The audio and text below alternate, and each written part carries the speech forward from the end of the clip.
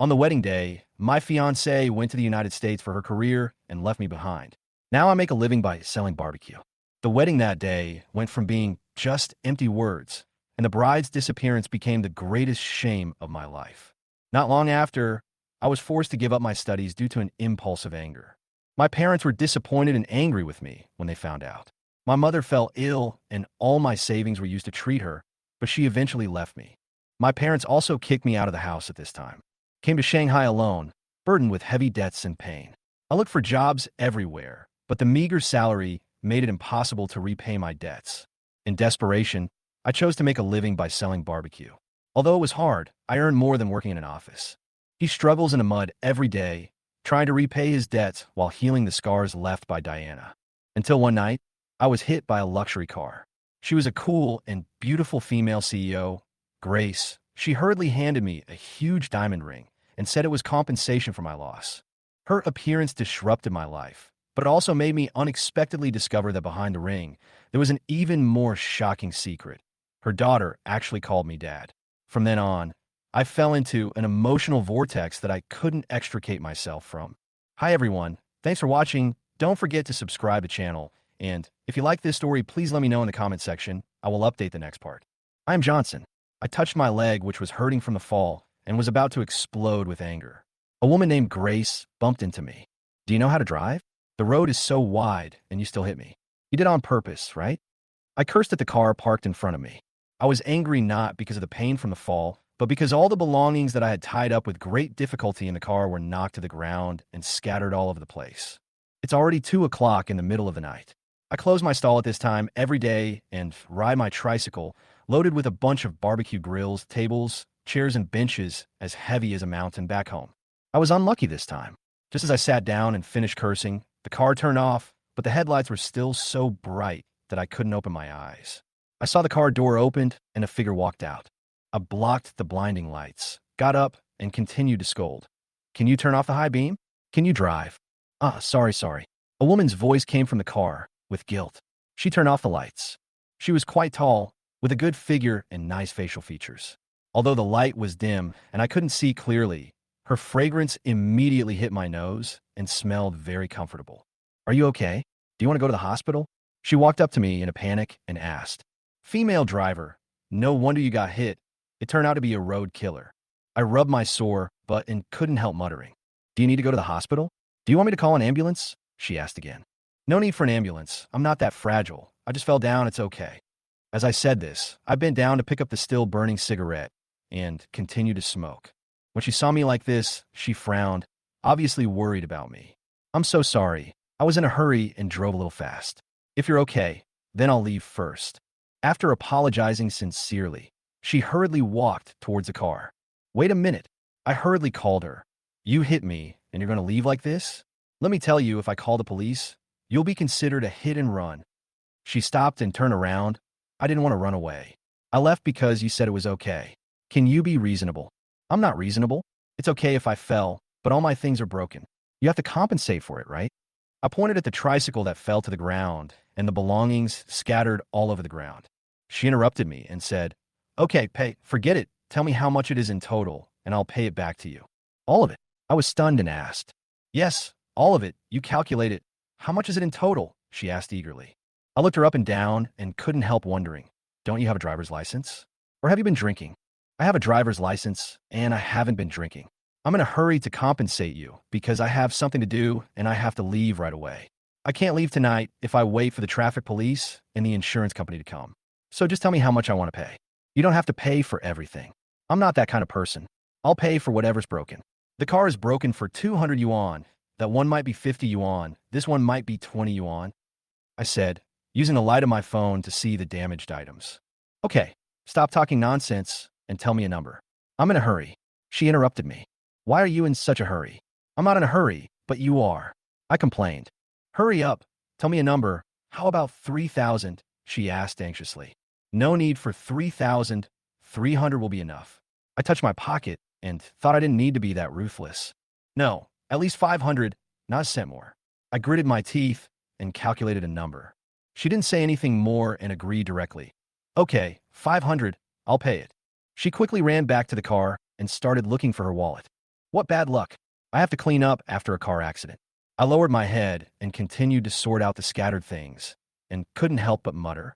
At this moment, she got out of the car and walked in front of me with a guilty look on her face. Sorry, I forgot to bring my wallet. What? Sister, are you kidding me? I was immediately annoyed, and I was furious. I'm not kidding you. I really forgot to bring my wallet, and I was in a hurry to get out. The woman hurriedly explained.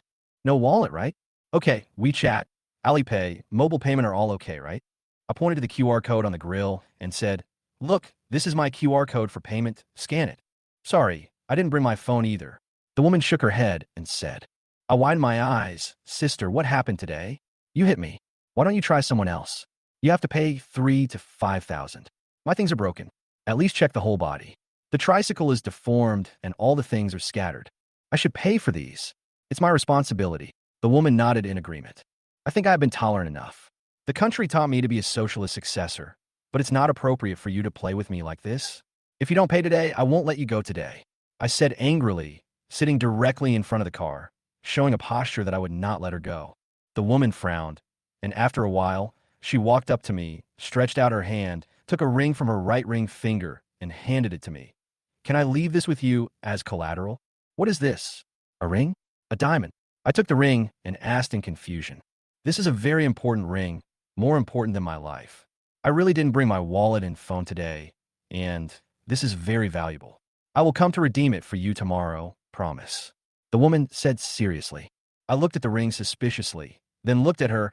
How can someone who is not willing to give 500 yuan have a real diamond? Even if you don't believe the diamond is real, the platinum underneath is real. She said coldly.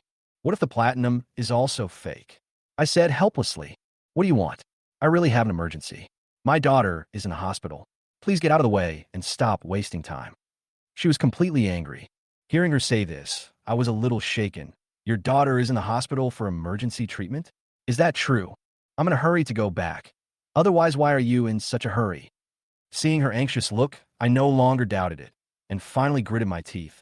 Okay, I'll trust you this time today. I'll keep the ring first. You give me money tomorrow, and I'll return it to you. Thank you. What's your phone number?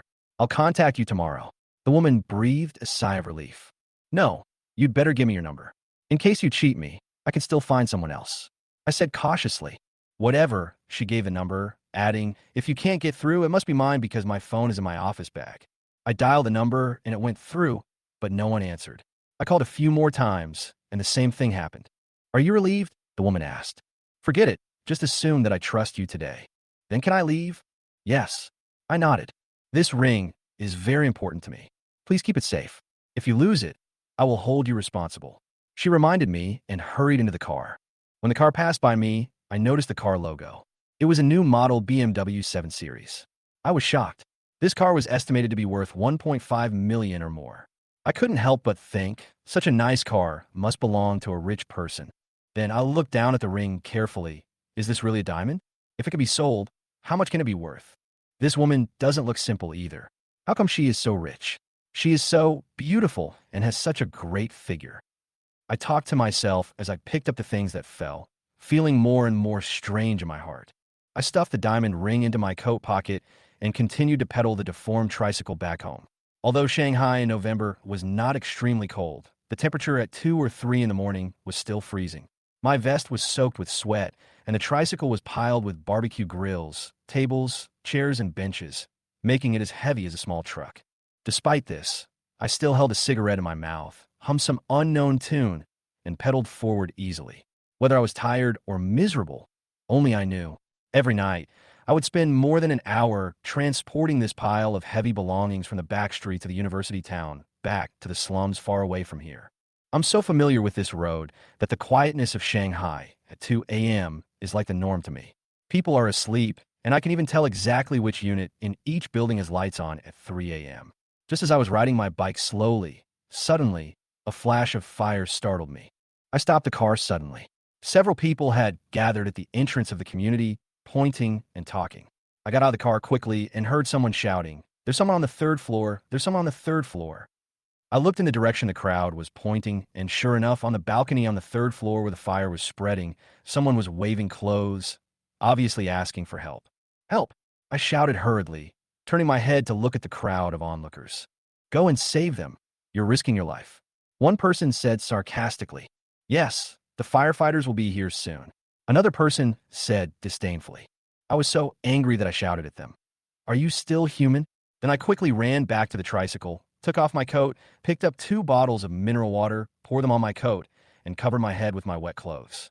After confirming the direction, I rushed into the burning building without hesitation. The fire in the building was extremely fierce. The temperature was alarmingly high, and the air was filled with smoke. I covered my nose with my wet sleeves and rushed to the 3rd floor in the flames. The door was vulnerable, and I kicked it open. A wave of hot air rushed in my face, and I could hardly stand, but I gritted my teeth and rushed into the house. On the balcony, with almost no view, I finally saw an unconscious figure. I ran over and shook the person. Can you still walk? Can you get up? But the person still didn't respond. I didn't care about anything else. I covered the man with my wet clothes, picked him up, and started running downstairs. There was only one thought in my mind. Run out as fast as possible. I can't die here. The moment I rushed out of the building, I breathed a sigh of relief. I finally got out alive. Outside, firefighters, ambulances, and police cars were already in place, and a cordon was set up at the scene. Many people in the crowd were filming me with their phones. 2 firefighters came over to take the man away, and I took off my soaking wet coat and turned away, thinking only of going home and sleeping early. I pushed the tricycle back to the old Tube building, a unit building from the 1970s and 1980s, 3 stories high, and looked shaky from the outside. The red bricks on the wall were covered in powdery dust that would fall off at the touch of a finger, and the whole building looked shabby. The sanitary conditions here were unbearable, and the people living here were all kinds of people. Although everyone thinks this place is dirty and messy, I think it's pretty good. After all, it's cheap. A small single room of 30 square meters costs only 500 yuan, which is really good value for money in Shanghai. I live on the 1st floor. The waterway at the door is full of garbage and stinks, but I'm used to it. I pushed the tricycle to the window, took out the key to open the door, then took the bucket to the faucet at the end of the corridor to get water and put it at the door. There's only one faucet on the entire 1st floor, and no one else is too lazy to come over. Wearing shorts, I began to prepare for the shower. The cold November weather made me shiver, but as a person who has to work every day, this has become a habit for me. Simply grabbing a towel and starting to rinse, it all seems like a daily routine. After taking a shower, I fell on the bed and fell asleep almost in the blink of an eye. The exhaustion of that night overwhelmed me, and I fell into a deep sleep quickly. The next day, I woke up at 9 o'clock. According to my usual schedule, there was nothing to do in the morning. After washing up, I made a bowl of instant noodles. After eating, I picked up my phone and called the number the BMW woman left me last night. 500 yuan is not a small amount. I urgently need this money to repair the tricycle and those broken equipment. After the call was connected, her familiar voice came. Hello, how are you? Hello, beautiful lady. I am the barbecue vendor you bumped into last night. I went straight to the point. Oh, that. I have something to do now and can't leave the hospital. How about I come to see you in the afternoon or evening? I have to go to the stall in the afternoon and evening, so I'm busy. How about you tell me the address of the hospital and the ward number, and I'll come to see you? I thought for a moment and said, okay, I'll tell you. Thank you for the trouble. I picked up my coat, which was no longer dripping, and fumbled for the ring in my pocket, but I couldn't find it. I was completely panicked, and my heart was racing. Oh my God, don't be kidding me. I can't afford to pay for this ring. I searched through my clothes, even my trouser pockets, the entire room, and even my tricycle. It's over. It's really over now. I sat on the bed, smoking one cigarette after another. It suddenly occurred to me that the ring might have fallen in the fire. So I immediately ran to the place where the fire started yesterday. But when I arrived, I saw only a pile of ruins. The fire last night had burned everything to ashes. Looking at the pile of charred ruins, I was a little stunned. Oh my God, are you driving me crazy? I said to myself with a heavy heart. After taking a deep breath, I decided to go see the BMW woman. After all, her phone number and promise were still there. According to the address she gave me, I came to the hospital and stood at the door of the ward. The door of the ward was open, and it was filled with doctors and nurses, as well as a middle-aged woman and the BMW woman. Everyone was busy, and when I saw the BMW woman, I couldn't help but be shocked. Although I had seen her last night, she looked particularly beautiful at this moment. She wore a simple and elegant skirt suit, which showed her curves clearly, and the small suit she wore showed her noble temperament. This kind of professional suit can be seen everywhere on the street, but she looked different when she wore it, full of capable and noble atmosphere, and she was definitely a strong woman in the workplace.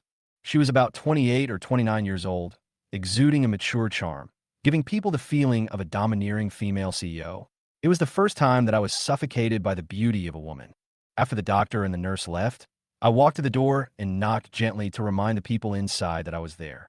Seeing that there was only the BMW woman and a middle-aged woman in the ward, I walked in. There was also a little girl lying on the bed, with instruments and drips beside her. It seemed she didn't lie to me. Her daughter is really in the hospital. I thought to myself, "You're here? Let's talk outside." The BMW woman looked at me, spoke lightly, and turned to walk out. I followed her, and just as I reached the door, I heard a little girl's voice, "Dad, don't leave." The BMW woman turned around and looked at her daughter on the bed. I looked into the ward in confusion and found that there was no man in the room. "Dad, is that you? Are you back to see me?" The little girl opened her eyes wide and looked at me with anticipation. "Are you talking to me?" I pointed at myself, feeling a little confused. "Dad, I know you will come back, and I don't want to lose you." Tears sparkled in the little girl's eyes, and her aggrieved look softened my heart. I was very confused. I had never seen this little girl before, so why did she call me Dad? I turned around and looked at the BMW woman next to me. Her eyes were full of tears, which made me even more confused. "Little girl, you must have the wrong person. I am not you." I was about to explain, but was interrupted by the BMW woman. "Annie, Dad came all the way back to see you. How could he not want you? Dad loves you the most." The BMW woman wiped away her tears and smiled at the little girl. "Dad just came back. Mom has something to discuss with Dad. You just stay here and rest, okay?" The little girl nodded, smiled innocently, and said, "Well, Annie is the best. Daddy, I love you." I was completely stunned. Looking at the little girl, my heart was full of doubts. Then, I looked at the BMW woman. My heart was even more confused. "Come out for a moment.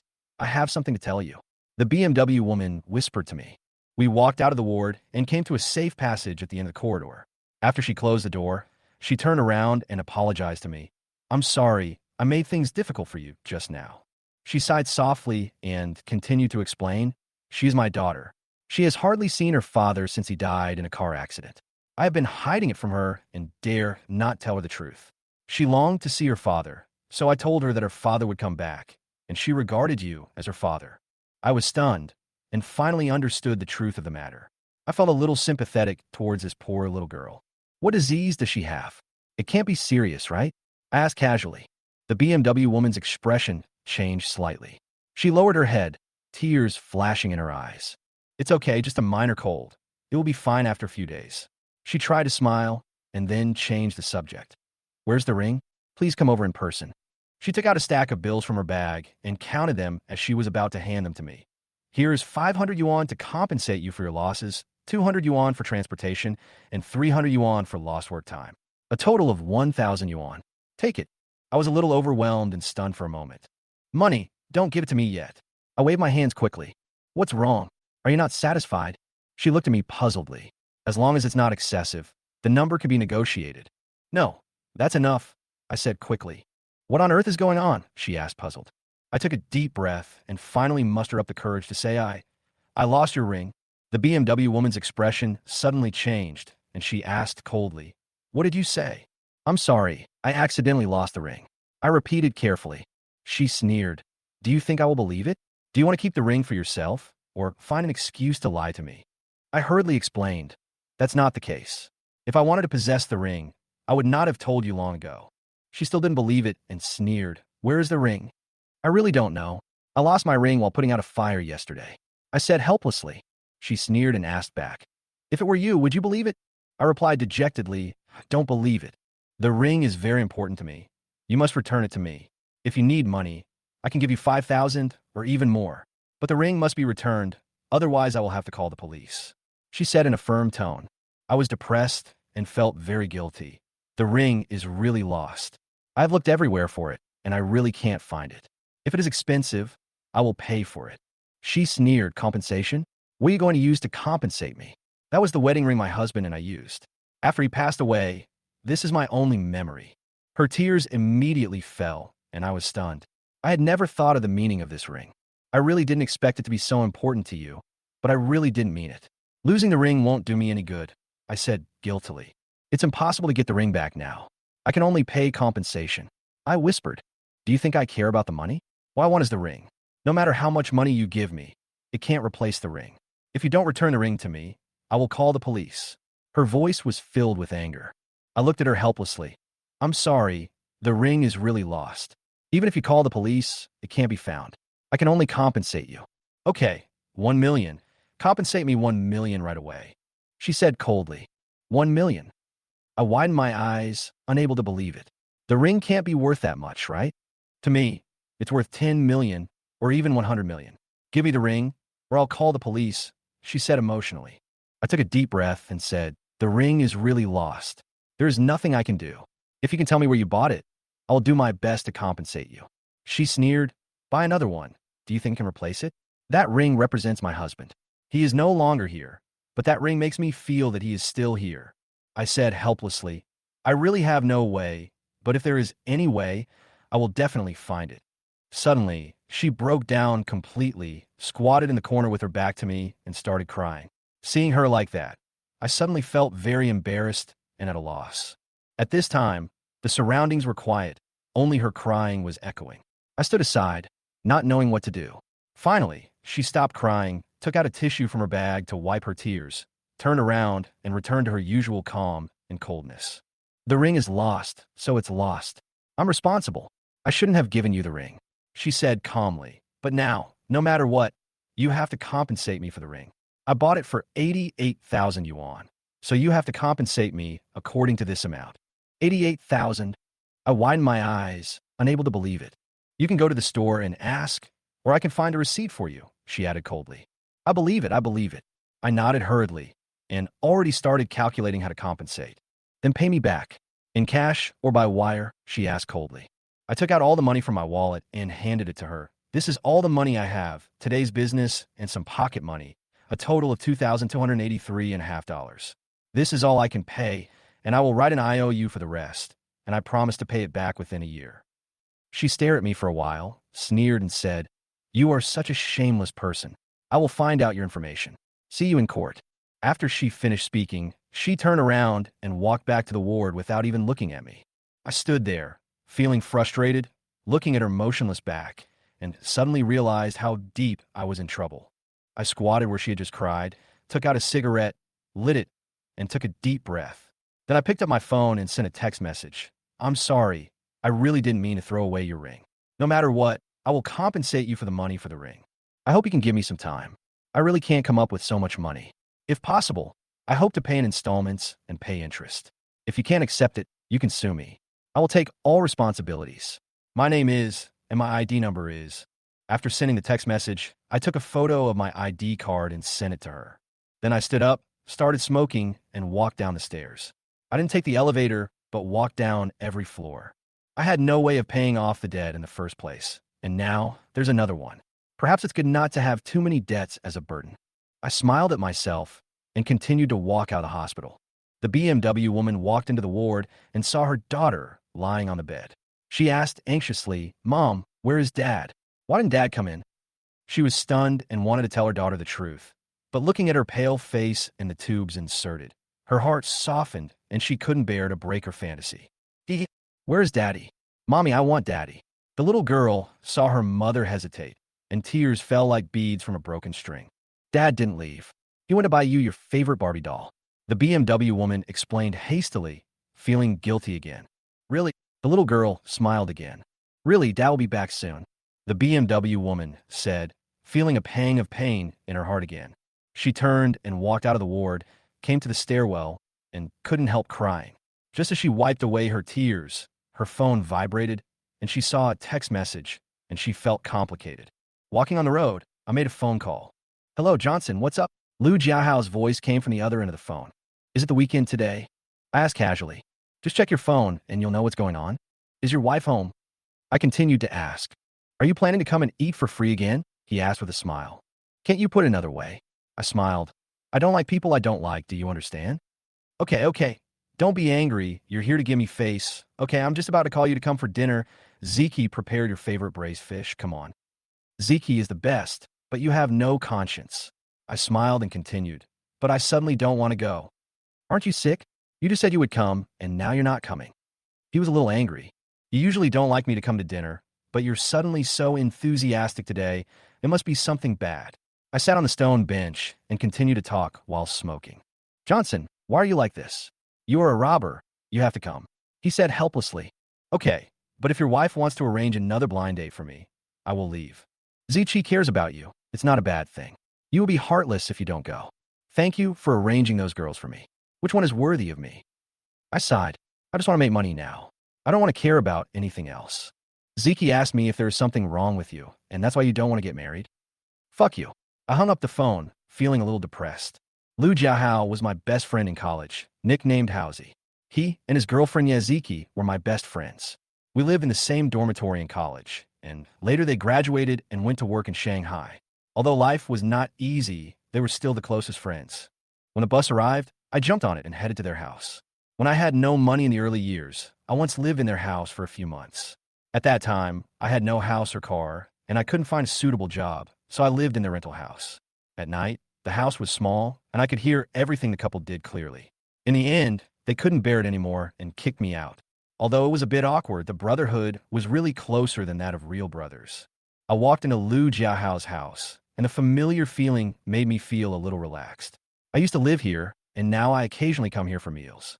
The key is still in my hand, not because it is convenient, but so that I can come in and have a meal at any time. Niaziki is used to scolding. Wow, there's really braised fish. I walked towards the kitchen while smelling the aroma in the air with a smile on my face. You must have been a dog in your previous life, Niaziki said without turning his head. How nice it is to be a dog. I have no worries about food and drink every day, and I don't have to worry about life. I am so unlucky to be a human in this life. I leaned against the door frame, lit a cigarette, and felt a lot of emotion. Lu Jiahao smiled and continued. Then you should do more good deeds and try to become a dog in your next life. Who said I have no hope? Single dogs are also dogs. I responded with a smile. While Niaziki was busy putting food on the plate, she said, Why are you so arrogant?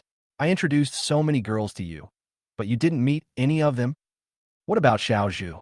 She angrily mentioned the girl from last time. She graduated from college, is kind, and comes from a good family. I worked hard to introduce her to you, but you ended up telling her that you like men and scared her away. What's wrong with me liking men? Ask your husband. He knows best. I pointed at Lu Jiahao. Lu Jiahao lowered his head awkwardly. Don't talk about your relationship to me. Don't you know? You slept with me for 4 years in college. How could you not know my preferences? I continued to provoke with a smile. You beast. I really want to hit you. Niaziki waved the spatula in frustration. We played around and started eating. We drank beer one after another. Although we both liked beer, we never touched liquor. When we were in college, we almost drank all the beer in the dormitory. Some things that happened at that time became our eternal jokes. When the meal was almost over, Niaziki hesitated for a long time and suddenly said, Johnson, Diana will return home on Friday.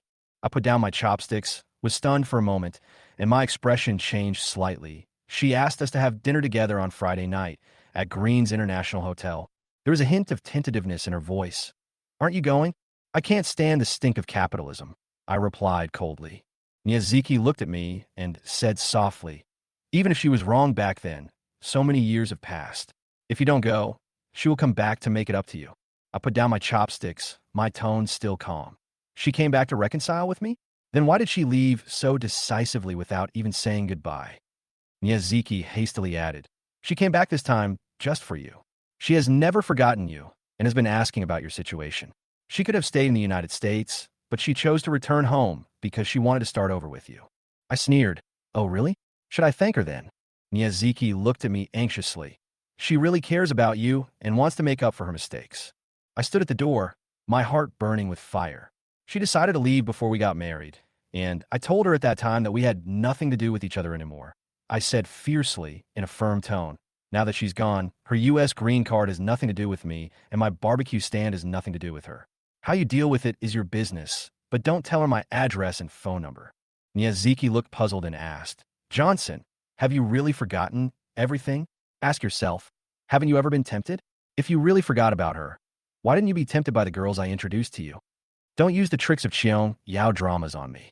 I sneered, turning around and preparing to leave. In this world, money is the most reliable thing. Love and affection are all bullshit. Lu Jiahao watched from the side without saying a word. I walked to the dining table and suddenly stopped. Are you financially well off recently? Miyazaki was stunned for a moment. What's wrong? Do you need money urgently? Yes, I've run into some trouble. Can you give me back the 8,000 yuan I lent you before? I said cautiously, knowing that they were not rich and it was not easy for me to ask for more. Okay, I'll get it. Miyazaki turned and walked into the bedroom. Lu Jiahao asked in a low voice with some concern. What's wrong? What happened? I smiled and turned to look at him. If I say that I was an unsung hero and lost my diamond ring while fighting a fire, and now I have to pay for it, would you believe me? Lu Jiahao was confused. What the hell? I feel confused myself. I smiled bitterly, feeling empty inside. Miyazaki quickly came out with the money and handed it to me. This is what you gave us 2 days ago. We haven't touched the money. You don't have to rush to pay it back. Take care of yourself first and stop selling barbecue. We can find you an office job. Work in an office? I sneered. 3 or 4,000. Can that little money allow me to pay off my debts? I took the money, opened the notebook, and wrote another 8,000 behind Lu Jiahao's name. You didn't force me to pay it back, but your health is more important. Move to a better place and buy some decent clothes, Miyazaki advised. It is only natural to pay back debts. How could you let me enjoy myself while owing you money? I know you're not rich, but I will pay you back slowly. I said seriously, then smiled and continued. Don't let this matter affect your wedding and childbirth. Otherwise, your Lu family will be cut off, and I won't be able to help you. Lu Jiahao cursed in dissatisfaction. Okay, let's go. I stood up and said goodbye with a smile. I have to go. I am tired. I want to go back to sleep. I turned and walked towards the door, waving goodbye. Johnson, Diana really wants to get back together with you, and she regrets it. Miyazaki chased to the door. Her tone softened. I stopped and responded coldly. Her affairs have nothing to do with me. I told her at the beginning, and we have no relationship from now on. Miyazaki hurriedly explained. She really cares about you, and she came back this time to reconcile with you.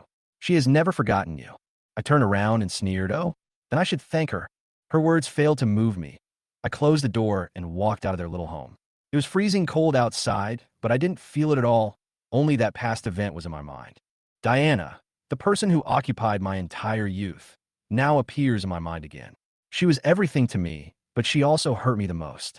We were a loving couple in college, but in the end, we broke up because of her leaving. At that time, she chose to go to the United States for her career, while I gave up everything for her in China. She said she wanted a better future, but her choice made me feel betrayed. We completely lost contact, leaving me struggling in my busy life while she was thriving in a foreign country. Diana asked me to wait for a few years. After a few years, she settled down in the United States, and her living conditions improved. She asked me to go to the United States with her and settle down, and then get married. I told her that if she chose to leave, then our relationship would be completely severed. I will not go to the United States. The decision is made. In the end, Diana chose to leave and go to the United States, but I held a wedding without a bride. This incident was a huge blow to me and my family. After all, the bride disappearing on the wedding day made my parents more angry and disappointed than being expelled from college before I graduated. Most importantly, it made me lose face. My mother became ill because of it, and I spent all my savings on her treatment. But in the end, she left me, and my father kicked me out of the house. I returned to Shanghai alone, injured and in debt. I started looking for a job, but the salary was so low that I couldn't pay off my debts. Finally, I chose to sell barbecue in the back streets of the university town. Although it was dirty and tiring, I earned much more than working in an office. I worked hard every day, paying off my debts while healing the wounds Diana left me. That day, I left Lu Jiahao's house and took the bus to the hospital again. After arriving at the hospital, I went directly to the ward I had been to before. The door of the ward was closed. When I was about to knock on it, it suddenly opened and the woman in the BMW came out. She saw me stunned for a moment, turned her head to look at her daughter on the bed, then pushed me away and closed the door. She whispered to me, "Let's talk in the stairwell." I followed her to the stairwell. She turned around and asked coldly, "What are you doing here again? Did you find the ring?" I shook my head and said, "I lost the ring." She frowned and continued to ask, "Then what are you doing here?" I took a deep breath, took out 10,000 yuan from my pocket and handed it to her. "This is what I can take out." I will definitely pay you back the rest of the money. She didn't take the money, nor did she say anything, but just looked at me coldly. She asked, "Are you selling barbecue?" I nodded. "Yes, I sell barbecue." She then asked, "Is it true that you can't make money selling barbecue?" I felt a little uneasy, but I still answered, "Although I don't make much, I can make tens of thousands of dollars a month when business is good, which is basically enough to support my life." She looked at me coldly. "I don't care about the money. It doesn't mean anything to me. What's important is the ring." I was silent for a while. I knew in my heart that she didn't care about it, but I knew I had to pay her back. She continued to ask me, "Why did you take the initiative to call me? Why did you take the initiative to come to the hospital to ask me for compensation? Why did you use my ID card as collateral? You must have thought about these things." I nodded. "I know all these. However, as a person, I should have my own principles. I will not take things that are not mine, and I must bear the responsibilities that I should bear." She was silent for a long time, and then finally spoke. "I don't accept your so-called installments, and I don't care how you pay back the money. You can be the father of my daughter now, and I will give you a salary, which will be deducted directly from the money you owe me.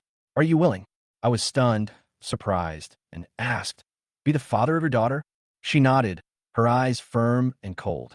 I opened my eyes wide, hardly able to believe what I heard. "Did I hear it right? Can you say it again?" "You heard it right. I ask you to be the father of my daughter." The BMW woman repeated seriously. "Are you kidding me?" I still couldn't believe what I heard. "I'm serious." Her eyes were firm. "I'm not the kind of person you think, sister. Although I'm poor and you're beautiful, I can't accept such a request. Although I'm poor, I won't sell my body." I hurriedly refused, but she interrupted me before I could finish my words. "What are you thinking about?" She glared at me. "I asked you to pretend to be my daughter's father, not to be my husband. Stop imagining that." So that's how it is." After hearing her words, I smiled awkwardly, but felt a little relieved in my heart. My daughter may not live long. I was completely stunned by her sudden words. "What?" I was shocked and couldn't believe it. She was diagnosed with leukemia when she was 3 years old and has been battling the disease for more than 2 years. She has tried all treatments, but her condition has not improved. The doctor said it is almost incurable. Last night, she was in critical condition again. Although the doctor said she has passed the critical period, he also told me that she will not live more than half a year. The BMW woman's eyes were red and her voice was choked with sobs. "How is it possible? Such a beautiful child. How could she?" I couldn't believe it and found it hard to accept the news. "Isn't it just leukemia? Can't chemotherapy control the disease? A bone marrow transplant can also cure it. Money is not a problem, right? You should be able to cure her." She shook her head and sighed. "The chemotherapy has lasted until now, but the bone marrow matching has not been successful. Everyone in the family has tried, but none of them are suitable. If my husband was still alive, maybe we could find a way to have another child to save her," but tears flashed in her eyes. "I can't save her. I can only try my best to make her happy every day." The BMW woman's eyes were full of helplessness. "She has always wanted to see her father, and she has already regarded you as her father. I don't want her to have any regrets when she leaves, so I hope you can pretend to be her father in her last days and come to accompany her and see her occasionally. I know you are very busy, but for her, this is the greatest comfort." I felt a heavy feeling in my heart as I listened to her words. "I can do this, but I have to make barbecue tonight, so I don't have much time. She's always in the hospital. You don't need to be with her every day. Just come occasionally, chat, and let her know that she has a father who loves her very much." She looked at me with a hint of expectation in her eyes. "Okay." I nodded. "Can I go in and see her?" The BMW woman was stunned for a moment, then nodded and looked at me with a smile. At that moment, I was almost melted by her smile. Although her smile was so beautiful, at this moment, I was more concerned about the little girl. I walked to the ward and reached for the door handle, but hesitated and turned to ask her, Can I come in?" "Come in," the BMW woman said softly. "Is this really a good idea?" I hesitated, feeling uneasy. "I just hope she can be happy in her last days and have no regrets," said the BMW woman, her eyes full of determination. I nodded and opened the door of the ward. In the ward, the little girl was still lying on the bed, with an oxygen tube in her nose and four in her hand, and the instrument next to her was making a dripping sound. Next to her sat a middle-aged woman, who looked tired, but full of love. Dad, you're back." When the little girl saw me come in, she excitedly sat up from the bed and shouted at me. I was stunned for a moment. I felt extremely embarrassed when a child a few years old called me dad. I didn't even know how to respond, and my face couldn't help but blush. What should I say? I asked the BMW woman in a low voice. Her nickname is Annie. Tell her that you have been working in the United States and that you came back this time to be with her. Tell her that you love her and miss her very much. The BMW woman whispered. I suddenly felt a little embarrassed, and even saying this felt a bit corny, but I had no choice but to continue. Dad, what's wrong with you? Annie opened her eyes wide and looked at me worriedly. I, Dad, misses you very much. Do you miss Dad?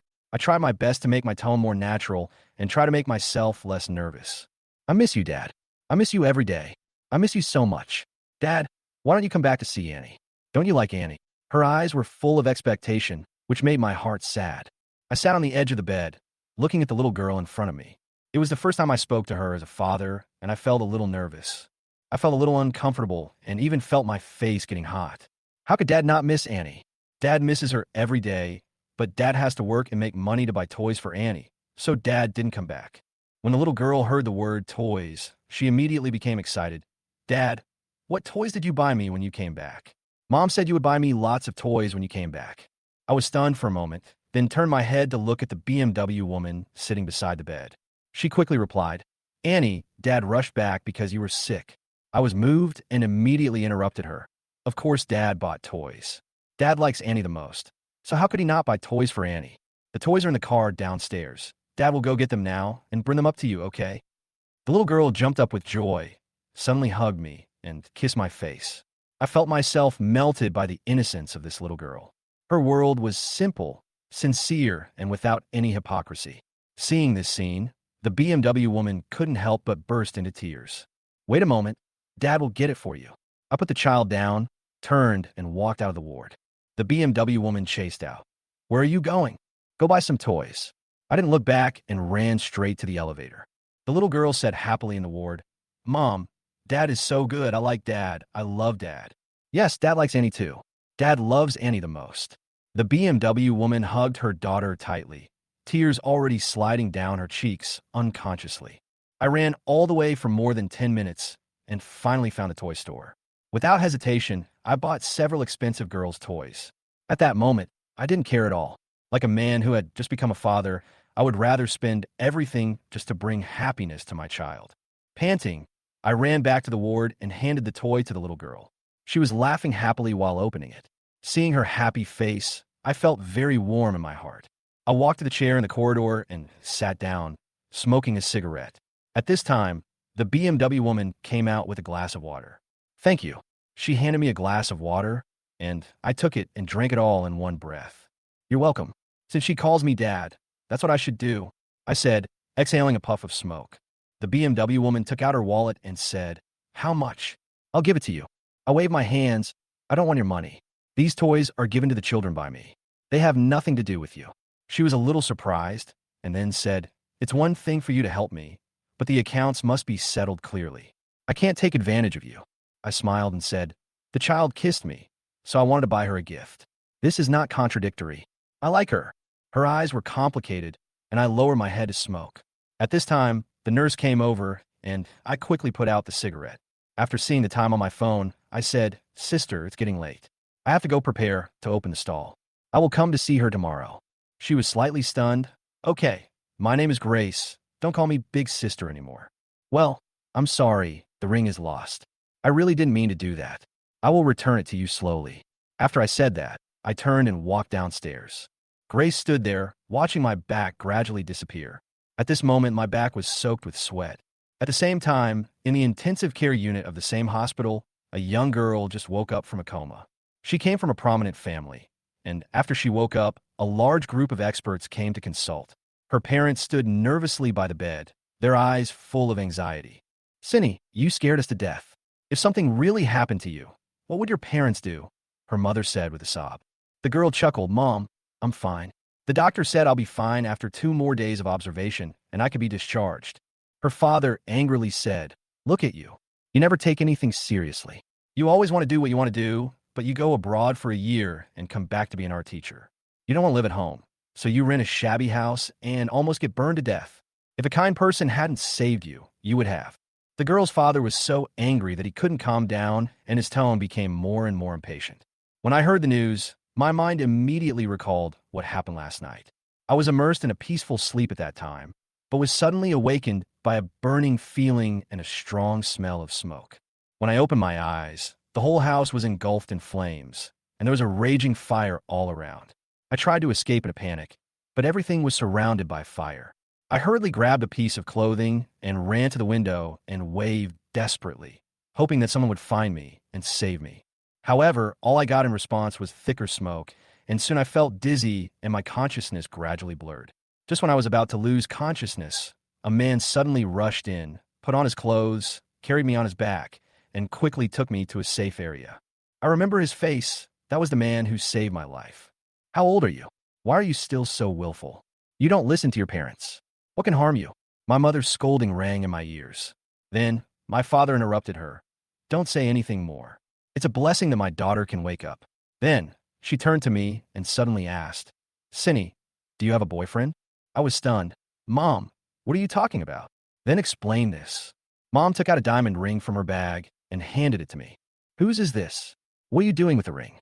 I asked with a puzzled look on my face. This was found in your clothes when the nurse was changing you. Do you dare to say it's not yours? She asked relentlessly. I shook my head. It's really not mine. When have I ever worn a ring? If it's not yours, then whose is it? My mother's tone was full of doubt, but I didn't listen to what she said at all. My eyes were firmly attracted by the ring. After I left the hospital, I took the bus back to my own building, then rode my tricycle to the wholesale market to buy a lot of barbecue ingredients. I was busy all day until 5 in the afternoon, when I finally packed up and prepared to open the stall.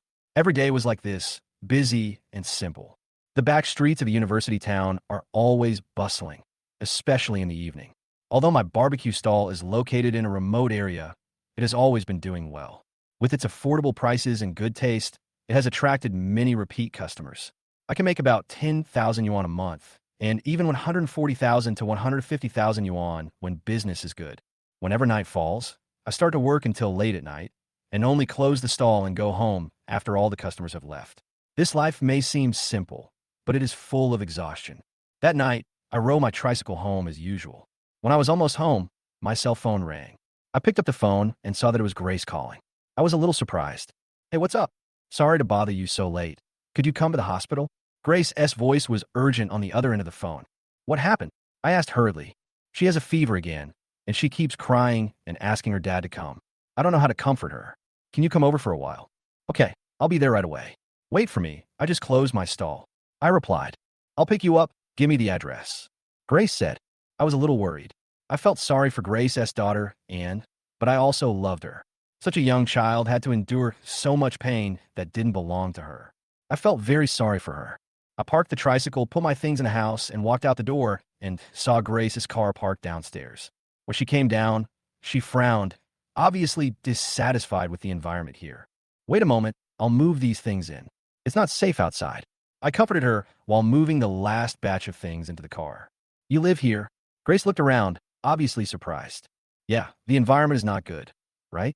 But for migrant workers like us, having food to eat and a place to live is enough. I smiled. Come in and sit down. I'm going to the bathhouse to take a shower. I don't want to dirty your car with the smell of oil smoke. It will only take a few minutes. Want to go to take a shower? She couldn't help but ask. Well, this is a unit building from the 1970s and 1980s. The bathhouse and toilet are shared, I said, picking up the bucket and towel and walking out. Grace stood in the room, not knowing where to sit. The place was as shabby as a warehouse, filled with all kinds of barbecue utensils. In one corner of the room was a bunk bed, with clothes piled on top and a bed underneath. There was only a small table next to the bed, with a few bowls and a few packs of instant noodles scattered on it. She tried to find a place to sit, but in the end she could only sit back in the car and wait. A few minutes later, I hurriedly showered and changed my clothes, locked the door, and walked to her car. Okay, let's go. She started the car and drove to the hospital. There was silence in the car, and suddenly she asked, why do you close your stall so late every day? Yeah, those selling barbecue have to close their stalls at this time. Otherwise, how can they make money? I smiled. How come you're doing this? Young people should find a stable job. Stable job? Where in this world can you find a stable job? For ordinary people like us, being able to stay alive is the most stable thing. I smiled at myself. She glanced at me and said nothing more, and the topic quickly turned to her daughter Annie's condition. Is her condition serious? Why did she suddenly have a fever? I asked. Fever means the condition has worsened. She has a recurring fever, and the more frequent it is, the more severe it becomes. She has to take medicine to forcibly reduce the fever. Is there no hope of curing her illness? It's congenital leukemia. There's only a glimmer of hope if we find a suitable bone marrow. Other treatments are useless. Her voice was filled with helplessness. Then why don't you get a bone marrow transplant? You don't look like you need money. Money is not the problem. The problem is that we can't find a matching bone marrow. Our whole family has been checked, but there is no match. Her tears welled up again. In the ward, Annie was crying for her daddy, and the nurses were busy running around. When she saw me, Annie stopped crying and shouted, "Daddy, hug me." I hugged her and felt her dependence on me and her love for me, and my heart was filled with sadness. The little girl calmed down and accepted the treatment obediently. She would not cry or make a fuss as long as I held her. Her hands tightly grasped my clothes, as if she was afraid that I would suddenly disappear. Put her on the bed. It's late, and you should go back and rest. Grace suggested when she saw that I was tired. Will she accept it? I pointed at Anne's hand that was tightly grasping my collar. It doesn't matter if she's asleep. Just put her on the bed, Grace said. I put her down carefully, but Annie burst into tears. "Daddy, don't go." I quickly hugged her back and said, "Daddy won't leave. I'll stay here with Annie, okay?" She gradually calmed down and fell into a deep sleep again. The ward returned to silence. I sat by the bed and yawned. Grace sat next to me and said in a low voice, "She misses her father very much." Yes, she hasn't seen her father since she was a child. She always cries when she sees other people with her father. She longs for fatherly love. Grace burst into tears. "I'm really sorry for her for not being able to give her a complete family. She treats you as her father. She relies on you so much because she needs you so much." I comforted her softly. Grace nodded and continued in a low voice. "She was so happy and relieved after she knew you were her father. And because she cared about you so much, she was afraid that you would leave suddenly. I can feel it." I nodded in response. "You go and have a rest. I'll hold her while she sleeps. It's okay." Looking at Grace's red and swollen eyes, I felt very uncomfortable and couldn't help but feel sorry for her. "That won't do, She wanted to say something, but was interrupted by me. "There's no point in you sitting here. You might as well go and have a rest. If you don't have a good rest, who will take care of her?" I advised her. "Well, I'm really sorry to trouble you," she whispered. "I'm the one who's sorry. I lost your valuables." I smiled, turned around, picked up Annie, and prepared to rest. "It's lost, so it is lost. It might be God's will. You have worked hard. I'll go to the next room to take a rest. Please call me or Auntie if you need anything," Grace said and went to the next room. I held her in my arms, lying on a hospital bed, feeling her warmth as she nestled against my chest. I suddenly had a strange sense of paternal love that overwhelmed me. The next morning, Annie woke up, and I said goodbye to her in person, telling her that I was going to work. After Annie agreed, I prepared to leave the ward. Just as I was about to leave, Grace also came out with her bag. "Why didn't you call me?" I looked at her. "You slept so late last night. I didn't want to disturb you." She whispered. "Let's go, I'll take you there." I suggested. "No, I could just take the bus back by myself." Grace insisted. "I have to go to work too." I walked into the elevator with her. "Are you going to work?" I asked. "Yes. She is basically at home with her aunt during the day," she replied. Then I remembered, how could she not work? A single mother also has to work to earn money. "Then I'll take you back," she said. "No, the traffic will be very congested during the morning rush hour, and you'll be late even if you send me off. Besides, my place is not convenient to where you work." I waved my hand. "I will take the bus back by myself, bye." I waved to her, turned and left the hospital, had breakfast, returned to my cabin, and fell asleep, tired as a dead dog. Shortly after I left the hospital, another girl walked out, followed by her mother. "Cindy, the doctor said you need to stay in the hospital for 2 more days for observation," her mother said with concern. "Mom, I'm fine. I'm in good health. I really don't need it." Cindy was a little impatient. "Where are you going then?" "Not going home," her mother asked. "I'll be out for a while." "You go back first, Mom," Cindy said and ran out of the hospital. "Cindy, your dad will definitely be angry when he finds out," the mother shouted helplessly. After Cindy walked out of the hospital, she ran straight to the fire station. "Hello, firefighter brother. Can you tell me who saved me last time?" she asked. She pestered the firefighters, but they didn't know who saved her. She also went to the nurses at the hospital to no avail. She went to the police station and, with her beauty and persistence, she finally retrieved the surveillance video. Just when I was about to start working, I suddenly saw a girl standing in front of my stall. Hello, I haven't started yet. Please wait a moment, I said while busy preparing. No hurry, I can wait. A pleasant girl's voice came. I looked up and saw a girl in her 20s standing in front of the stall, smiling at me. Her smile stunned me for a moment. The girl had a delicate face and a tall figure, giving people a fresh and refined feeling. She was like a lily, while Grace was a mature red rose. Although different, they were equally charming. What do you want to eat? I asked. Are you selling barbecue? She asked curiously. Can you still ask if I'm the one selling the barbecue? I pointed at the sign on the stall with a smile. Wong's Barbecue, inherited from my ancestors, fair to everyone, no charge if it doesn't taste good. Barbecuing is an inherited skill. She laughed. Of course, my grandfather is a shepherd. I continued to fiddle with the ingredients, laughing and teasing her. Herding sheep? What does that have to do with barbecue? She was a little confused. Without sheep, how can there be mutton skewers? Isn't this an inherited craft? I continued to prepare while laughing. She laughed so hard at what I said. You're so funny. Chapter 16. The Most Beautiful Woman. Girl, how old are you? He started to burn charcoal. Do I look like a student? The girl pointed at herself and looked very happy. All girls want others to say that they are young. Even if you praise a 19-year-old girl for looking like 18, she will feel happy. What else? Teacher? It doesn't seem like it. How can there be such a young teacher? I'm a senior. The girl rolled her eyes and asked, do you sell barbecue here every day? See? Business hours, 6 p.m. to 1 a.m., all year round. He pointed at the words on the sign again and said with a smile, look at my sign. Isn't it very professional? It's much better than theirs. The girl couldn't help laughing again and asked, don't you take a break on Saturdays and Sundays? Isn't it hard for you to work every day? Girl, this is life. It's easy to be born and live, but it's not easy to live. It's hard to be a human being. Is this your first time eating at my place? Yes, that's right. Then you've come. Let me tell you, among all the barbecue stalls on this whole street, mine is the best, and I'm the most handsome barbecue guy. Eating barbecue at my place will not only satisfy your taste buds, but also give you a visual enjoyment. Eating barbecue and watching handsome guys for free, it's worth it. He was talking while burning charcoal. You are such a talkative person. The girl smiled. Life is about finding joy in adversity. It makes yourself happy and pleases others. Why not? Come on, girl. I'll grill you some skewers of secret roast lamb. They're free. All the beautiful women who come to eat here can get a discount, but you're different. You're a top-notch beauty, so it's free. Wait a moment. It'll be ready soon.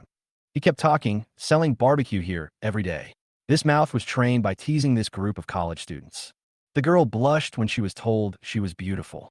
No one had ever praised someone so blatantly to her face. Do you live around here? The girl continued to ask. Me? No, I live a bit far away. The rents of houses near the school have been driven up too high by these young couples. I can't afford it. Oh, then, have you heard that a house nearby caught fire a few days ago? The girl asked as she listened. Fire? I know. It was an old residential building that caught fire in the middle of the night. I happened to pass by that day. I live over there, and I pass by there every day when I close my stall. The fire was really big that time. The whole building was burned down, but fortunately everyone escaped and no one died. He roughly recalled what happened that night and spoke while grilling skillfully. Were you there that day too? Yes, I happened to be passing by when the fire started. They said that someone rushed into the fire that day and rescued a girl regardless of his own safety. Is that true? If so, then that person is truly great. The girl asked deliberately. I wouldn't say he's great. Anyone with a conscience would do something like this. Even if he goes to rescue, it's just a piece of cake at best. It's a bit of an exaggeration to say he's great. I can only say he's a good person. He sprinkled various seasonings on the lamb skewers. But to the girl who was rescued, he was her savior. If he hadn't rescued her, she would have died in there. The girl said with red eyes. So, there are still more good people in this world.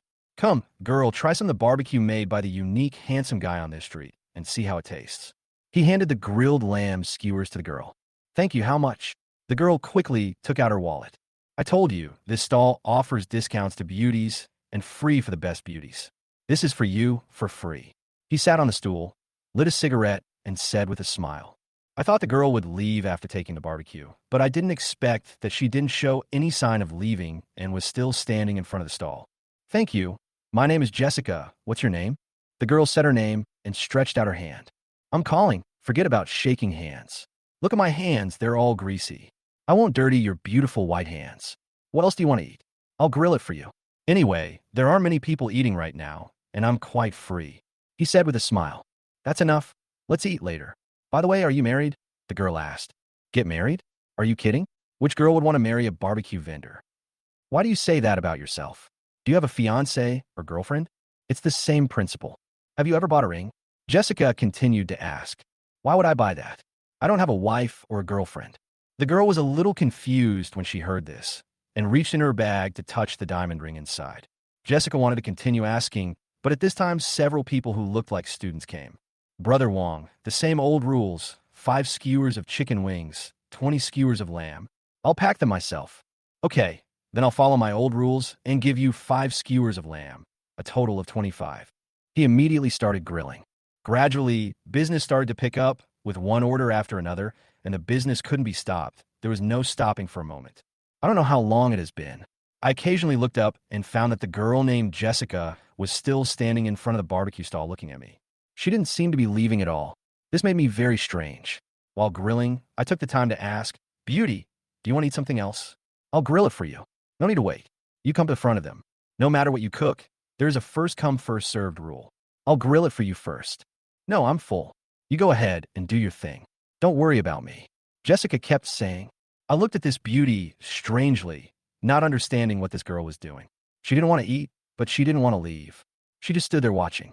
However, having such a beautiful woman standing in front of him for him to look at was an irresistible enjoyment in itself. Of course, during the following peak period, he was so busy that he had no time to appreciate the beauty. More and more people come, and this time of day is the busiest time because business is good. During this peak period, you have to queue up to buy barbecue from him. On the one hand, he has to grill by himself and help pack, so he has no time to collect money and make change. Fortunately, most people choose mobile payment. Of course, how much people pay depends on their own consciousness. Moreover, some people who use RMB also let people pay and make change by themselves. There's a paper box on the barbecue stall, and you throw the money into the paper box when you pay. If you need change, you have to make change in the paper box yourself. It is completely self-service and completely depends on the consciousness of the customers. Because of this, he has to charge less money every day. He knows this very well, but there is nothing he can do. Most of the barbecue stalls are run by couples, but he has no choice. He is the only one, and the business is good. He can't handle it alone. He has no choice to charge less money every day. Jessica, who had been standing in front watching, suddenly said to me when I was so busy that I couldn't take care of anything else. Then she walked directly to the back of the barbecue stall, stood in front of the paper box, and started collecting money. Chapter 17, I'm not his girlfriend. Seeing the girl coming over and starting to collect money for him, his eyes almost fell to the ground in surprise. He had no idea what was going on.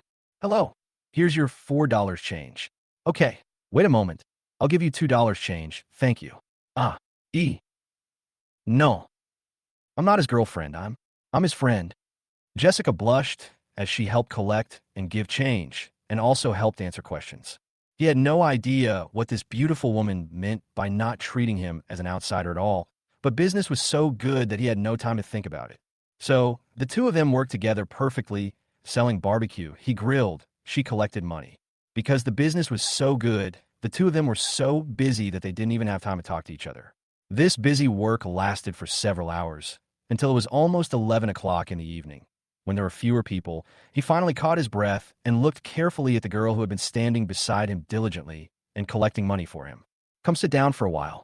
You've been standing for 2 or 3 hours. You must be tired, right? He quickly put the stool behind Jessica. Well, yes, my legs are a little sore after standing for so long. Jessica nodded and sat down on the stool without hesitation. She was indeed a little tired after collecting money for so long. You've worked so hard. I don't know how to thank you. How about this? I'll treat you to a meal, okay? Look, you've been helping me all the time, and you haven't had dinner yet. I'll treat you to a midnight snack. He felt very sorry when he saw the girl's delicate makeup and white clothes turned a little yellow by the smoke from his barbecue. Didn't you say you would be open until 1 o'clock? Jessica asked, pointing to the business hours on the sign. Today is special. You have helped me so much today. I have to treat you to a meal to express my gratitude. I will close the stall early today. He looked around and pointed to a night snack stand not far away and said to Jessica, that night snack is delicious. It has rice, vegetables, and snacks. I'll treat you to a meal there. Okay. Jessica didn't even look at it. She just nodded and said, okay. Okay, then you wait a moment. Give me 10 minutes and I'll close the stall. As he said that, he started to prepare to close the stall early. Let me help you, Jessica said as she rolled up her sleeves to help. No, please don't. This thing is covered in fumes and is extremely dirty. Look at your clothes and make sure they don't get dirty. You've helped me for so long. I'm very grateful to you. Just wait for me aside for a moment, I'll do it. He stopped the girl and began to pack his clothes neatly. Jessica just stood aside and watched, occasionally trying to help. This made me very touched, but also very confused, because this girl was too enthusiastic and helpful. He muttered to himself, has Lei Feng become so handsome these days? He moved all the things onto the tricycle, tied them up with ropes, clapped his hands, walked to a tap on the corner of the street, washed the grease off his hands, and then walked over to Jessica and said, okay, let's go. Put it here.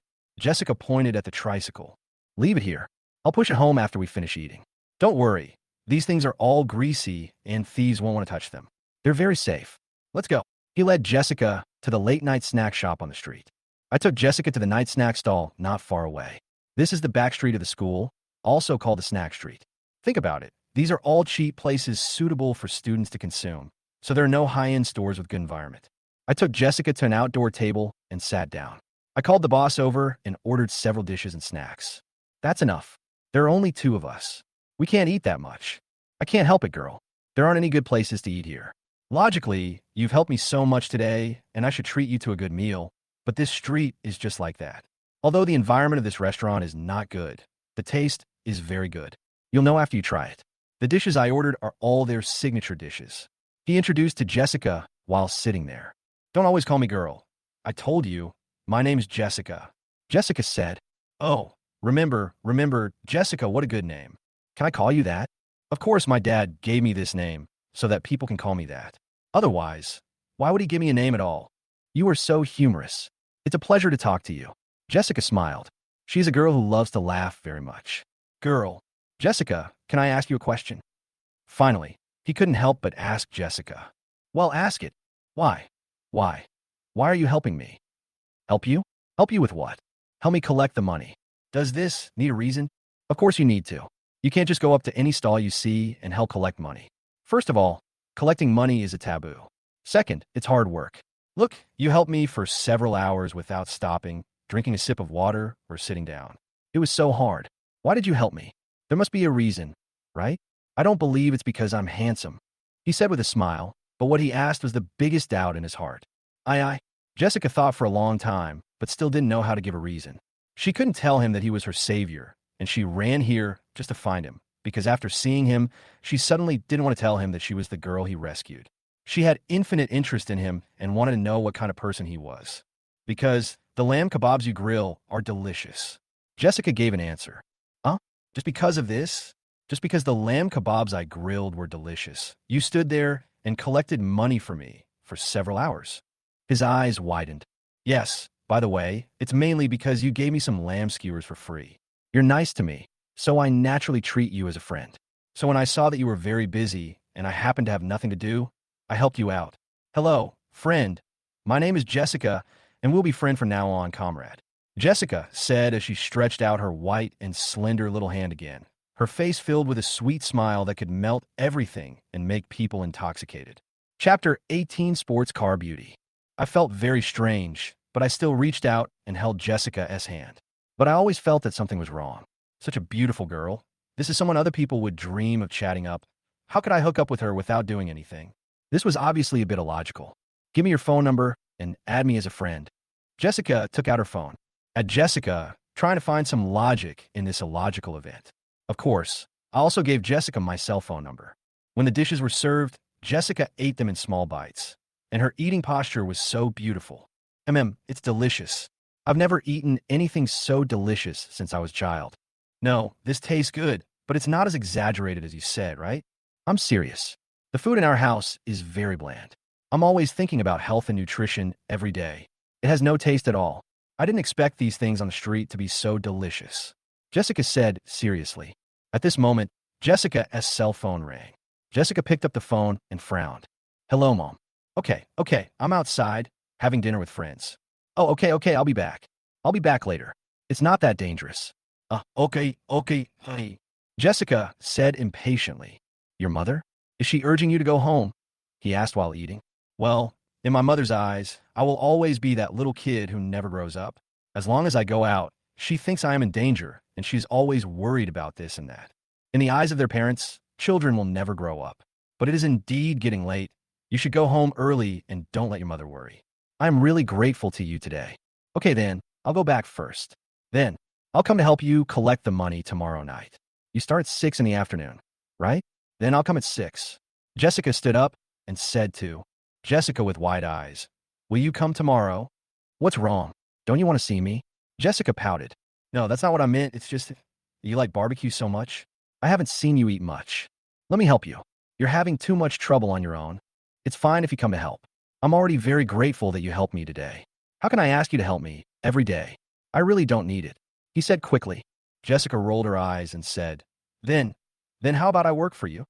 What's the meaning? I'll help you collect the money. Can you give me a salary? Don't worry, I don't want much. Just give me 500 yuan a month is enough. $500. His mouth opened wide. Is that too much? Then, let's say 300. Jessica thought about it. 300? Are you kidding me? You don't have a job? Do you have so much time to do this? I don't have a job. Didn't I tell you that I'm a college student and I have nothing to do at night? And my family is in financial difficulty. Can you give me a chance to work and study here so that I can earn some living expenses? Otherwise, I won't even have money to eat. Jessica said with her eyes rolling around. Sister, can you please prepare before you lie? Your family is in financial difficulty? Your clothes, if I am not mistaken, are from Chanel, right? Your pants are from LV, your shoes are from Gucci, and your bag is from Hermes. I don't know how much these brands cost, but they're definitely not cheap. And your cell phone, the latest model from Apple, costs more than 10,000 yuan, right? Sister, you are telling me that your family is in financial difficulty? If you are, would I have to die? I feel like I have no face to live in this world, and living is a shame. I almost spit out my food when I heard Jessica say that her family was in financial difficulty. These are all fake imitations, high-quality imitations sold on Taobao, very cheap, just a few dozen yuan each. How can I afford the real ones as a student? Jessica explained quickly with a red face. Fake? It doesn't look like it, does it? It doesn't look fake, does it? If you figured it out, would I dare to wear it outside? I would be laughed at to death. That's true, but it's good to be beautiful and have good temperament. The fake ones look more elegant than the real ones. He couldn't help but sigh, and then said, No, these are all fake. Your phone is real, right? Don't tell me your phone is also fake. I won't believe it even if you kill me. This was given to me by my ex-boyfriend. Yes, it was given to me by my ex-boyfriend. My ex-boyfriend gave it to me on my birthday. His family is rich, and now we've broken up, but the phone is still with me. Is there such a thing? His eyes widened. So it's settled. I'll work for you from 6 p.m. to 1 a.m. every day, 300 yuan a month. It's settled. I'm leaving now. Jessica turned around and ran out. She was very afraid of rejection, so she didn't give anyone a chance to refuse. She ran away. While running, she patted her chest and took a long breath. She kept talking to herself. Fortunately, I managed to get through the lie. Otherwise, it would have been exposed. It looks like I have to buy a cheap outfit tomorrow morning. I can't wear these clothes anymore. Hey, are you kidding? $300. He shouted at Jessica, but Jessica turned around and ran away. What's wrong with me today? Is it really because I'm so handsome and charming that beautiful girls all come to me on their own initiative? He wanted to get a mirror to take a good look at himself. Jessica ran away, then walked to the curb at the corner of the street, took out the car key from her bag, and pressed a button. A pink Ferrari sports car next to her lit up, and Jessica walked over, opened the door, and got in. If you saw this scene, your jaw would drop. He finished his midnight snack by himself. Normally, he would close his stall and go home, then eat instant noodles at home at 2 in the morning. However, today, thanks to Jessica, he also had a big meal.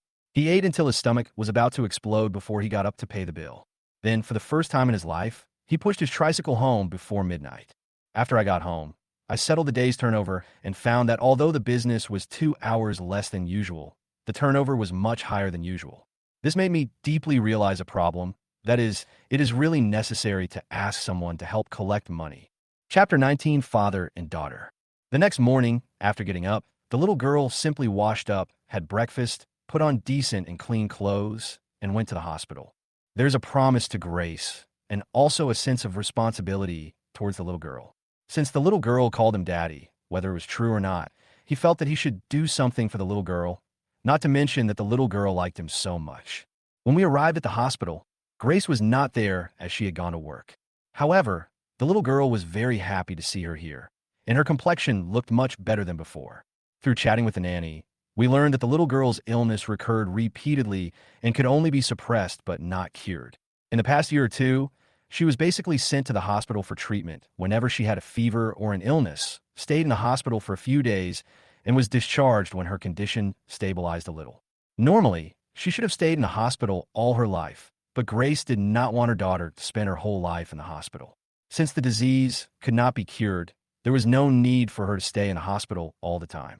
Instead of letting her stay in the hospital in a daze, it would be better to take her home and try to accompany her to make her happy. Finally, he found the attending physician in the name of the child's father and learned about the little girl's physical condition in detail. After learning about it, he took out his mobile phone and called Grace. Hello. Grace answered the phone politely. She was working in the company. Are you in the company? Yes. The company has been a bit busy lately. I'm in the hospital. Thanks. I heard from the doctor and Annie that you should be taking Annie home from the hospital this afternoon. Yes. Her illness is already like this. There's no use staying in the hospital. This time the condition has been controlled. I want to take her home and let her be happier every day. Grace choked up. Annie said she wanted me to take her to the amusement park. Grace didn't know what to say for a moment and said she has always wanted her father to take her to the amusement park like other children's fathers do. This has always been her dream. I'm free this morning, but I have something important to do here and can't leave. It's okay. If you feel comfortable with it, just leave the child to me. I'll take her to the playground and then send her back to the hospital. Grace was silent for a moment, then said, Thank you. Okay, then I'll take her away. Don't worry, I will protect her. After saying that, he hung up the phone. Let's go, Annie. Daddy will take you to the playground today. You can play whatever you want and play as long as you want. After making the call, he walked to the ward and stretched out his hand to say to the little girl, Yeah, Daddy is the best. Long live Daddy, Daddy, I love you. The little girl jumped up from the hospital bed and jumped onto his body. He quickly reached out to hug the little girl. When she was utterly defenseless, the little girl hugged his neck and kissed him hard on the face. Come, sit on Daddy's shoulders. Let's go to the playground. He lifted the little girl up, lifted her above his head, and let her sit on his shoulders, and then he carried her out. The nanny quickly followed behind him with the little girl's water bottle, clothes, and coat. The sun is shining in the sky. The flowers are smiling at me, and the birds are saying, Good morning, good morning. Why are you carrying a bag of explosives? Oops, that's wrong, Dad. I should carry a small school bag. Is a small school bag? Yes, that's what our teacher taught us. Our teacher teaches us about explosive packs. Ah, bomb. Wrong. It's a small school bag. Okay, then I'll take the small school bag. I'm going to school. I don't take a shower every day. I love to study and love. Haha, Dad, you were wrong again? What's wrong? I'm never late. The big and the small were walking and laughing. The little girl was sitting on the big man's shoulders, and she was so happy. The nanny behind her couldn't help crying when she saw this. The nanny was a simple middle-aged woman. She had been working as an aunt in Grace's home since before the little girl was born. It can be said that she watched the little girl grow up little by little, and her feelings for the little girl were no less than Grace's. Seeing the little girl finally smile and finally so happy, she couldn't help crying. Then, she stood behind and took out her mobile phone, started to secretly take pictures and videos, and then sent all these loving scenes to Grace's mobile phone. You all know the company's performance this quarter. Grace was sitting in the conference room, meeting with a group of company managers. As she was talking, her cell phone next to her started beeping. Grace picked up her phone and opened it to see the videos and photos sent by the nanny. Looking at the photos and videos, Grace's tears suddenly flowed out. She forced herself to hold back, stood up and said, Sorry, I have to go out for a while. Vice President Shue, you preside over the meeting. Grace said this and walked out of the meeting room with her cell phone, went to the bathroom, closed the bathroom door, hid inside, and burst into tears, unable to hold back any longer. Taking the little girl to play in the playground, the two children, one big and one small, were almost crazy. The little girl smiled more that day than she had in the past few years. At noon, I took the little girl to eat. The little girl clamored to eat McDonald's, but was stopped by the nanny. This kind of junk food was forbidden by Grace. However, in the end, she smiled and asked the nanny to make an exception, and then took the little girl to McDonald's. The little girl ate happily, and she and the nanny also ate McDonald's there. Of course, the whole day was spent. The nanny took the initiative to ask for money, but refused. After eating McDonald's, it was already afternoon, and I had to go to work, so I took the little girl back to the hospital. On the way back to the hospital, the little girl fell asleep in my arms because she was too tired from playing too much. I held the little girl in my arms the whole time, until I carried the little girl to the hospital bed and saw that the little girl was sleeping soundly. Then I turned around and walked out of the hospital, went downstairs, and took the bus to my shabby house. On the bus, I received a call from Ziki. Hey, Ziki, what's the matter? You want to treat me to dinner again? Sorry, I've already eaten lunch. Remember to treat me to lunch tomorrow at noon. He said with a smile. That's a good idea, Johnson. Let me ask you, why didn't you go to the airport this morning? Going to the airport? Why going to the airport? He asked after a moment of confusion. Chapter 20, Innocent Girl. Are you really forgetful, or are you pretending to be stupid?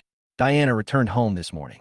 I told you last time that all of us good classmates in Shanghai went to pick her up at the airport, but you didn't. Do you know how disappointed Diana was when she didn't see you when she left the airport? Ziki scolded angrily. So I'm wrong? I didn't see her off when she went abroad, and I didn't see how disappointed she was. She's the CEO of a multinational company now. How can a commoner like me who sells barbecues afford her? So you guys just go. Don't talk so sarcastically, Johnson.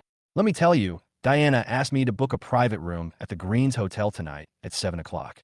She's inviting his classmates in Shanghai to have dinner together. You must go. Ziki said. No, I have to open a stall tonight, so I don't have time. Will you die if you don't open the stall for one night? I will die. I will starve to death. If I don't open the stall and make money, what will I eat? Who will support me? I'll support you, okay? Tell me, how much money do you make in a night? I'll give you. Is 3,000 enough? If not, 5,000. Ziki was angry. Ziki, this is not about money. You know what happened between her and me, and you know my character. I told you clearly last time that from the moment she left on the eve of the wedding, she and I no longer have any relationship. We're strangers. No, not even strangers. We're enemies, so don't tell me anything about her anymore. He became more and more excited and angrier as he spoke. After he finished speaking, he calmed down a bit, and then said to Ziki, Ziki, I know you mean well, but you can't force feelings. Some things are over and done with. You guys can go tonight. I won't go. That's it. Johnson, just do it. Keep doing it. Ziki hung up the phone angrily. Sitting on the bus, I stared blankly at this familiar, yet unfamiliar city outside the window. His afternoons and evenings were busy. He would go back to his small house that was like a doghouse and start to work. He would be busy all the time until around 5 in the afternoon, when he would ride his tricycle to the back street of the university town on time. When I rode my tricycle to the designated location of my stall, I found a girl standing there smiling at me. Yes, this girl was Jessica, whom I met yesterday. Jessica was dressed very casually today, with sneakers, jeans, and even a bag on her back. She looked very simple and plain, but even this simple and plain outfit could not hide her beauty and the temperament of a lady from a wealthy family. You know, Jessica bought this outfit today by driving to the clothing wholesale market. She bought cheap clothes on purpose, and the total cost of her clothes was no more than 300 yuan. Ew, why are you here again? He looked at Jessica in surprise. Do you hate seeing me so much? Jessica pouted in dissatisfaction. No, that's not what I meant. I meant you. Why are you here again? Didn't I tell you yesterday? Starting today, I'll come over to work for you, and you agreed. What did I agree? What did I agree yesterday? You agreed. If you didn't answer, that means you agreed. I don't care. I'll just assume you agreed. You have to pay me 300 yuan a month. $300? You took it seriously. I thought you were joking. I'm serious. Is 300 yuan too much? Then how much do you think is appropriate? Jessica looked at him. I was speechless after hearing what Jessica said. Are you really a student? Yeah. How else could I be here? You really are. Your family is in financial difficulty, and you need to work part-time to earn tuition and living expenses? Yes, look at my clothes. Everything I wear only costs $200. Do you believe it now? Jessica said, pointing at the clothes she was wearing. But no matter how I look at him, I don't think he is a child from a poor family. Then what do you have to do to make me believe you? Okay, I believe you. If you really want to work for me, it's okay. But if you really want to work for me, You have to be serious. This is my livelihood. How about this? You are a student and a girl. If you come too early, you have to go to class. If you go back too late, it's not safe. So, you can work for me from 7 p.m. to 11 p.m. every day for hours a day. You don't have to do anything else. Just help me collect the money. I'll give you 2,000 yuan a month. Okay. After careful consideration, he finally said that he did feel that he needed a girl to help collect money. Moreover, he thought that with such a beautiful woman standing here to collect money for him, his business would definitely be much better. At least the substantial increase in sales yesterday fully demonstrated the problem. He was secretly proud of his little calculation in his heart. Okay, but didn't you say 300 yesterday? Why did it become 2,000 today? Girl, $300, my conscience will hurt. Hey, you are really silly and cute, agreeing to work for others for $300 a month. Regarding Jessica, I always felt that something was wrong from the beginning to the end. It always felt weird, but I didn't think too much about it, and I didn't doubt anything. When they started setting up the stall, Jessica wanted to help, but was quickly stopped. No, just stand there. Remember this from now on. Come to work at 7 o'clock every day. You can't come earlier. Also, just collect the money. Don't do the rest. I don't feel comfortable letting a girl do these things. I'll do the dirty and tiring work. You sit there and play. It's good enough for you to talk to me. Jessica looked at him and laughed, saying, You are such a nice person. Huh? Are you giving me the nice guy car now? No, I'm serious. You're a really nice person. I think anyone who is your girlfriend would be very happy. Hey, where can you find a girl as naive as you in this era? You're probably the only one in the world who thinks this way. What is happiness? In this era, you can only be happy if you have money. I'm just a barbecue vendor who earns some hard-earned money. Which girl will want to be with me? Have you heard this saying? Girls nowadays would rather cry in a BMW than laugh on a bicycle. BMW? Are BMW cars very good? I think they're just average. Jessica asked back. What? Nothing, I just want to ask. What is a BMW car? Jessica said hurriedly in panic. You don't even know what a BMW is? It's a luxury car, a car driven by rich people. Well, you're such a naive girl. Girls like you are now national treasures, more precious than giant pandas. While working, I was chatting with Jessica, and suddenly I felt that work was not so tiring and became very easy. Chapter 21, Gray Body. Which school are you from? Dongda University? Donghua Normal University? Donghua University of Science and Technology. I continued to ask casually, and learned that there are many universities near this university town, the most famous and largest of which are Shanghai University, Shanghai Normal University, and Shanghai Tech University. I'm from Shanghai University. Shanghai University? Yes, what's wrong? Is there any problem? Jessica was a little flustered. Nothing. It's just that now you have to call me senior. Senior? You graduated from Shanghai University. No, I didn't graduate from Shanghai University. Then why do you let me call you senior? Jessica was confused. Let me put it this way.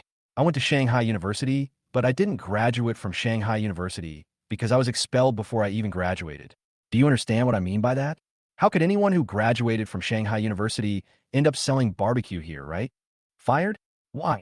More than a month before graduation, I beat a teacher at school and sent him to the hospital. So I was expelled from the school. He said it casually. Hit the teacher? Why? Jessica was very surprised. She also had a strong interest in his past. No reason, just because that bastard deserves to be beaten. No reason was given. I think that teacher must be a bad person. Why do you say that? Because you're a good person. Girl, I feel like you are from outer space. How can people in this world be distinguished by simple standards of good and bad? There's never been a distinction between good and bad people in this world, only between rich and poor. I'm not a good person, but I am a poor person. Although I'm a poor person, I will try my best not to become a bad person. Are you short of money? I lack money. I lack money very much. Who in this world doesn't lack money? Even the richest people lack money, not to mention us ordinary people.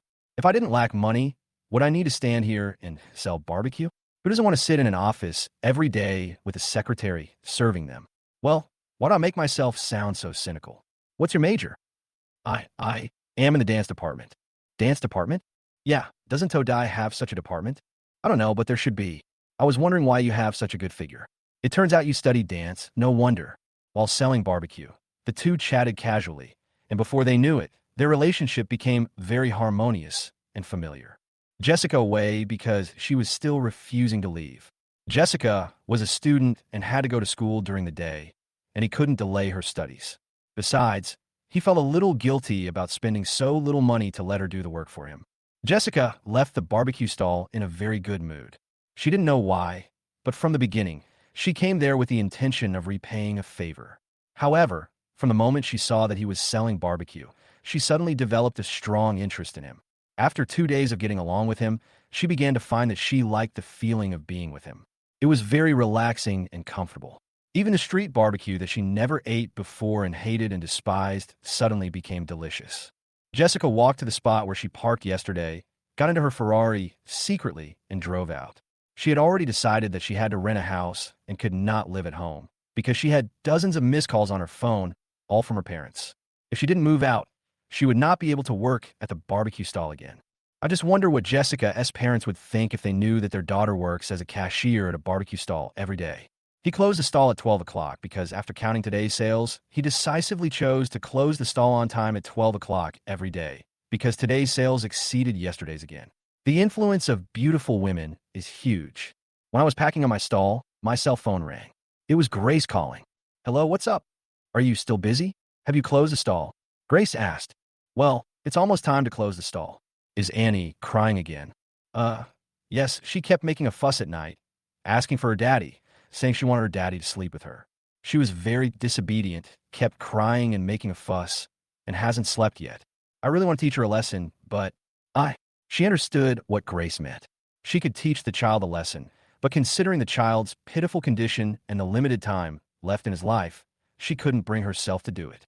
She just wanted to do her best to satisfy the child. I see. Give her the phone, and I'll talk to her. "Hello, Annie, this is Daddy. Daddy is still at work and will be off work soon. I'll go back to accompany Annie right after get off work. Okay? Then you have to be obedient and stay at home. Don't cry or make a fuss. Wait quietly for Daddy to come over, okay?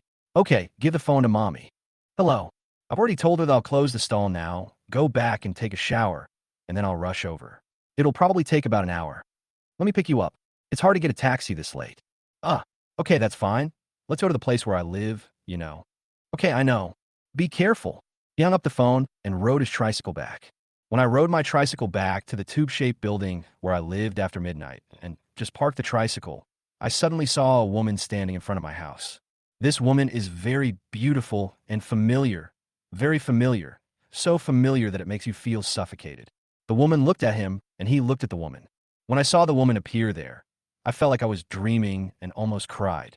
But he calmed down after a few seconds and looked at the woman calmly. The woman just stood at the door, staring blankly, and her eyes were red. "Why don't you go to eat? Don't you want to see me so much?" the woman asked in a choked voice. "I have something to do tonight. As you can see, I have to set up a stall, so I can't go." "Excuse," the woman said excitedly. Chapter 22, I Can't Forget You. "Yes, it's an excuse. I know you're back, and I know you're going to treat me to a meal, but I don't want to go." "Why should I go? Why should I go? Do I have to go if you ask me to? Do I have to go if you ask me to have dinner? You said you want to get married, so you have to get married. You said you don't want to get married, so you don't get married. You said you want to go to America, so you go to America. Everything is up to you. Have you ever asked me how I feel? Have you ever asked for my opinion? Why should I go to this dinner today? Am I going there to see how glorious and comfortable your life has been in the United States these years? Am I going there to let you see how decadent and miserable my life has been these years?" He said angrily, and all the grievances he had suffered over the years burst out. No. I miss you every day in the past few years. It's you who didn't answer my calls or reply my emails. I can only know about you from Ziki. I felt sad and distressed when I heard Ziki say that you were working hard to set up a stall and sell barbecue every day. I really want to fly back to you." The woman cried and shook her head. "It's nice to say. Who can't say nice things? If you really cared about me, you wouldn't have left in the first place. If you really cared about me, you wouldn't have left without any warning the night before the wedding, leaving all the mess and pain to me. Do you know that your mother was so angry about this incident that she vomited blood on the wedding day?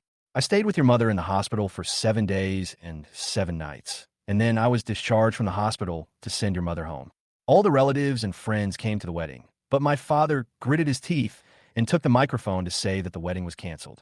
He made an excuse that I was in poor health and was hospitalized, so the wedding was temporarily canceled. My father is a face-conscious person. After that incident, he didn't dare to go out for half a year, always feeling that someone was poking his spine. My mother's old illness relapsed because of this incident. She spent all the family savings and passed away a year later. After this incident, I didn't dare to go home. When I went home, my father chased me with a broom. Diana, is this your concern for me? Is this your love for me? He said coldly. I'm sorry, I have no choice. You know, the opportunity to go to America is too important to me. It's a one-time opportunity. If I miss it, I'll never have it again. Going to America is my dream. Diana was interrupted halfway through her words. Dream? What an elegant word. Yes, you have a dream. All of you have a dream. But I'm the only one who has no dream. I'm really a piece of trash. Trash don't deserve to have dreams. I can only fulfill other people's dreams. He sneered. Please stop talking about yourself like that, okay? This time working at the U.S. headquarters is a very important experience and qualification for me. I'm back this time, and I'm now the deputy general manager of our company in China, which means I'm also the deputy general manager of my previous company, with an annual salary of $2 million plus various other bonuses. I'll report to the company tomorrow to take up my post. I know you've suffered a lot over the years, but I think it's worth it. My salary in the U.S. over the years is not low, and I've saved some money. Let's buy a house in Shanghai and get married, okay? Diana said, holding her hand. Ha ha, I heard the funniest joke in the whole world. Getting married again? Do you think marriage is a childish game of house, where holding hands and making a straw ring is getting married? Diana, please don't insult the word marriage anymore. And don't insult my IQ anymore. I couldn't help laughing. It's true this time. Please believe me. I told you at the beginning that I would ask you to wait for me for 3 years, and then I would come back, and we would get married. Now I'm back, and I promise that I will not go anywhere else. I will stay by your side, and we will get married and have children, okay? We will be together for the rest of our lives. Diana said eagerly. At that moment, he almost saw in Diana's sparkling eyes their past, when they were crazy about love and reckless about everything. He almost thought they had returned to the days when they were in love. But the heartache made him sober up quickly. He shook off Diana's hand and said to Diana, Diana, people can't be too selfish. You have to leave a way out for others. You abandon love, marriage, and even family affection to pursue your dreams and your career. Now that your dreams have been fulfilled and your career has been successful, you come back to take back your love and marriage. Diana, not everything can be yours. This world is not so beautiful. If you get something, you're destined to lose something else. Some things can never be picked up again once you discard them. When you left, I told you that once you left, there would be nothing between us, but you still left without looking back. From the moment you got in the taxi, you should have known that there would be no possibility between us anymore, forever. Why not? We have been together for how many years? From freshman year to now, it has been 9 years, 9 years. It can be seen that Diana is really moved, and she spoke sadly with tears in her eyes. No, not 9 years. We broke up 3 years ago. If I have to say anything, I can only say that we were together for 6 years. He was almost shouting. Even if it's 6 years, 6 years is 2,190 days and 52,560 hours. Can you just give up on a relationship of 6 years? I don't believe it. Diana said, I didn't think you were that good at math before, but after all, you've been abroad, so your math skills have improved.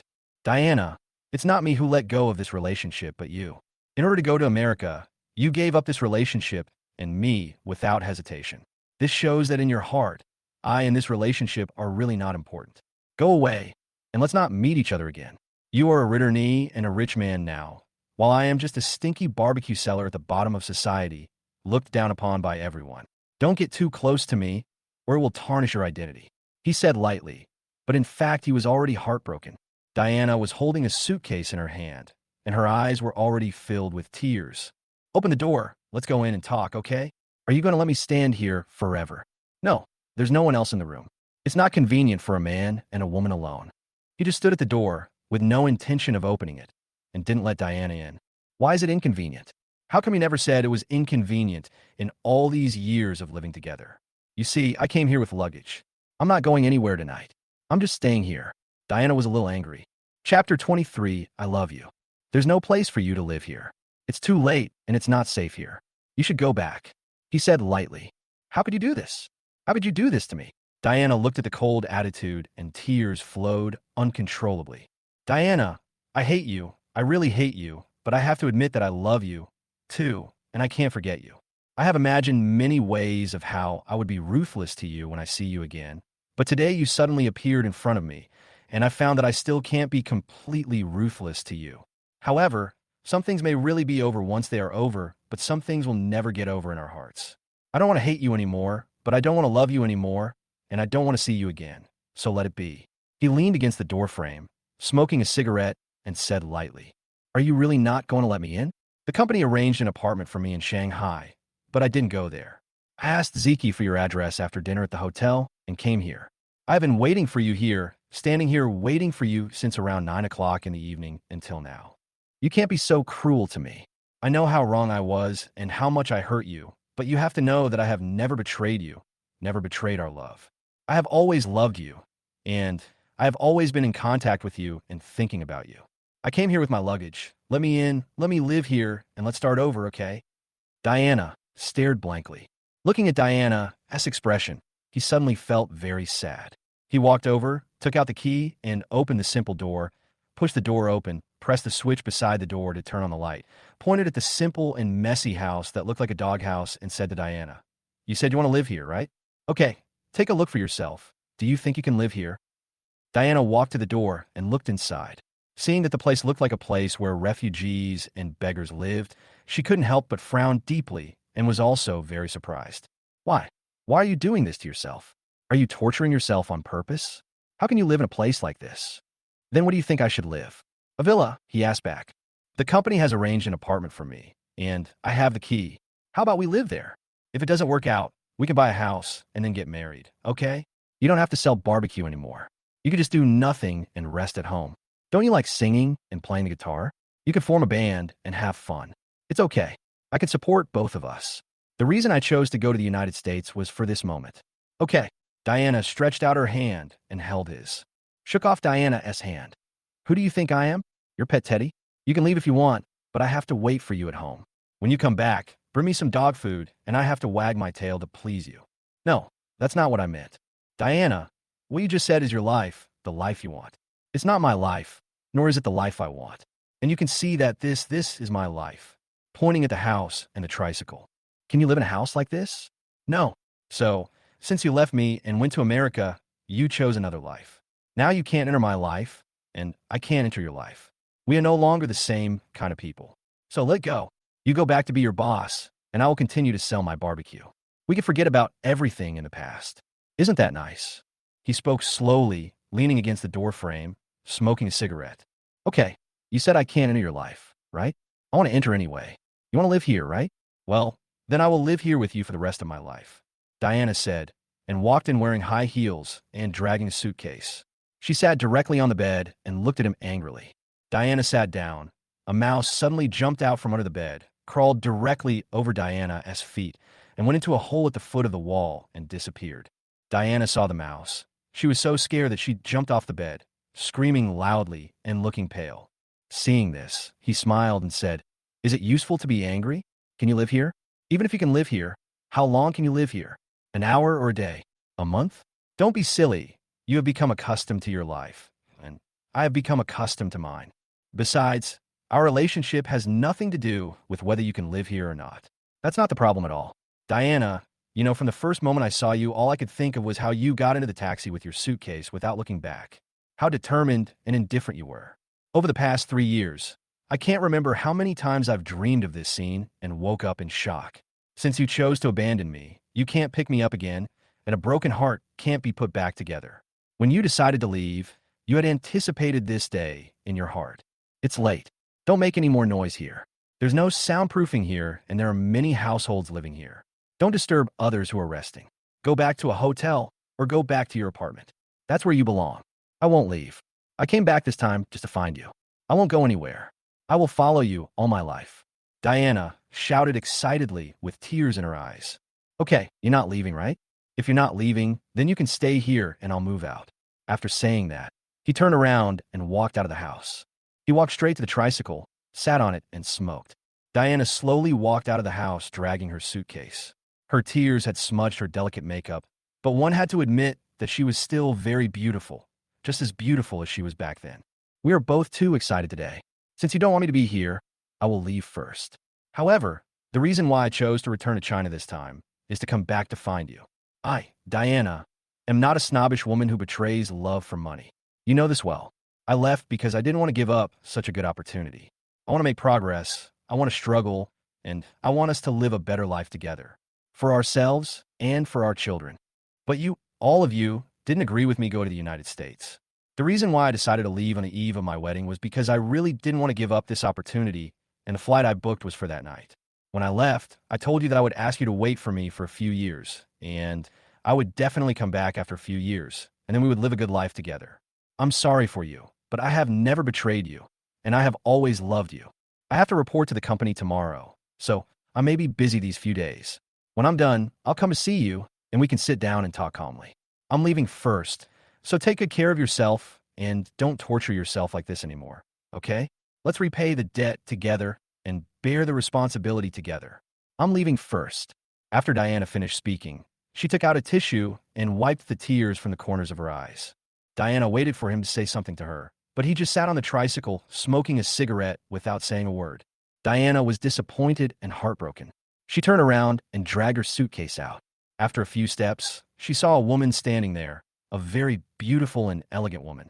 Diana was a little surprised that such a beautiful and delicate woman was standing here at this time, but she didn't think much about it.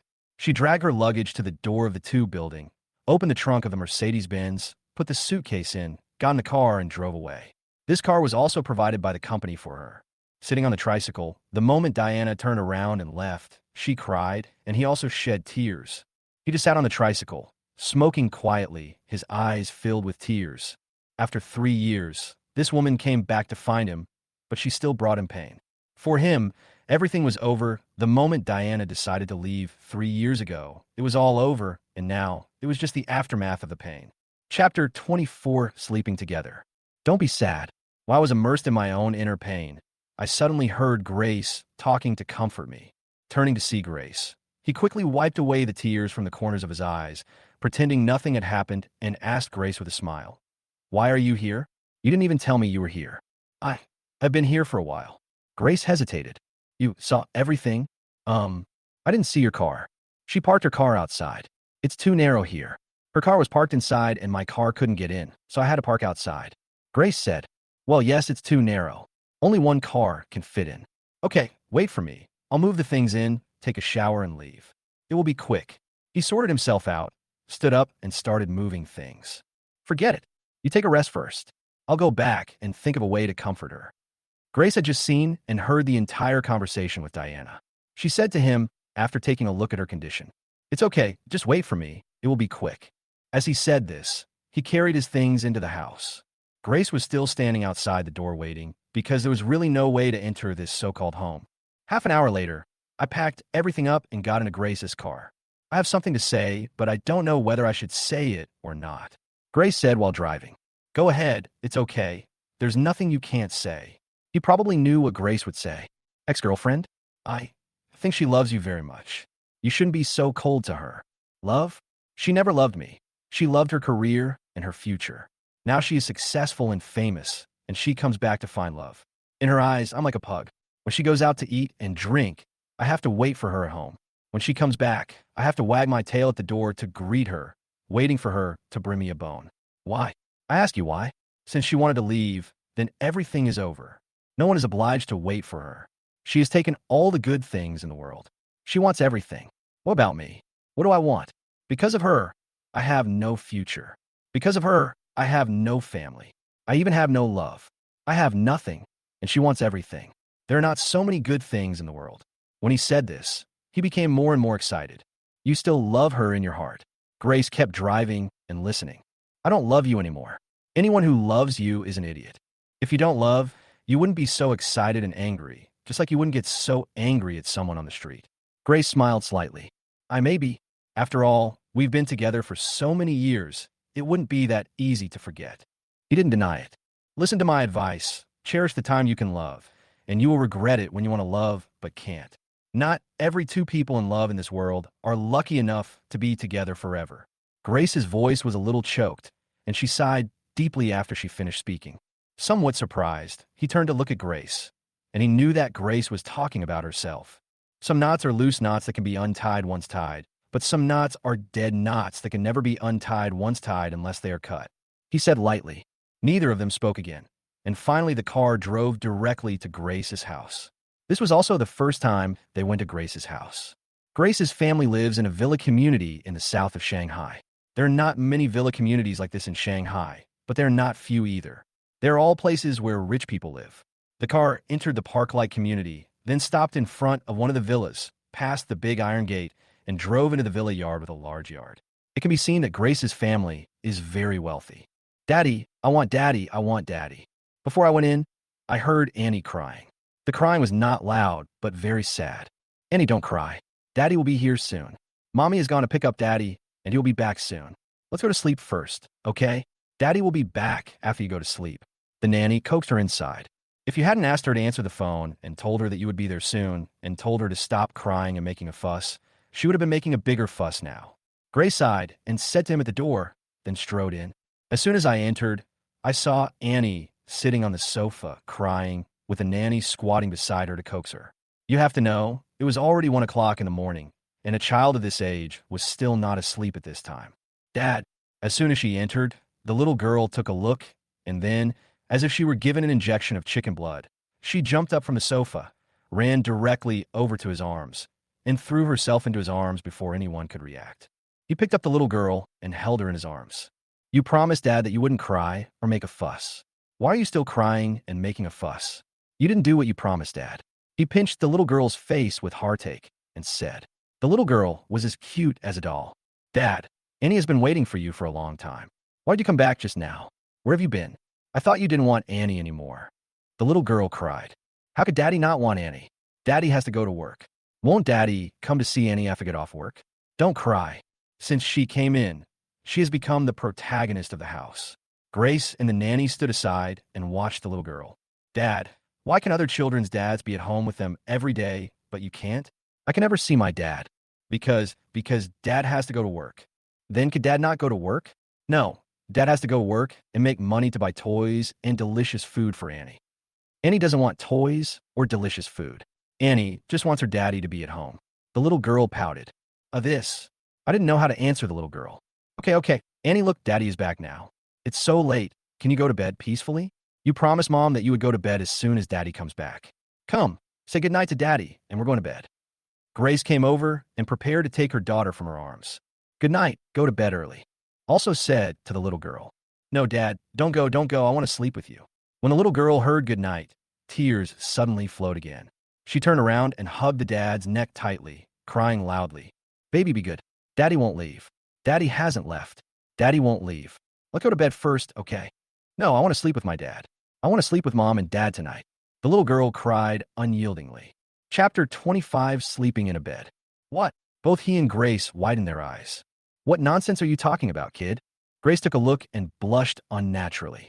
Why not? Other children sleep with their parents. Why can't I? I want to sleep with my parents. I want to sleep with my parents. I want to. The little girl used her ultimate move. Okay. Sleep. Let's sleep together. Mom and Dad will sleep with you, okay? Grace couldn't resist anymore and said through gritted teeth. Is this also possible? He widened his eyes. It's just lying in bed and sleeping.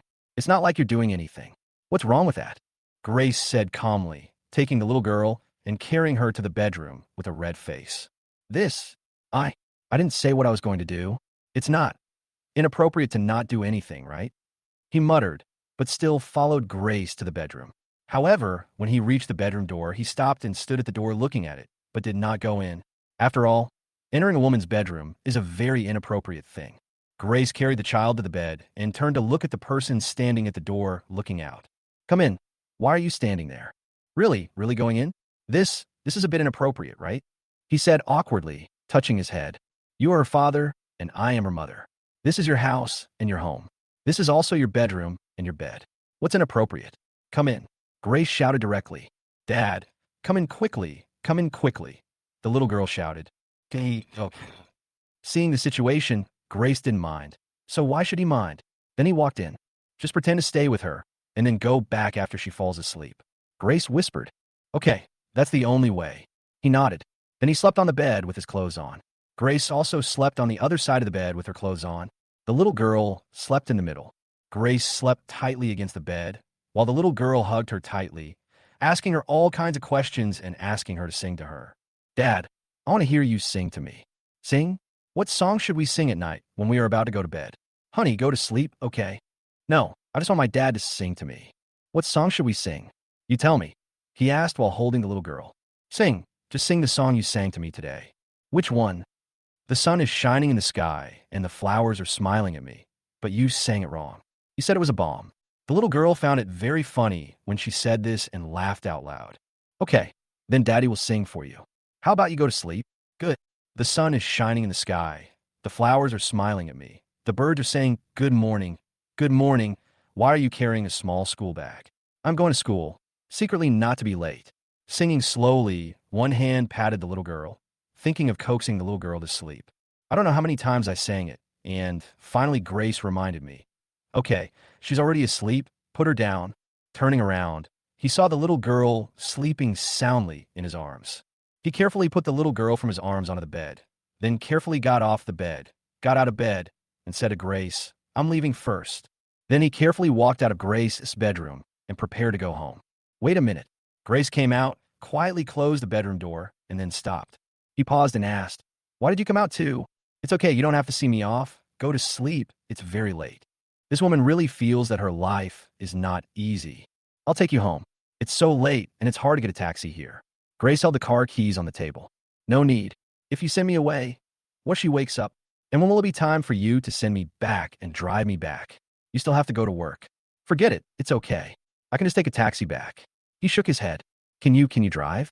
Why don't you drive my car back? Grace thought for a moment and said, your car? BMW? Forget it. I can drive and have a driver's license. But what if I damage your car? I can't afford the compensation. With insurance, what are you afraid of? Forget it. If I drive away, where are you going to drive to work tomorrow? It doesn't matter. I can just take a taxi back. It's not that troublesome. I'm leaving. Go to sleep. Then he walked out the door. Wait a moment. Grace chased after him again. Anything else? Here's the money. Grace was looking for money in her wallet. Why give me money? You took her to the amusement park today and took her out to eat. And he told me that all the money was spent by you. I'm already very grateful that you can accompany her and make her happy. How could I let you spend money? Besides, you'll have to pay for a taxi back, and taxis are very expensive at this time. I can't let you spend money by yourself. It's not easy for you to earn some money. Although I'm poor, I still have money to treat the children to a meal. Besides, I lost your ring, and I haven't paid you back yet. Forget it. Forget about the ring. Don't mention it anymore. It might be God's will that the ring was lost. God might have let me let it go, so he let you lose my ring. So it's lost. Think of that ring as compensation for me hitting you that night. We're even now. But now we have to settle the accounts. You're not rich either. I can see that your conditions are very difficult. You work so hard every day, and yet you come to help me accompany her. I feel really bad about it. So let's put it this way. You help me accompany her in the future. As we said before, I will give you a monthly salary of 10,000 yuan. In addition, all your expenses for her will be covered by me. Grace said seriously, although I am poor, I still have the dignity I deserve. I was the one who lost your ring, so no matter what, I will compensate you with the money. As for accompanying the child, I don't want to link this matter with money. I am honored that the child likes me, and I like her very much too. The child's love is sincere and pure, and we have already deceived her. If I treat this as a transaction and link it to money, I will feel guilty and I will not be able to forgive myself. He shook his head. Please give me some time to pay back the money for the ring. I will slowly pay you back. As for the expenses of accompanying the children and treating them to food and entertainment, that was voluntary. When we are alive, we should always have some feelings and not calculate money for everything. If life is always calculated, what's the point of living? Go back to sleep. I'm leaving. After saying that, he waved to Grace, then lit a cigarette and strode out the door. Chapter 26, Currying Favor with You. Grace held her wallet in one hand and a large stack of $100 bills in the other. She stared blankly as he strode out and disappeared in the dim light. For a moment, Grace actually felt that the back of this little man selling barbecue was so majestic. Mom, I told you I'm moving out. I'm moving out tomorrow. I have to move out. It was 2 o'clock in the morning. In a spacious and luxurious villa on the other side of Shanghai, Jessica was sitting on her bed in pajamas. A middle-aged lady was sitting beside her bed. She had been persuading her daughter for almost 2 hours, but to no avail. Why do you want to move out? What's wrong with your home? Don't you want to live with your parents? Don't you want to see your parents? This is not the case at all, Mom. I'm 24 years old now. You gave birth to me when you were your age. I'm an adult. I want to be independent and live my own life. Aren't you independent at home? You can live your own life at home, right? How can this be the same? When I'm at home, every time I answer a call from a friend, you ask who it is and whether it's a man or a woman. When I go out, you ask where I'm going, what I'm going to do, who I'm with, and what time I'll be back.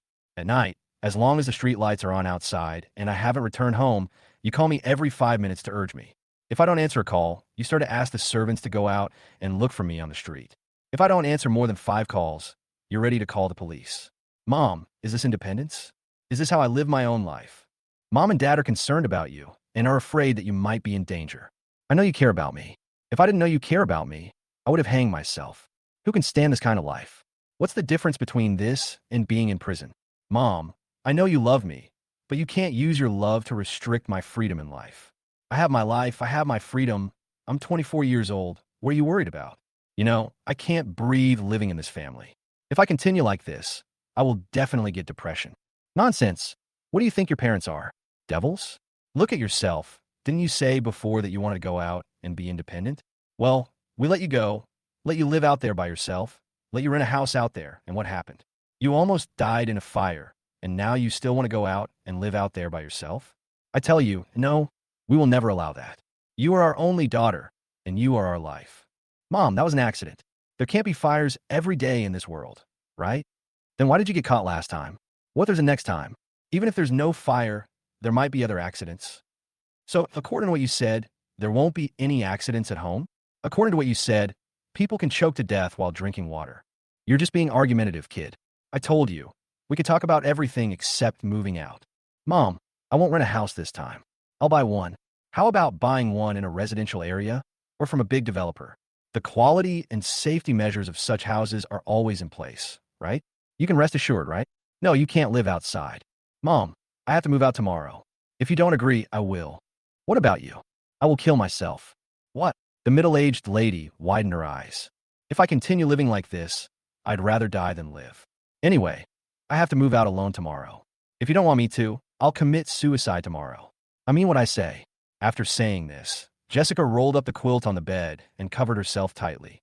At 3 o'clock in the morning, he took a taxi and returned to his doghouse. He was already starving, so he took out some instant noodles and started making them. Instant noodles were almost becoming his staple food. The next day, he slept until noon before getting up, which was his normal life rhythm. After getting up, he casually set up a pot and cooked a bowl of noodles to eat. After finishing the noodles, he took out the cashier's backpack and calculated that he earned nearly 400 yuan yesterday after deducting the cost. He was very satisfied with this income, which was why he insisted on selling barbecue. It's not that he couldn't find a more decent job than this, but as long as it was decent, the income was basically not high because he had no education. He needed money, a lot of money, and he was in debt. Then he took out the account book from his bag and counted it again. He owed a total of 320,000 yuan, of which more than 80,000 yuan was owed to Liu Jiahao and Yeziki. The rest was owed to relatives and classmates, 10,000 or 20,000 yuan each. He owed so much money, but in the end he still couldn't save his mother. Sitting in front of the table, smoking and staring at the account book in a daze. Just then my cell phone rang. I looked at the number and was a little surprised. It was my student girl, Jessica, calling. Hello. He closed the account book. What are you doing? Jessica's sweet voice came over. Nothing? What's wrong? Is there something you want to tell me why you called me so early? He asked curiously. Nothing. I'll treat you to lunch at noon.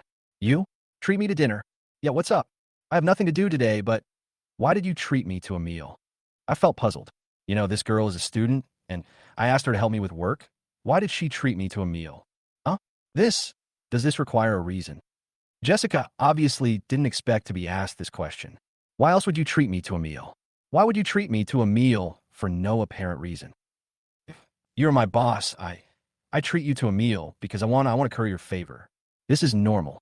Boss, curry favor with me? What are you thinking about? I'm just a barbecue seller. Do you have to curry favor with me? I couldn't help laughing. Well, anyway, I just wanted to treat you to lunch. You treated me to dinner that night, so I'll treat you to lunch at noon. Okay, where should we eat? I won't go if it's too far. It's troublesome to take the bus. It's not far, just around the university town.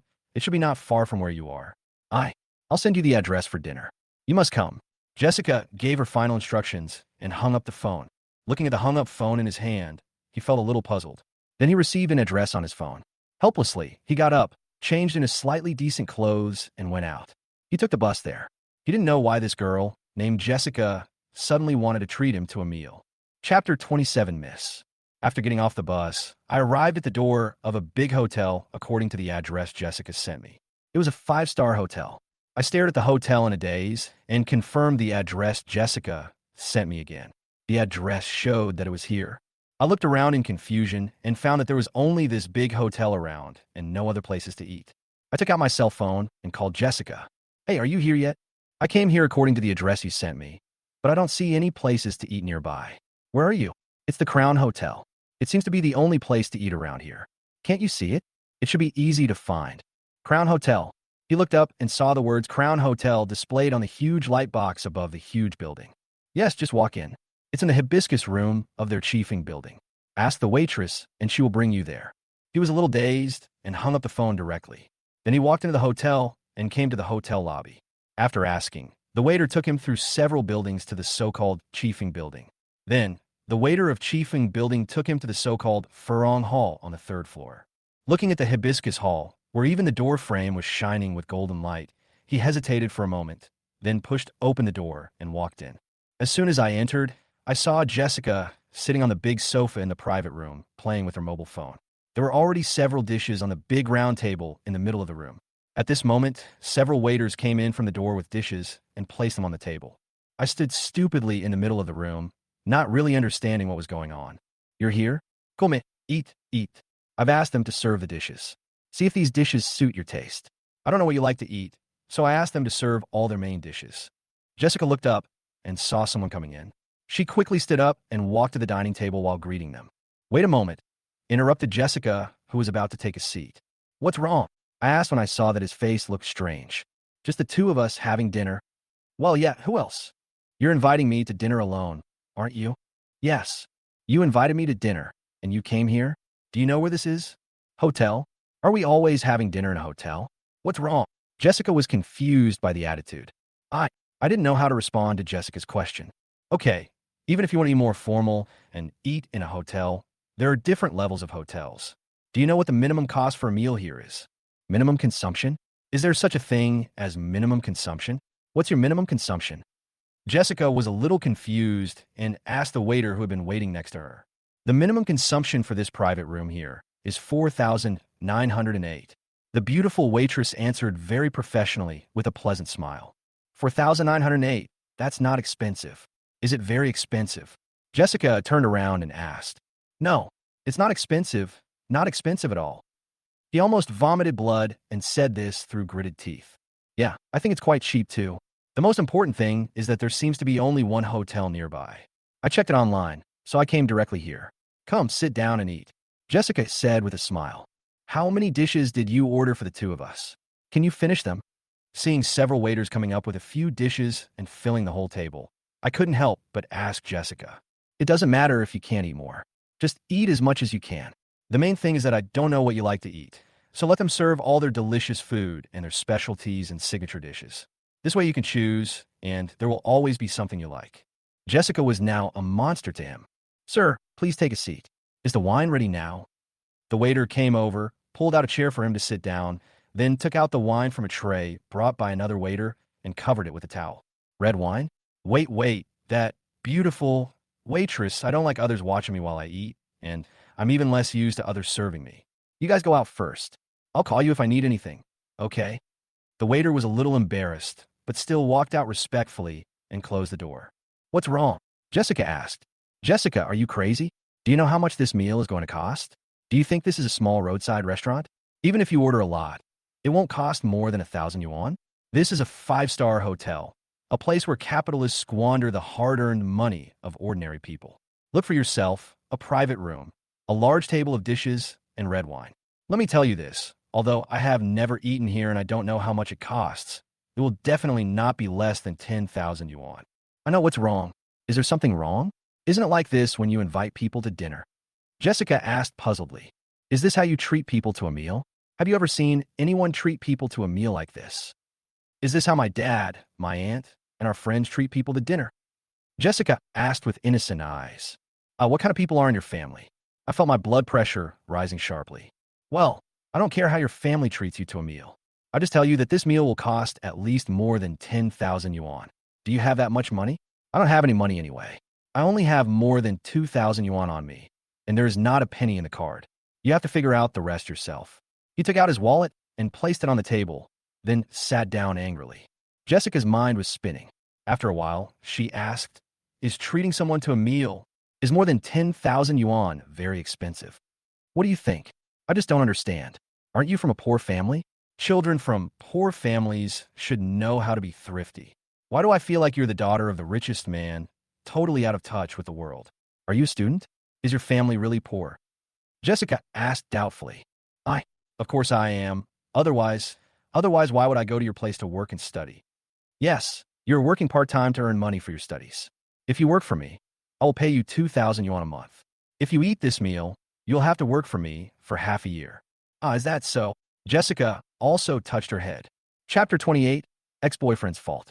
Full of anger, he sat on the chair, lit a cigarette, looked at the table full of delicacies, but had no appetite at all. He was thinking about where to get the money to pay for the meal for this ignorant girl. As long as he had enough money of 5,000, he would give it back to others. Now he only had more than 2,000 yuan. Oh, you think too much. Let me tell you, this meal is free. Jessica said with a smile after rolling her eyes several times. No need to spend money? Is this hotel owned by your father? No, this hotel is not like that. Jessica shook her head. What are you talking about? Which hotel is owned by your father? It's not a hotel. My dad is a farmer. Yes, a farmer. So you're saying it doesn't cost money? They're giving it to you for free. It's like this. I have a VIP card here. VIP card? Yes, it's a rechargeable VIP card. It was given to me by my ex-boyfriend. I told you before that my ex-boyfriend's family is very rich. Is that the ex-boyfriend who bought you the latest iPhone? Yes, it's him. He used to bring me here to eat often. He also has a VIP card here, and he also got me one and put more than 10,000 yuan in it. Once you put this money in, you can't take it out. You can only use it here, so that's why I asked you to come over to eat. I ordered so much just to use up the money in it. I can't finish it all by myself, so I asked you to come and eat with me. Is there such a thing? Otherwise, how could I possibly come here to eat? My family is poor. How can I afford to eat here? If that's the case, then I'm relieved. You scare me to death. No, I don't think it's appropriate either. Jessica, you broke up with your ex-boyfriend. Since he gave you the card, I think you should give it to him. Why should I give it to him? He betrayed me, you know? He's just a playboy, playing with my feelings and having an affair with another woman behind my back. Why should I give it to him? I just want to eat it. I want to eat up everything he gives me. Is that so? Then this man is indeed abominable. So, do you still want to eat now? Nonsense, of course I'm going to eat. Why wouldn't I eat if it's free?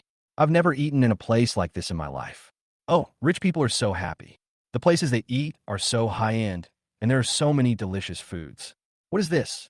Abalone, right? Wow, a whole roasted suckling pig. And this. Let me see. Hey, what is this? I don't know. Never mind, eat. Upon hearing this, he suddenly smiled, picked up the chopsticks, and started to devour the food. Jessica let out a long breath as she watched him eat with great relish. She was almost scared to death just now and thought to herself that she must be more careful next time. She didn't have any other ideas. Early in the morning, she ran to the balcony handrail on the second floor of her house and pretended to jump off the building, which scared her parents half to death.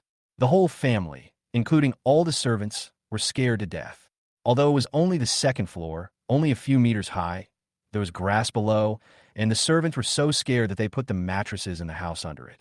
But in the end, Jessica achieved her goal. Her parents agreed to her condition of living alone on the spot.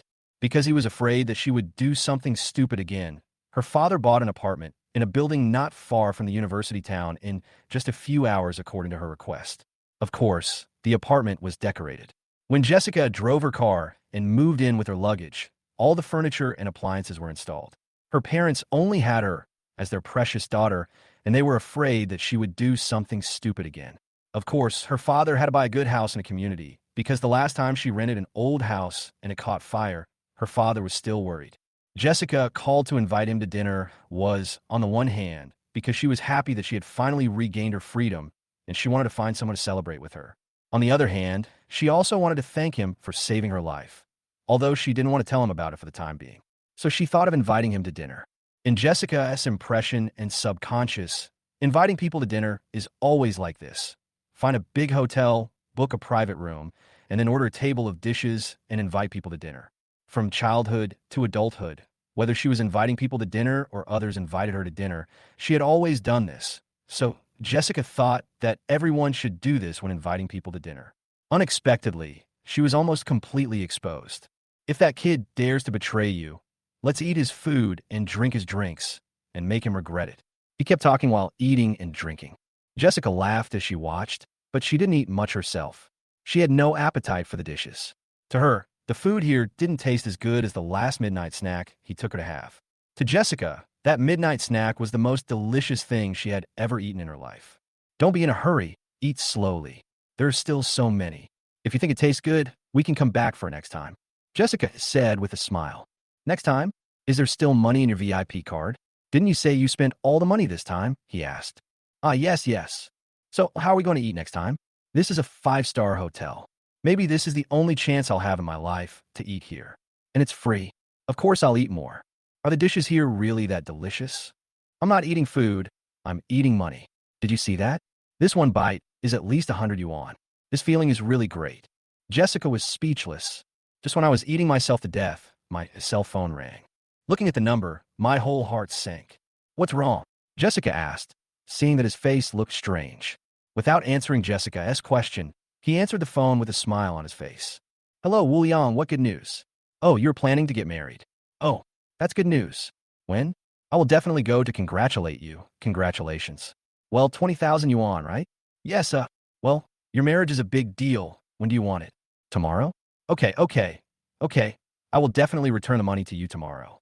I'm sorry, brother. I have lent you money for so long. It's me who is not kind. No. I should be the one to say sorry. I should have returned the money to you a long time ago. Okay, don't worry. I will definitely return the money to you tomorrow.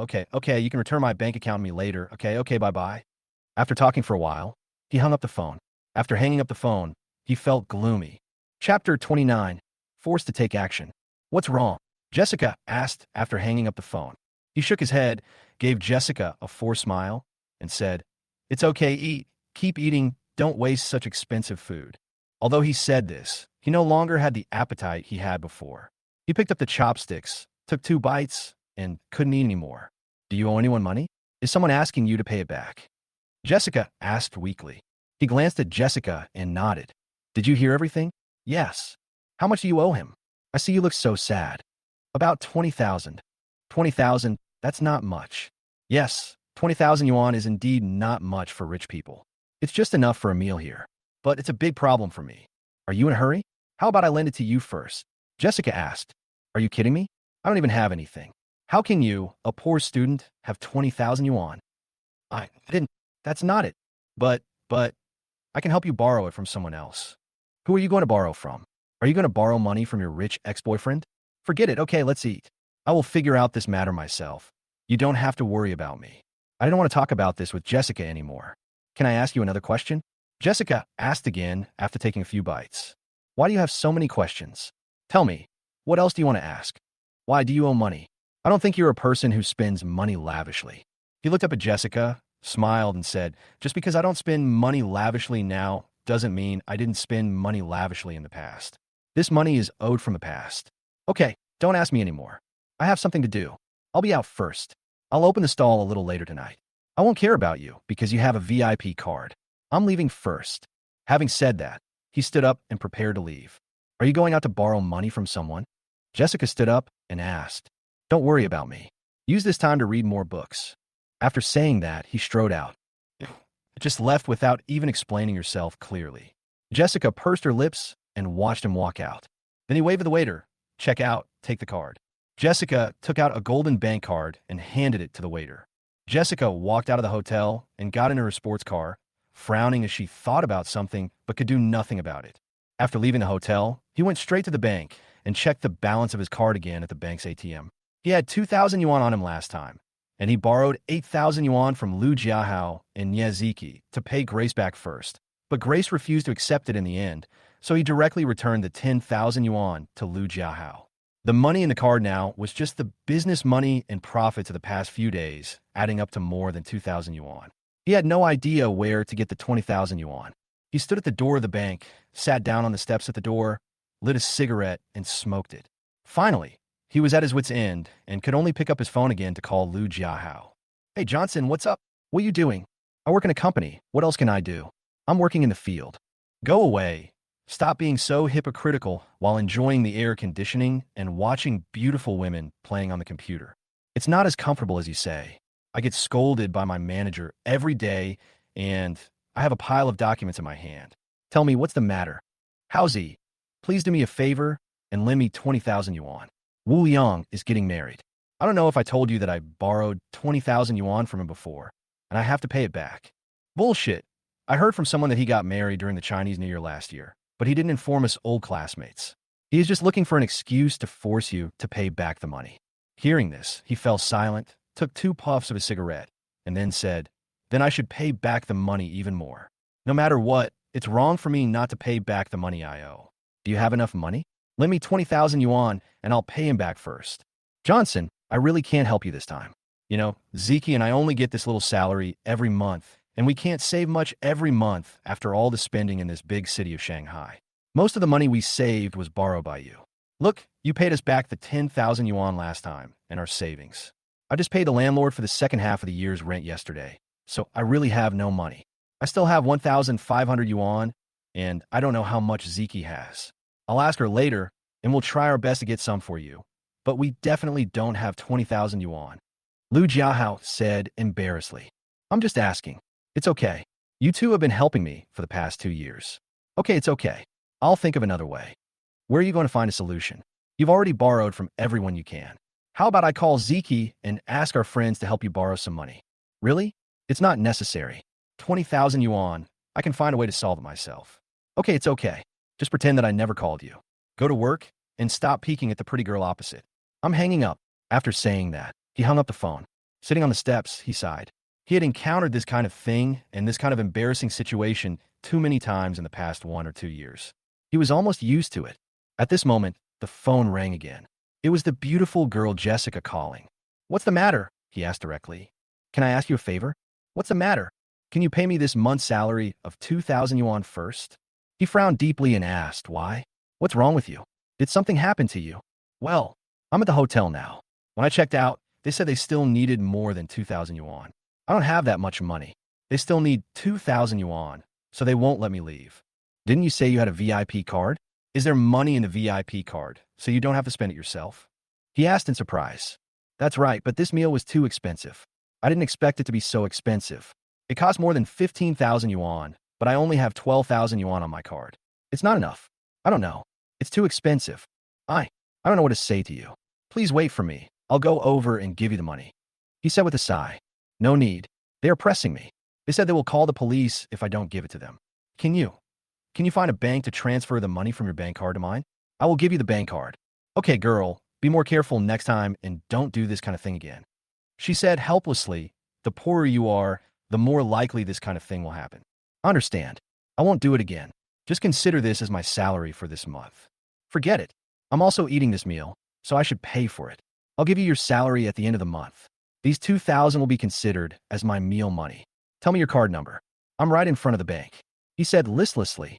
Chapter 30, where did the 20,000 yuan come from? He went to the bank counter and transferred all the remaining 2,000 yuan in his card to Jessica, according to the bank card number Jessica sent him. After leaving the bank, he was penniless. He really had no idea where to get 20,000 yuan. But no matter how poor he was, he still had to work. Otherwise, he would only become poorer. I took the bus home, ready to go home to start work and prepare for the stall in the evening. Not long after I got on the bus, my cell phone rang again. I looked at the unfamiliar number on it, confused for a moment, and then answered it. Hello, who are you? It's me. A woman's voice came from inside. Hearing this voice, everyone was silent. After a while, he asked, why did you call me? This is my new number in Shanghai. I just got it. This has nothing to do with me, Diana. I've already told you that it's better for both of us not to contact each other anymore. I don't want to talk about this with you. Zeke just called me and said that you borrowed 20,000 yuan from her. Are you in trouble? Diana asked. No. What kind of difficulty could I have? Borrowing money has become a habit for me. I have been borrowing money for the past few years. Do you know what habit is? It's not that I borrow money only when I'm in trouble, but I feel uncomfortable without borrowing money. So I often ask people to borrow money for fun. So don't take it seriously. Where are you? I'll come find you and give you the money. Diana said, thank you for your kindness, but it's really not necessary. Then send me your car number, and I'll transfer the money to you. Diana hesitated for a moment and then continued. Really? No need. I've already got the money. I appreciate your kindness. He refused again. Why do you have to do this? Why do you refuse even my help? Why are you so cruel? It would be the greatest cruelty for me to borrow your money. Now that we have already divided, let's do it clearly and without any further involvement. You don't owe me, and I don't owe you. This is good enough. Thank you again for your kindness. That's it, goodbye. After saying that, he hung up the phone again. I took the bus home and started my work as usual, going to the wholesale market to buy goods, and then went home alone to sort them out slowly. At around 4 o'clock in the afternoon, I had sorted everything out, stretched my sore waist, and then prepared to load everything into the car and get ready to leave. At this moment, I received a text message on my mobile phone. I thought it was another harassing message, so I picked it up and took a look. I was surprised after taking a look. The text message was sent by the bank, reminding me that 20,000 renminbi had been deposited into my bank card, and it was a wire transfer. What's going on? He was very surprised and looked at the text message carefully. Indeed, someone had transferred 20,000 yuan to his card, and it was exactly 20,000 yuan, no more and no less. Did the bank make a mistake, or did someone transfer the money to the wrong place? How could someone transfer money to me? He wondered and then thought about it. It wasn't possible. How could such a coincidence happen in the world?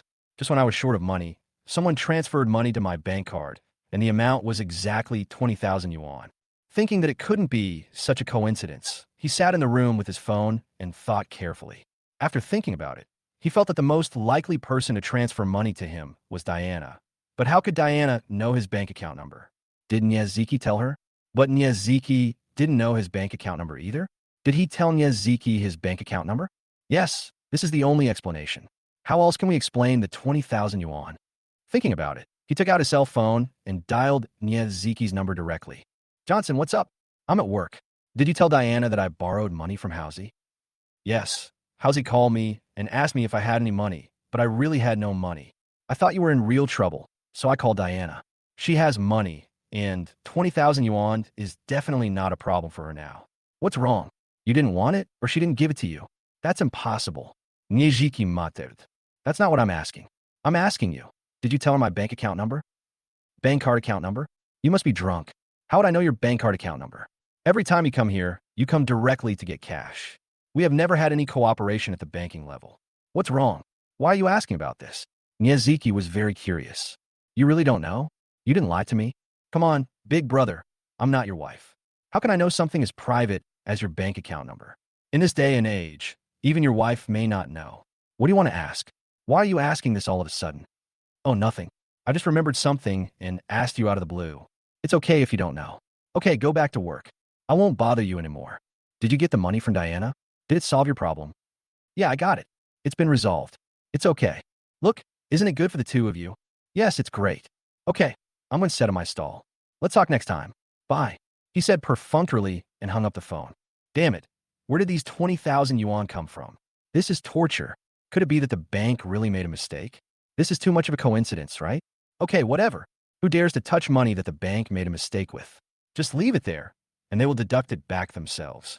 The only conclusion is that either the bank made a mistake with the money or someone remitted it to the wrong place. But no matter which one it was, the bank would deal with the money itself. I didn't think too much about it. I just packed everything up and rode my tricycle out to set up the stall. No matter what, life and work must go on. As usual, he rode his tricycle to his stall. Just as he put his things in place, he saw Jessica skipping and laughing towards him. Why are you here so early? Didn't I tell you to come later? I have nothing to do anyway, so I can just come over and chat. You are really free. Are all college students so free nowadays? He smiled as he started to make a fire and burn charcoal. The money has all been paid back. Jessica looked at him and asked quietly, what money? Didn't someone call you at lunch today to ask you to pay back the money? You've already paid it back, right? No. Shakes head. Chapter 31, Jealousy. Why didn't you return it? Because I have no money. No money? Didn't you receive the money? Jessica was surprised. What do you mean by charging money? Do you know something? He frowned and stared at Jessica and asked, "Oh, what do I know? I, I just asked you if you borrowed the money. Didn't you say you went out to borrow money?"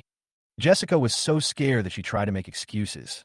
"When you asked that, I thought you knew what money I received. Yes, I went to borrow money, but I didn't get it." He felt a little depressed when he thought of it. And then he said to Jessica, "But I encountered a strange thing today." "What's strange?" "This afternoon, there was an extra 20,000 yuan on my bank card for no apparent reason. Someone wired 20,000 yuan to me. Do you think this is strange? Do you know who sent the money to you?" "I don't know. If I knew, I wouldn't say it was weird. But I guess there must be a mistake on the bank's part, or someone made a mistake when transferring the money, because I asked everyone who might have transferred money to me, and they confirmed that no one had ever transferred the money. So, do you think this is weird?" "Oh, isn't it strange that you care about this? The money is yours once it's deposited into your account. Just withdraw it and pay it back first to solve your own problem." "That won't do. How come you don't understand the law at all? It's illegal to use money that is not yours. Besides, this money does not belong to me. No matter if the bank made a mistake or someone else transferred the money to the wrong bank, the money will be taken back by others. I won't touch money that is not mine." He shook his head. "Why are you so stubborn? What if others don't come to find you? If you don't come to me to get the money back, I'll go to the bank to get it back myself." "What? You don't even want to use the money other people put into your card?" "Nonsense, of course I can't use it. This money came from nowhere, and it's not my money, so how can I use it? Then how do you pay back the money to others?" Jessica was very anxious. "There is always a way. If there is no other way, you can sell blood.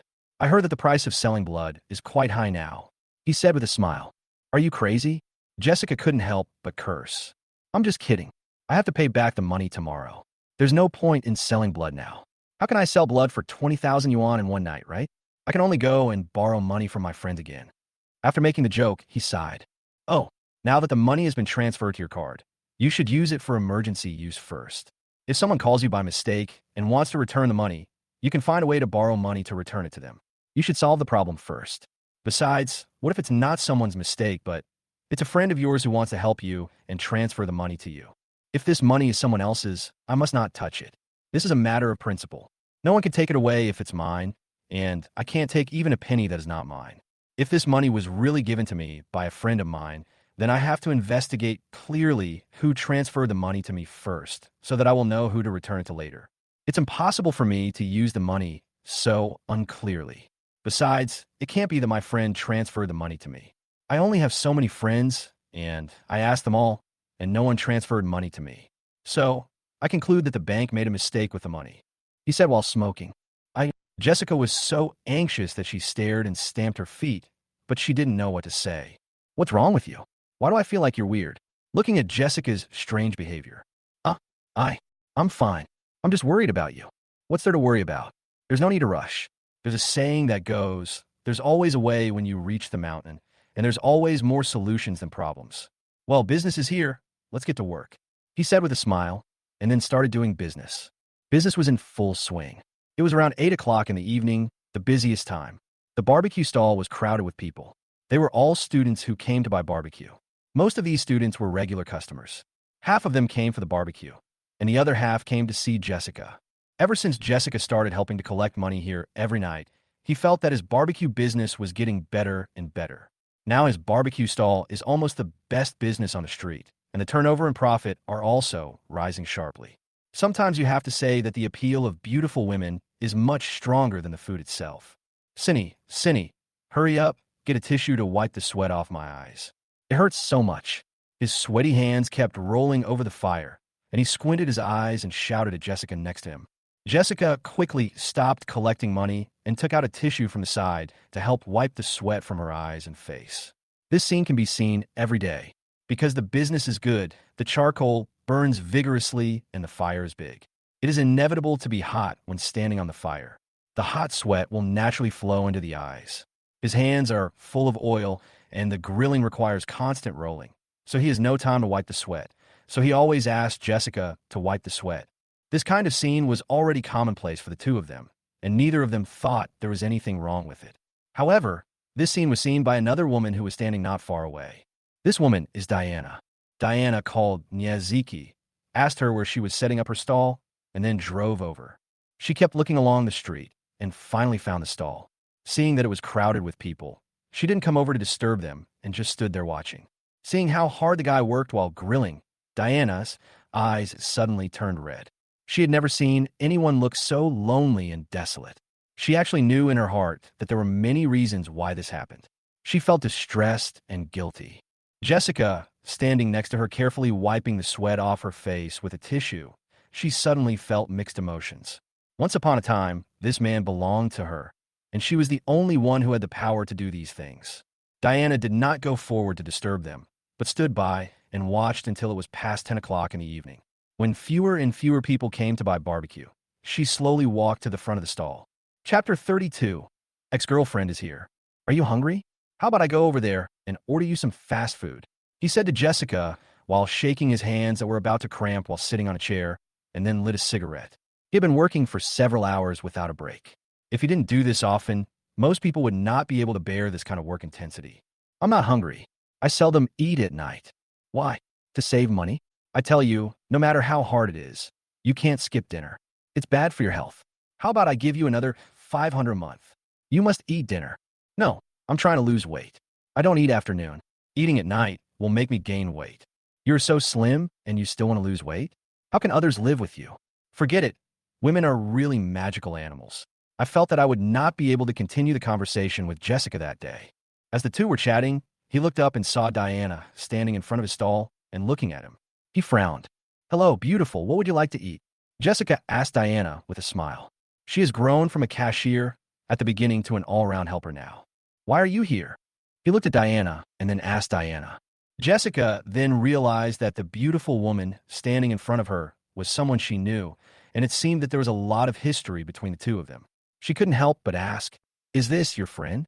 "I'm his girlfriend and fiancé." Diana turned to Jessica and said, "Ex-girlfriend, ex-fiancé who never got married." He continued Diana's words. "Ah." Jessica widened her eyes in surprise. "An ex-girlfriend is also a girlfriend," Diana said stubbornly, holding back her tears. He stood up and left the stall, walked out, and said to Diana, "Come with me and talk." Then Diana followed and walked to the side, walked to a corner on the street, leaned against the wall, smoked a cigarette, and said to Diana, "Why are you here? What are you doing here? Look at you." Diana answered while looking at him. Smoking a cigarette, he did not respond to Diana's answer, but leaned against the wall and asked Diana, "How long have you been here?" "Arrived at 8. I was a little surprised. I didn't expect Diana had been here for so long. "When did you learn to smoke?" "Since you left." "Why do you torture yourself like this?" Diana felt a pang in her heart after hearing this. "No, I'm not torturing myself, but finding spiritual support for myself. When a person feels that life has no meaning, he must find spiritual support for himself. Otherwise, it is easy to have suicidal tendencies. Why don't you change jobs? Why do you come here to sell barbecue? With your ability, you can do any job well." Diana continued to ask. "Yes, it's not bad, but the problem is that no one wants someone who hasn't even graduated from college and doesn't even have a college diploma. Besides, what's wrong with selling barbecue? I make money with my own ability. I don't steal or rob. There's nothing to be ashamed of." "How much do you earn a month?" Diana asked. "I can support myself. I'll give you 10,000 yuan a month. Please stop doing this, okay? It's too hard." Diana almost begged. "Why should you give me 10,000 yuan a month? Why should I ask for your money?" "Diana, you can see that you and I are from two different worlds now. In your opinion, this is a low-class and despised job. But for me, this is life. You can also see that this place is dirty and messy. This is not a place for you to come now. Don't come here in the future." Diana held back her tears and didn't continue talking. She knew that if she continued, the two of them would start arguing again. "Who is she?" Diana asked. "Which one?" "The girl who sells barbecue with you. A poor college student from the countryside is working for me as a part-time worker and helping me collect the money." "Poor family? Work-study program? Are you kidding me?" Diana was incredulous. "What's wrong? Is there a problem? How much do you pay her per month?" 2,000. "Why are you asking these questions?" He seemed a little unhappy. 2,000? Did she tell you that her family was poor?" Diana continued to ask. "What exactly do you want to ask?" He frowned. "I didn't want to ask anything. I just had some doubts." "What are you wondering about?" "She told you she came from a poor family, but she doesn't look like she came from a poor family at all." "How do you know that she doesn't come from a poor family? They don't look alike in any way. First of all, it's the temperament. This is something that cannot be faked.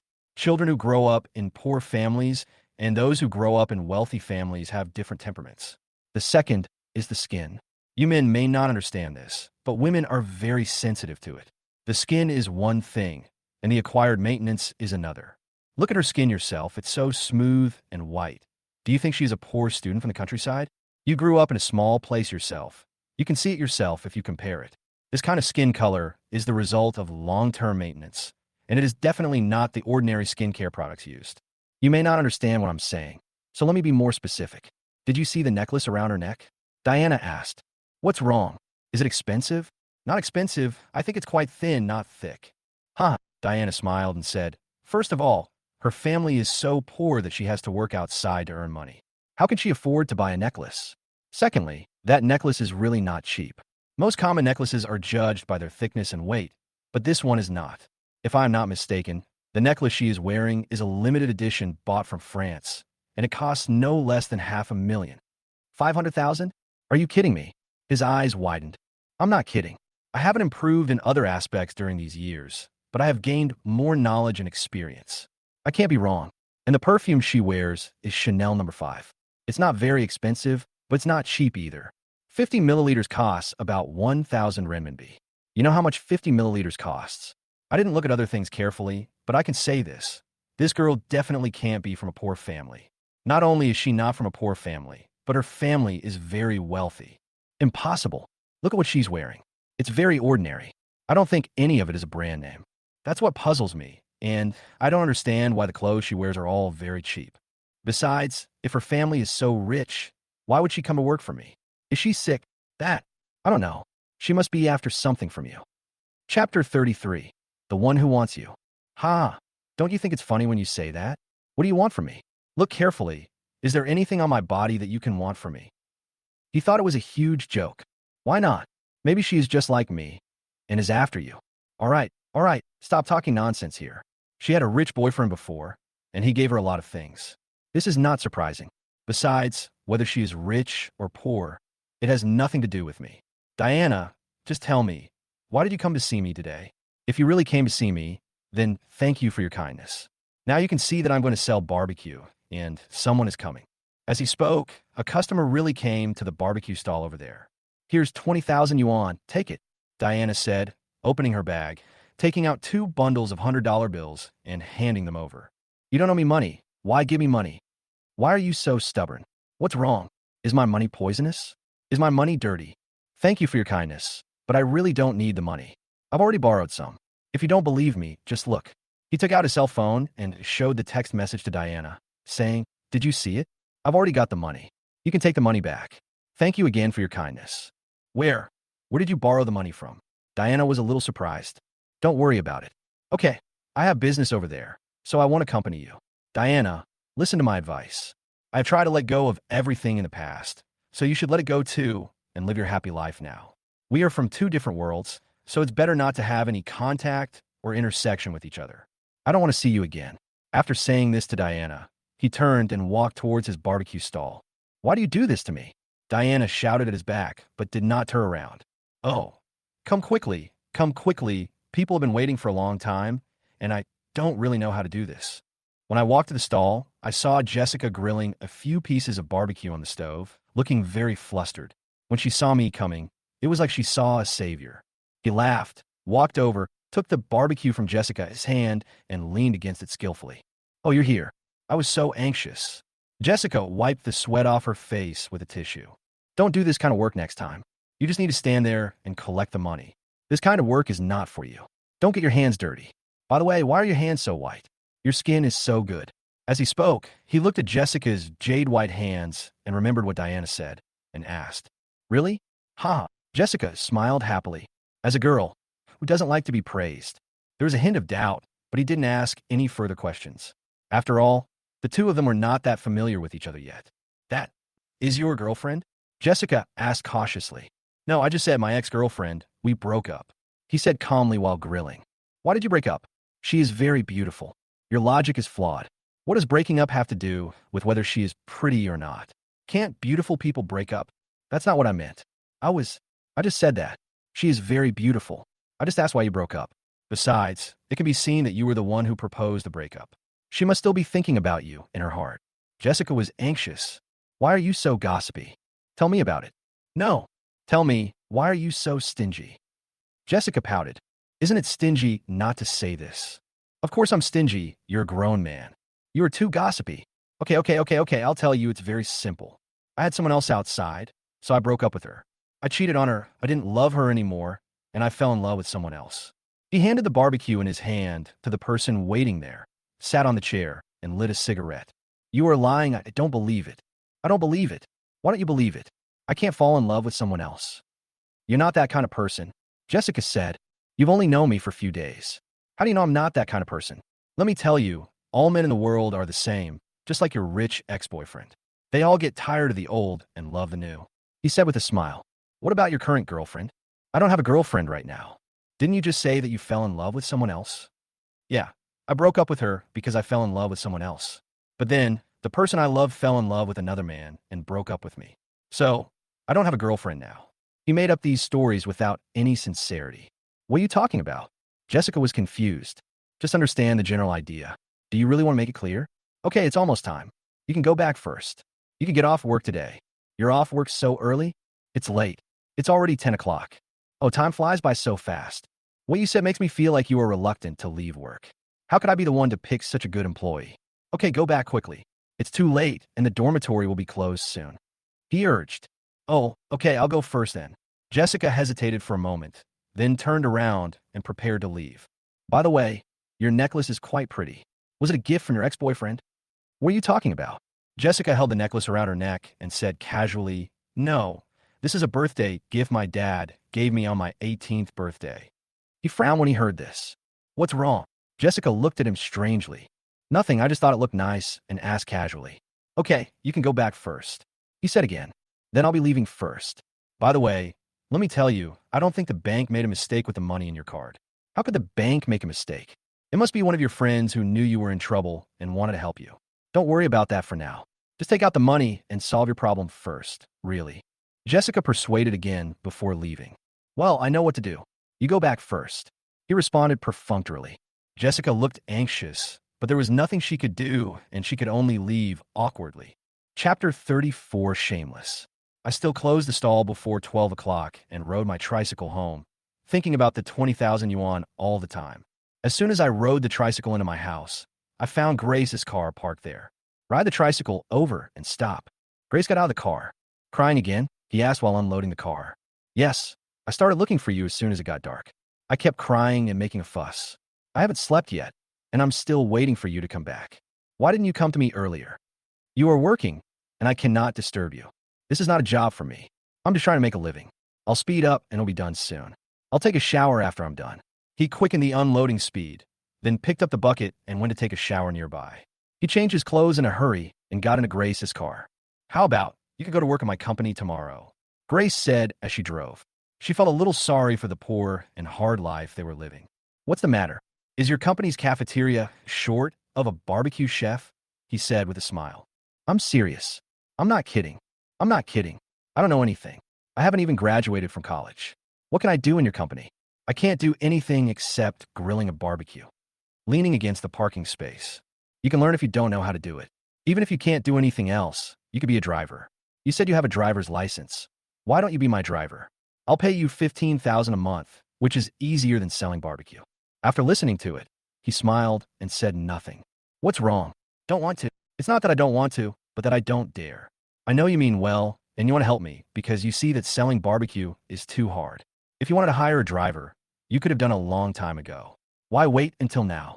It's obvious that you just give me the money directly. No one's money comes from the wind, including yours. Although you earn a lot, it is also hard-earned money. How can I waste your money? I know you mean well, but if I agree, I would be too shameless. He said with a smile. Why are you so illogical? I invited you here because I need a driver. Selling barbecue is hard and dirty, and it may not be so respectable, but I feel at ease when I make money with my own ability and skills, and I can fall asleep at night when I lie on the bed. However, if I were to waste your money, I might have a hard time sleeping at night, and I would feel guilty. After saying that, he smiled at Grace again, and then continued. Besides, it's not as hard as you think. It's pretty good once you get used to it. It's up to you. If you have any ideas, just tell me anytime. There will always be something suitable for you in the company. Grace was silent for a moment, then spoke calmly. She could understand the meaning of the words and didn't say anything more. Thank you. I will. The car drove all the way to Grace's house, but before we arrived, we heard the crying of a child in the house. The moment I walked into the house, the child's crying immediately turned into cheers. Why are you crying? Crying and making a fuss is not good and is not right. Daddy promises you that I will come to see you every night after work. If you fall asleep, I will kiss you. If you're not asleep, I will hug you. But you can't cry or make a fuss anymore. If you cry and make a fuss again, Daddy will never come back. Do you hear me? He held the child in his arms and used both kindness and force. Annie understands. Annie will never cry or make trouble again. Daddy doesn't want Annie. Annie misses Daddy. Annie wants Daddy to hold her in his arms while she sleeps. Well, it's late now. Daddy will hold Annie to sleep. Okay? Good. Mom, you come too. Sleep with me. I want to sleep with Mom and Dad. Okay, Mom will go wash up and come back soon. Grace said. I carried the child to the bedroom. I had already slept there once, so I was used to it the second time, and there was no embarrassment as the first time. Dad, tell me a story, the story of Snow White and the Seven Dwarfs. And was sleeping in the bed and took a fairy tale book from the side and handed it to him. Without saying anything, he took off his coat, lay down on the bed, took the fairy tale book, and began to tell the little girl a fairy tale.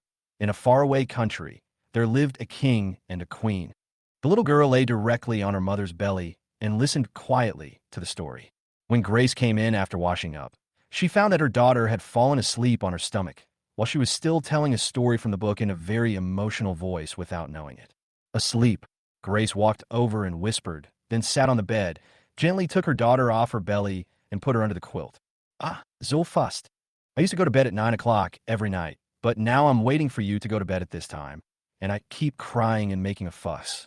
I'm already sleepy. Yes, but it's not a solution to keep going like this. You'll get used to it. It'll be fine. She's just worried that you won't come back, so she wants to wait for you this way. Looking at the child sleeping soundly on the bed, thinking about the child's illness and that she will soon pass away, I feel very reluctant. Both the child and the woman next to him are so pitiful. Then I'll go back first. He stood up, put on his coat, and walked out. The main reason he came here was to coax the child to sleep. Now that the child was asleep, it was time for him to go back. It's so late. Grace felt a little embarrassed. It's still early. This is a normal schedule for me. He put on his clothes and carefully walked out of Grace's bedroom. Wait a moment. Grace followed him out again and closed the bedroom door. How about you just sleep here tonight? Don't leave. It's too late. Grace said. This isn't appropriate. He didn't react for a moment. Don't get the wrong idea. There's an empty house at home. Grace knew what he was thinking, and even she blushed a little. It was a bit embarrassing. He was indeed thinking in the wrong direction. Forget it. I'd better go back first. It's still early. I can just take a taxi back. I'm really embarrassed about this. I have to trouble you to come here so late every night. Let me take you home. Grace felt very sorry. As long as the child is happy, it doesn't matter to me. I'm leaving first. Bye. He smiled and turned to walk out. Chapter 35, Delaying a Lifetime. Just as I reached the door, I heard the child in the bedroom crying again. Why are you crying again? Hey. Grace frowned and turned to go to the bedroom. Standing at the door, he smiled helplessly, turned around, and walked in again, heading towards the bedroom. Dad, don't go, don't go. Dad hasn't left. Dad! He's going to the bathroom outside. Dad hasn't left. Walk over. Daddy, don't, Annie. How could Daddy not want Annie? Daddy, don't leave. Daddy holds Annie in his arms as she sleeps. Okay, Daddy will hold you. Daddy will hold Annie while she sleeps. Grace became a spectator and sat by the bed watching. The little girl threw herself into her arms. Finally, she took off her coat again and held the little girl in her arms and fell asleep. Oh, I'm so sorry. Grace looked at him guiltily. He smiled and said, It's okay. I held the child in my arms and patted him, and soon he fell asleep again. The child was really too sleepy and tired, but he couldn't sleep well because he was worried that his father would leave. Two people were lying on a bed, with the child sleeping in the middle. The bedside lamp was dimly turned on, and the atmosphere was very awkward. I'm going to the bathroom, he said quietly, then got up carefully, dressed, and went out. I went to the bathroom, and when I came out, I saw Grace coming out too. How about you should stay at night and sleep next door? I'll ask Annie to make the bed for you. I'm afraid she'll cry again if you leave. It's late at night. After thinking about it for a while, he nodded. Okay. Thank you for your help. Grace then went over and asked her aunt to help make the bed in the guest room next door. Grace asked as she sat on the sofa. Although it was already very late, she was still too sleepy because of her daughter's noise. However, his daily routine meant that he could hardly fall asleep at this time. Forget it. No need for either. Drinking tea or coffee late at night is uncomfortable. You're not from Shanghai, are you? Grace asked. No. Are Shanghai natives really as miserable as me? You have been in Shanghai for many years, right? I feel like you're quite familiar with Shanghai. It's been many years. I came to Shanghai when I was 18. I'm 26 now and have been here for 8 years. You came to Shanghai when you were 18? Yeah. I came here to go to college when I was 18, and I've been here ever since. You were a college student? Grace was very surprised. What? He doesn't look like him. He was already used to Grace's surprised expression. Everyone would have the same expression when they heard that he was once a college student. No, I just thought, why would a college student like you choose to sell barbecue? You are not mistaken. It is true that I was a college student, but I am not a college graduate. Why does this sound weird? Because I was expelled from school before I graduated, so, strictly speaking, I am not a college student. Can you tell me why? Grace asked. I got kicked out of school because I did something wrong. 2 months before graduation, a tutor sexually harassed a female student. I couldn't stand it, so I went over and beat up the tutor. The tutor was sent to the hospital. Then I was arrested by the police station and detained for half a month. I paid for the tutor's medical expenses. When I got out, I was kicked out of school. Grace frowned and asked, why didn't the girl sue the tutor? There are 2 reasons. The first reason is just sexual harassment. He secretly touched her hand and buttocks and said threatening and ambiguous words to her. The tutors are all very smart people. How could they leave any evidence for doing such a thing? How could they sue without evidence? Secondly, girls also have their reputations. If they were sued, it would ruin her reputation for life. Thinking about what happened back then was like drinking a glass of aged, high-concentration liquor. Grace listened carefully, then asked, that girl is the one who came to see you that night, right? Grace in surprise, but did not answer her question. He said, these are all old things. Let's not talk about them anymore. Are you planning to sell barbecue for the rest of your life? Don't you have any other ideals? Ideals? Who doesn't have ideals? To me, ideals are like ecstasy. They make people excited and euphoric when they are taken, but once the effect wears off, things remain the same. And long-term use is very harmful to the body. So, ideals are bullshit in the face of reality. I'm no longer at the age to talk about ideals, and I don't have any ideas. I'll just live like this for now, work hard to make money, and pay off my debts first. He lit a cigarette unnaturally. I told you, you don't have to return my ring. I lost your things, so I should pay for it. This is the principle of life. Besides, too much debt is better than too much debt. I don't need your tens of thousands of dollars. Do you owe a lot of debt? Grace was a little surprised again. It's definitely not a lot for you, but for me, it's a lot. Speaking of this, Grace, I want to ask you for a favor. At this point, he suddenly remembered that thing.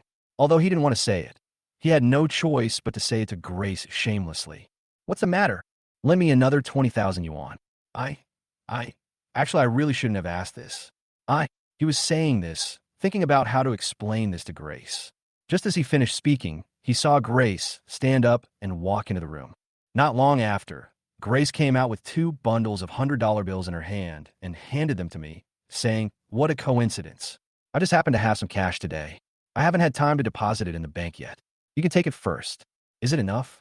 If not, I'll get more for you. That's enough. Thank you, thank you. He was a little flattered. He really didn't expect Grace to really lend him money without any hesitation. He and Grace were not very familiar with each other. They had only known each other for more than a week in total, and there were conflicts and contradictions in the beginning. I will pay you back the 20,000 yuan and the 80,000 yuan worth of your ring as soon as possible. However, even if I do, it may not be fast because I may not earn much every month. But I will definitely pay you back.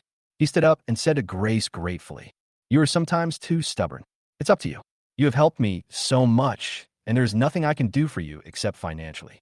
So if you have any difficulties in the future, just tell me directly, Grace said, and then sat down and said, but I still want to advise you, you are still young, you're only 26 years old. I didn't know you at the beginning, and I had some misunderstandings about you. But after getting along with you for this period of time, I can see that you are a very upright person with a sense of responsibility. I think selling barbecue will delay your life. Chapitre 36 Surprise.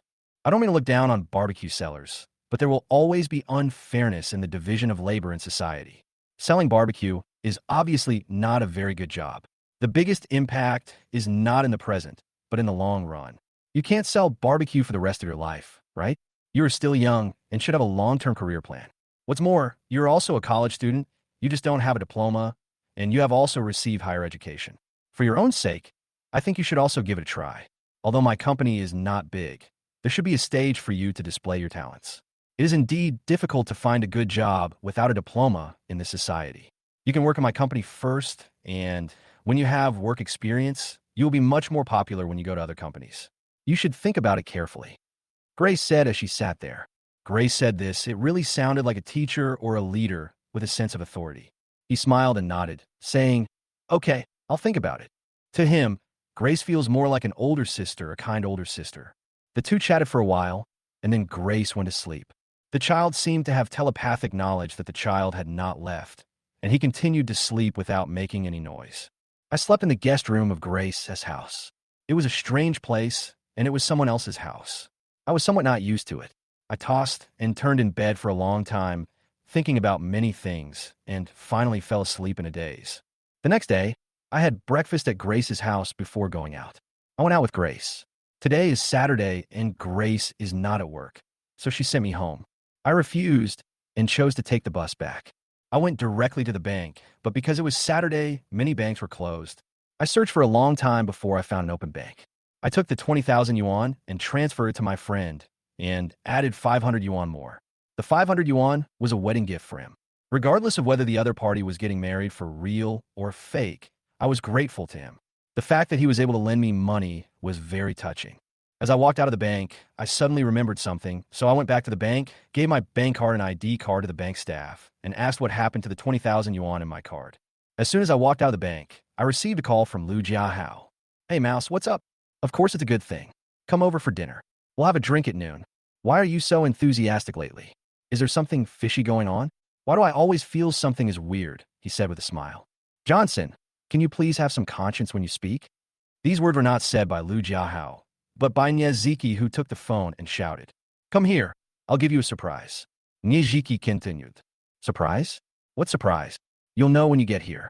Why so much nonsense? Come quickly. I bought a lot of vegetables. We'll have a big meal at noon today." Ziki hung up the phone after saying that. I smiled and looked at the time. It was indeed late. I had been looking for a bank all morning.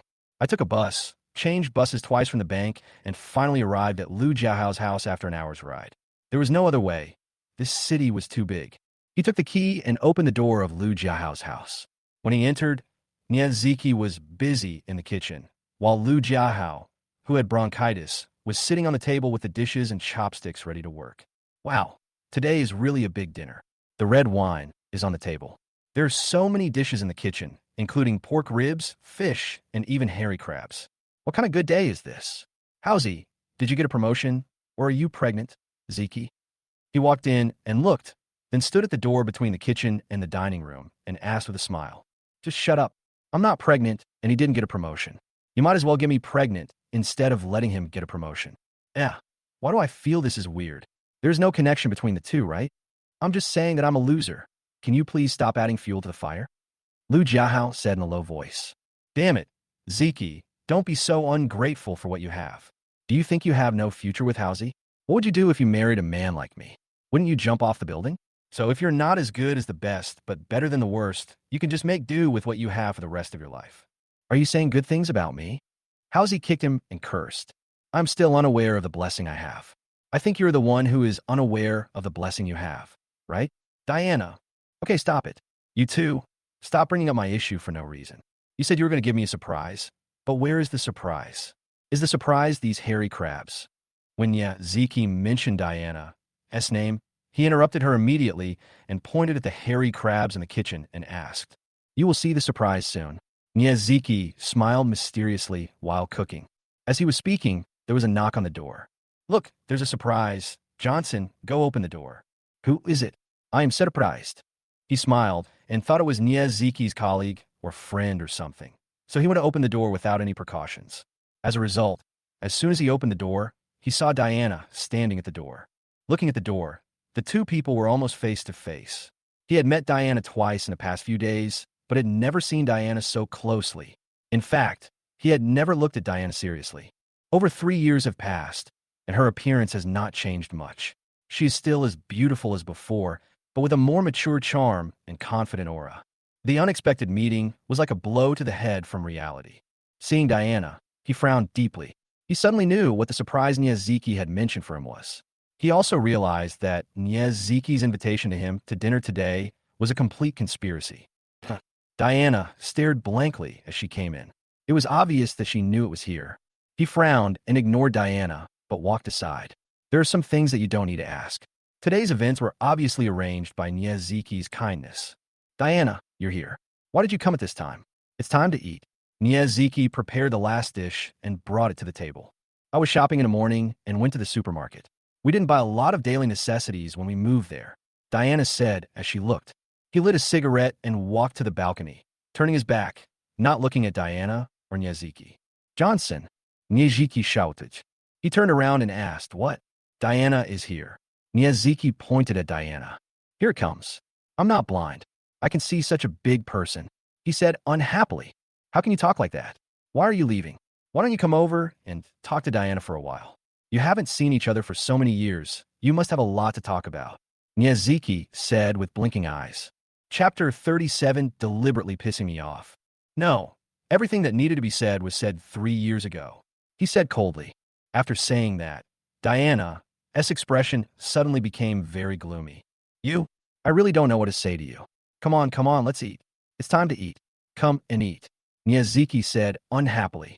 He put out the cigarette in the ashtray beside him, walked over and sat down at the dining table, and without any hesitation, he picked up the food with chopsticks and started eating.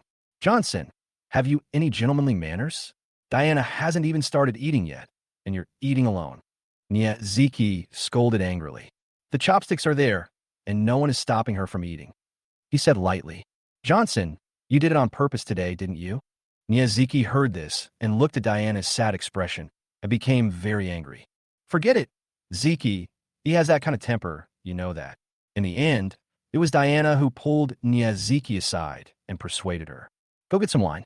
Today is the first time Diana comes to our house. It's also the first time the four of us get together since Diana returned to China. We have to drink some wine.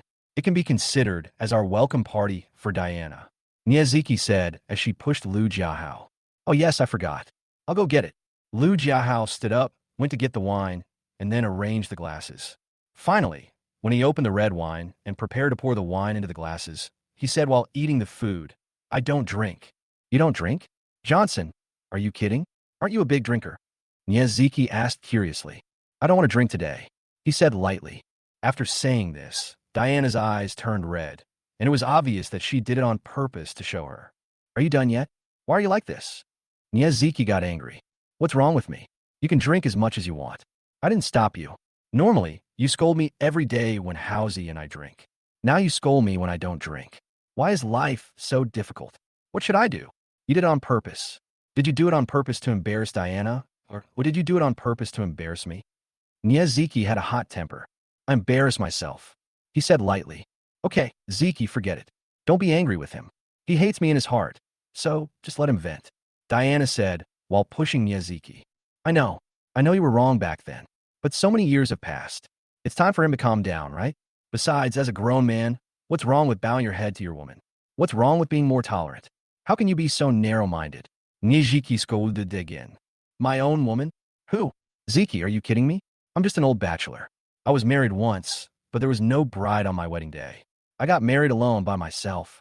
Where can I find a woman? Don't talk nonsense, he said while eating. Did you come here today on purpose to irritate me? Nieziki was so angry. I don't want to make you angry. You guys can do whatever you want. You can welcome us, entertain us, or drink. I won't disturb you. I'll eat my meal. I'm hungry. Is that okay? He said it speechlessly. If anyone should be angry, it should be Nieziki. Knowing that he didn't want to see Diana, she still managed to trick him into coming here. Is that fun? You just want to irritate me. You are such a hopeless case that I can't help you even if I want to. Let's just drink ours, Nieziki said angrily, feeling angry at him for not fighting back.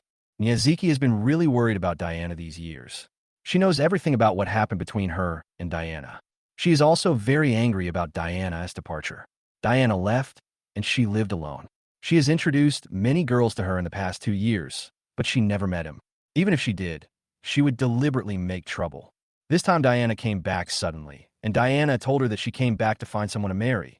So Nyaziki tried her best to match Diana and reunite, because, in her opinion, she and Diana are the most suitable couple, and she has been so decadent for so many years because she loves Diana in her heart. The person who tied the bell must be the one to untie it. Only Diana can change her current self-degradation. Nyaziki put a lot of effort into her relationship with Diana, but she just wouldn't cooperate from beginning to end. This made Nyaziki very anxious. Come on, Diana. Let us toast you a glass to welcome you back home and to welcome you to our home for the first time. Nyaziki and Liu Jiahao toasted Diana together. Thank you. Thank you very much, but I only drank a little and I have to drive. Diana nodded. Okay, just show your appreciation. Come, eat and see if my cooking skills have improved over the years, and also see if it suits your taste. Nyaziki persuaded. Yes, it's delicious. Very delicious. Your cooking was delicious back then, and it's even better now. Diana cooperated. He didn't speak from beginning to end. He ate alone and finished 2 bowls of rice very quickly. After finishing, he stood up and said, Okay, I'm done. I have something to do. I'll leave first. You guys eat and chat slowly, and slowly welcome the distinguished guests who have come back from the United States of America. I won't disturb you anymore. After saying that, he turned around and prepared to go out. If you dare to leave now, don't come to my house again. I mean what I say. Nyaziki was very angry. Aunt Ziki, can you please stop threatening me? I have something to do. You have something to do? What's your business? What would you possibly have to do? You have to set up your stall in the afternoon. What else can you do now? You have to sit here today. Don't even think about leaving. You're not allowed to go anywhere. Nyaziki was furious. I really have no way to deal with this girl. It's okay for me to go to the balcony to smoke a cigarette after I finish eating. This request is not too much, right? He finally said helplessly and got up and walked to the balcony. Just keep doing it, Johnson. I want to see what kind of consequences you'll get yourself into in the end. It really peace. I was lying on the balcony of Nyaziki's house, smoking a cigarette. I didn't know how long it had been before I saw Diana walk in alone. Diana came in and murmured. He ignored Diana and continued lying on the balcony smoking. Chapter 38, I'll wait for you. I'm sorry. I know I was wrong. I was too selfish. I shouldn't have just thought about myself and completely ignored you. But I was too young at the time.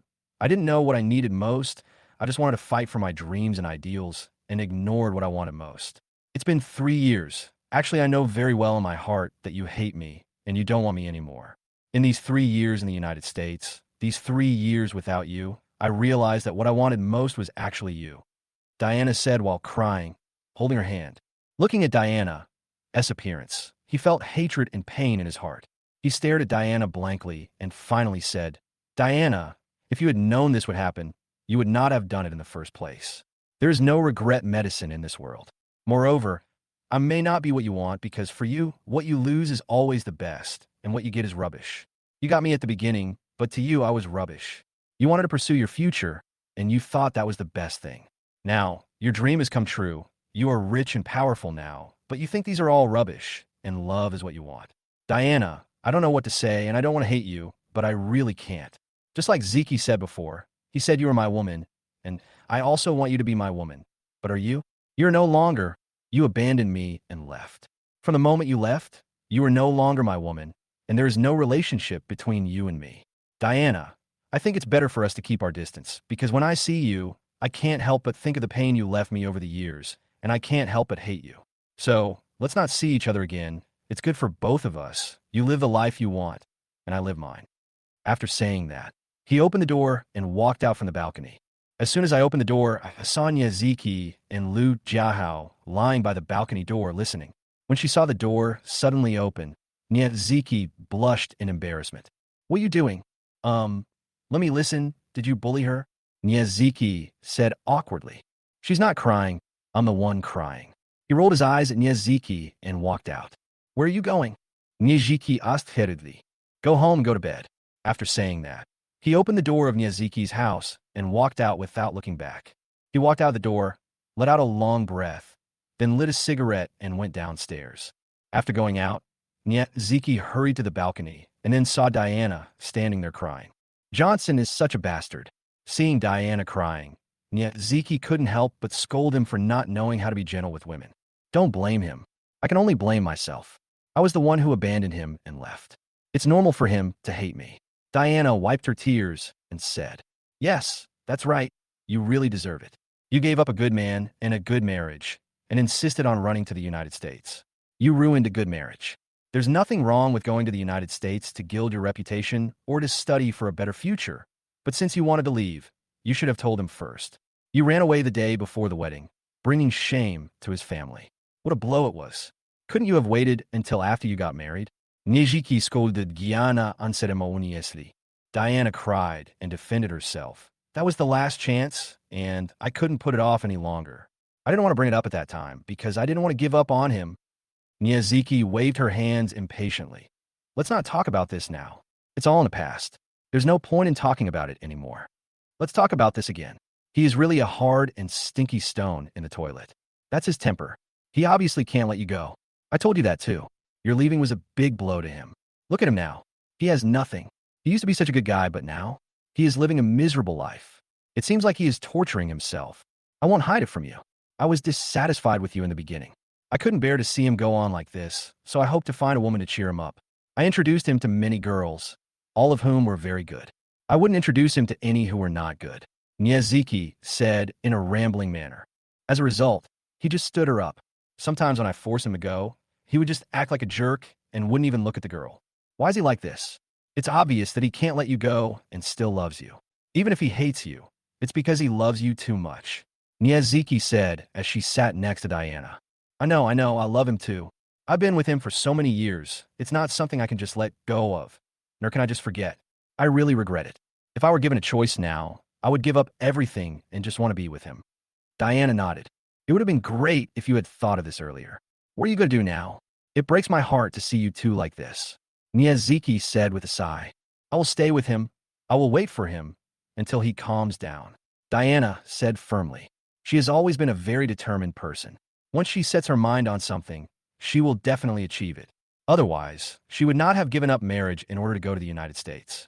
So this time, she believes that she can definitely win back his heart. Diana asked Niyazaki, Where are the others? He's gone, Niyazaki said. Diana was stunned for a moment, then stood up and ran out. Where are you going again? Niyazaki asked as he stood up. Go find him, Diana said and ran out. I took the elevator downstairs, and I felt indescribably uncomfortable in my heart, as if something was blocking my heart. He lit a cigarette, smoked it, and walked slowly outside. I walked out of the community and stood by the bus stop waiting for the bus. I was in a trance, thinking of many messy past events.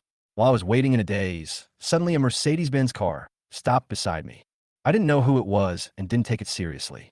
But the Mercedes honked the horn a few times, and seeing that there was still no response, the car window suddenly opened, and then Diana's voice was heard.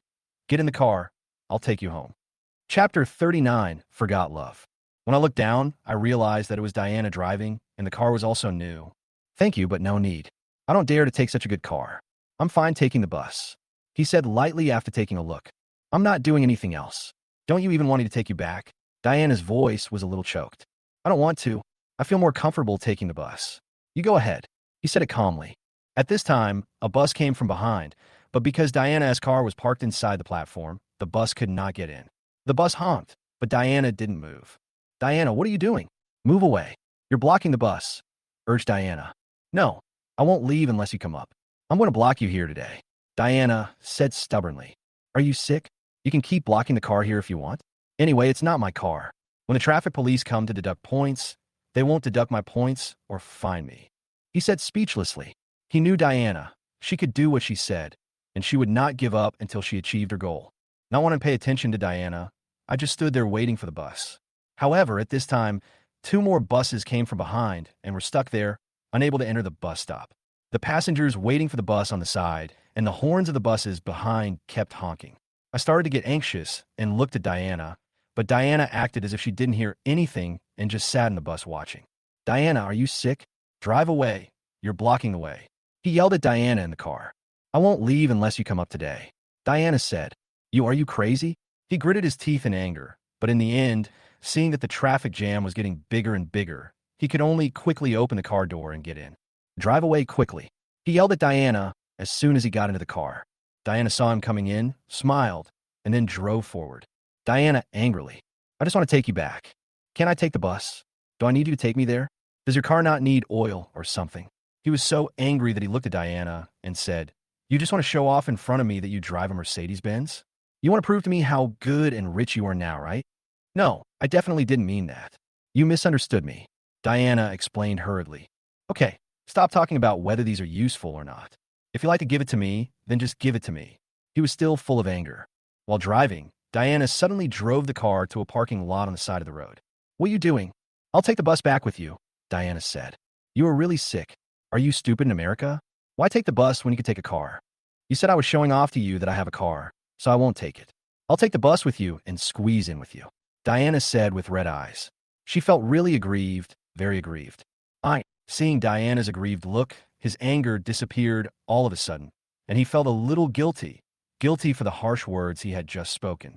I've said before, as long as you forgive me, as long as you want, I can give up everything. I can abandon everything I have now. I don't want the house and car assigned to me by the company. I don't want this position, even if you let me go back to your hometown in that small county and live there for the rest of my life. I'm willing to do that. I won't say a word. Diana said, Yes, what I did back then was wrong, but I made that choice because I was too young and I didn't think so much. The reason I made that choice was not because I was pursuing material things or because I abandoned you for money. Diana, have been with you for so many years. Am I that kind of person? I just wanted to pursue my dream at that time, and my dream was not about money. Am I, Diana, a vain woman in your heart? Although I did something wrong to you, and I was very wrong, it is really unfair for you to say that. As Diana spoke, she finally shed tears drop by drop. One can imagine the grievance in her heart. I'm sorry, I shouldn't have said that to you. He opened the car window, sat in the car with Diana, took out a cigarette and smoked it, then spoke slowly. The parking lot manager looked at the man and woman in the Mercedes-Benz with some surprise. They did not get out of the car after entering the parking lot, but just sat in the car and chatted. I don't need you to say sorry to me. Tell me, what do I need you to do to forgive me? Do I need to abandon everything I have now so that you can forgive me and we could be together again? If you say yes, I will quit my job on Monday. Diana continued. Her eyes were full of enthusiasm, and she really believed that she could do it. Are you really sick? Although I don't have money, I don't hate the rich. What happened between us has nothing to do with whether you have money now. You want to resign? If you want to resign, then you have wasted these years in the United States. Besides, your current position and identity have nothing to do with me. Even if you want to resign, it is your own business. Diana, what happened between us is a long time ago. Really, it's over. I once read a book that said that a person's heart is like a mirror. Some people's mirrors are big and can hold many people, but that's because the distance is far. The more people you hold, the blurrier the picture will be. Some people's mirrors are small and can only hold one person. So the picture is very clear and deeply imprinted in the bottom of their hearts. My heart is that small mirror, so small that it can only hold you, Diana. It has been like this for so many years. Your appearance has long been deeply engraved in my heart, like a mark left by an iron. However, you broke this mirror with your own hands 3 years ago. How can a broken mirror be repaired? Even if it is forcibly spliced together, there will still be cracks and holes. The same is true for the heart. A broken heart has forgotten how to love and dares not love again. I told you before that some things, once lost, are really lost. He spoke slowly, looking out the window, and the car was filled with smoke. No, I don't believe it. I firmly believe in the love between us. Even if your heart is broken, even if it takes me my whole life, I will put it back together, Diana said firmly. Chapter 40, Rich Second Generation. I used to believe in love, but the moment you turned and left without looking back, I lost my faith. Now, to me, so-called love is bullshit. It's all written in novels to fool people. In this society where money is supreme and profit is king, love is as worthless as shit. Don't lie to yourself. Let's be realistic. You are now excellent in all aspects. You can find someone better than me. I am not worthy of you, and I can't give you happiness. So let's just take the bus back by myself. I feel more comfortable and at ease taking the bus. After saying that, he opened the car door and walked out, lit another cigarette, then walked out of the parking lot without looking back and went straight to the bus stop on the side of the road. Diana watched him leave with tears in her eyes for a long time, until he got on a bus and disappeared. I sat on the bus and found a window seat in the last row. I leaned against the window and looked at the hustle and bustle of the city. All I could think about were the scenes of me and Diana back then. Work is work. No matter what your mood is, it cannot affect your work. For me, work is selling barbecue. When I had just set up the barbecue stall and was preparing to burn charcoal to start a day of barbecue, I saw Jessica walking towards me, still wearing very ordinary clothes. You are quite punctual every day. I'm a little curious. Are you really a student? Of course I'm a student. If I weren't a student, how could I be here? This is a university town. You are a student. How come you have so much free time? It's not even 6 o'clock yet, and you're here. It's 6 o'clock. Already finished class. Our class is very easy. You can tell it's really easy. He glanced at Jessica. Jessica came over and started to help with some of the preliminary preparations. Jessica casually, my home is... Jessica hesitated, her mind spinning. You're not from Shanghai, right? How can there be poor students among Shanghai natives? No, I'm not from Shanghai. Then where are you from? He asked. I am from Yunnan. From Yunnan. You're from Yunnan. Oh, you're a native of Yunnan? Yes. A country person? Of course. Oh, where in Yunnan are you from? Well, it shouldn't be Kunming, right? No. Where is that? Dali. Yes, I'm from Dali. Oh, Dali and Yunnan are the two most famous places. Haha. Yes, come on. Others are here to buy barbecue. Stop chatting and get to work. Jessica said quickly, secretly wiping the sweat from her forehead with a tissue. He didn't say anything else and just concentrated on grilling. Then more people came and business started to pick up. The two of them were so busy that they worked until after 10 p.m. Because university dormitories usually close around 11:30 p.m., business usually slows down after 10:30 p.m. Okay, it's getting late. You should go back first, he said to Jessica. Oh, okay, you should finish work early too. Then I'll go home first.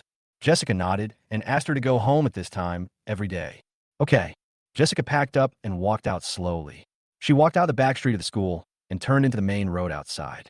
She took out her key and pressed a button at a parking space on the side of the road, then opened her car door and got in.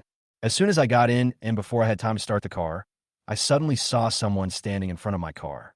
Jessica opened her eyes. She saw a man standing in front of the car, smoking and looking at her, with one of his hands covered in grease. Jessica's eyes widened. Then she quickly opened the door and got out of the car.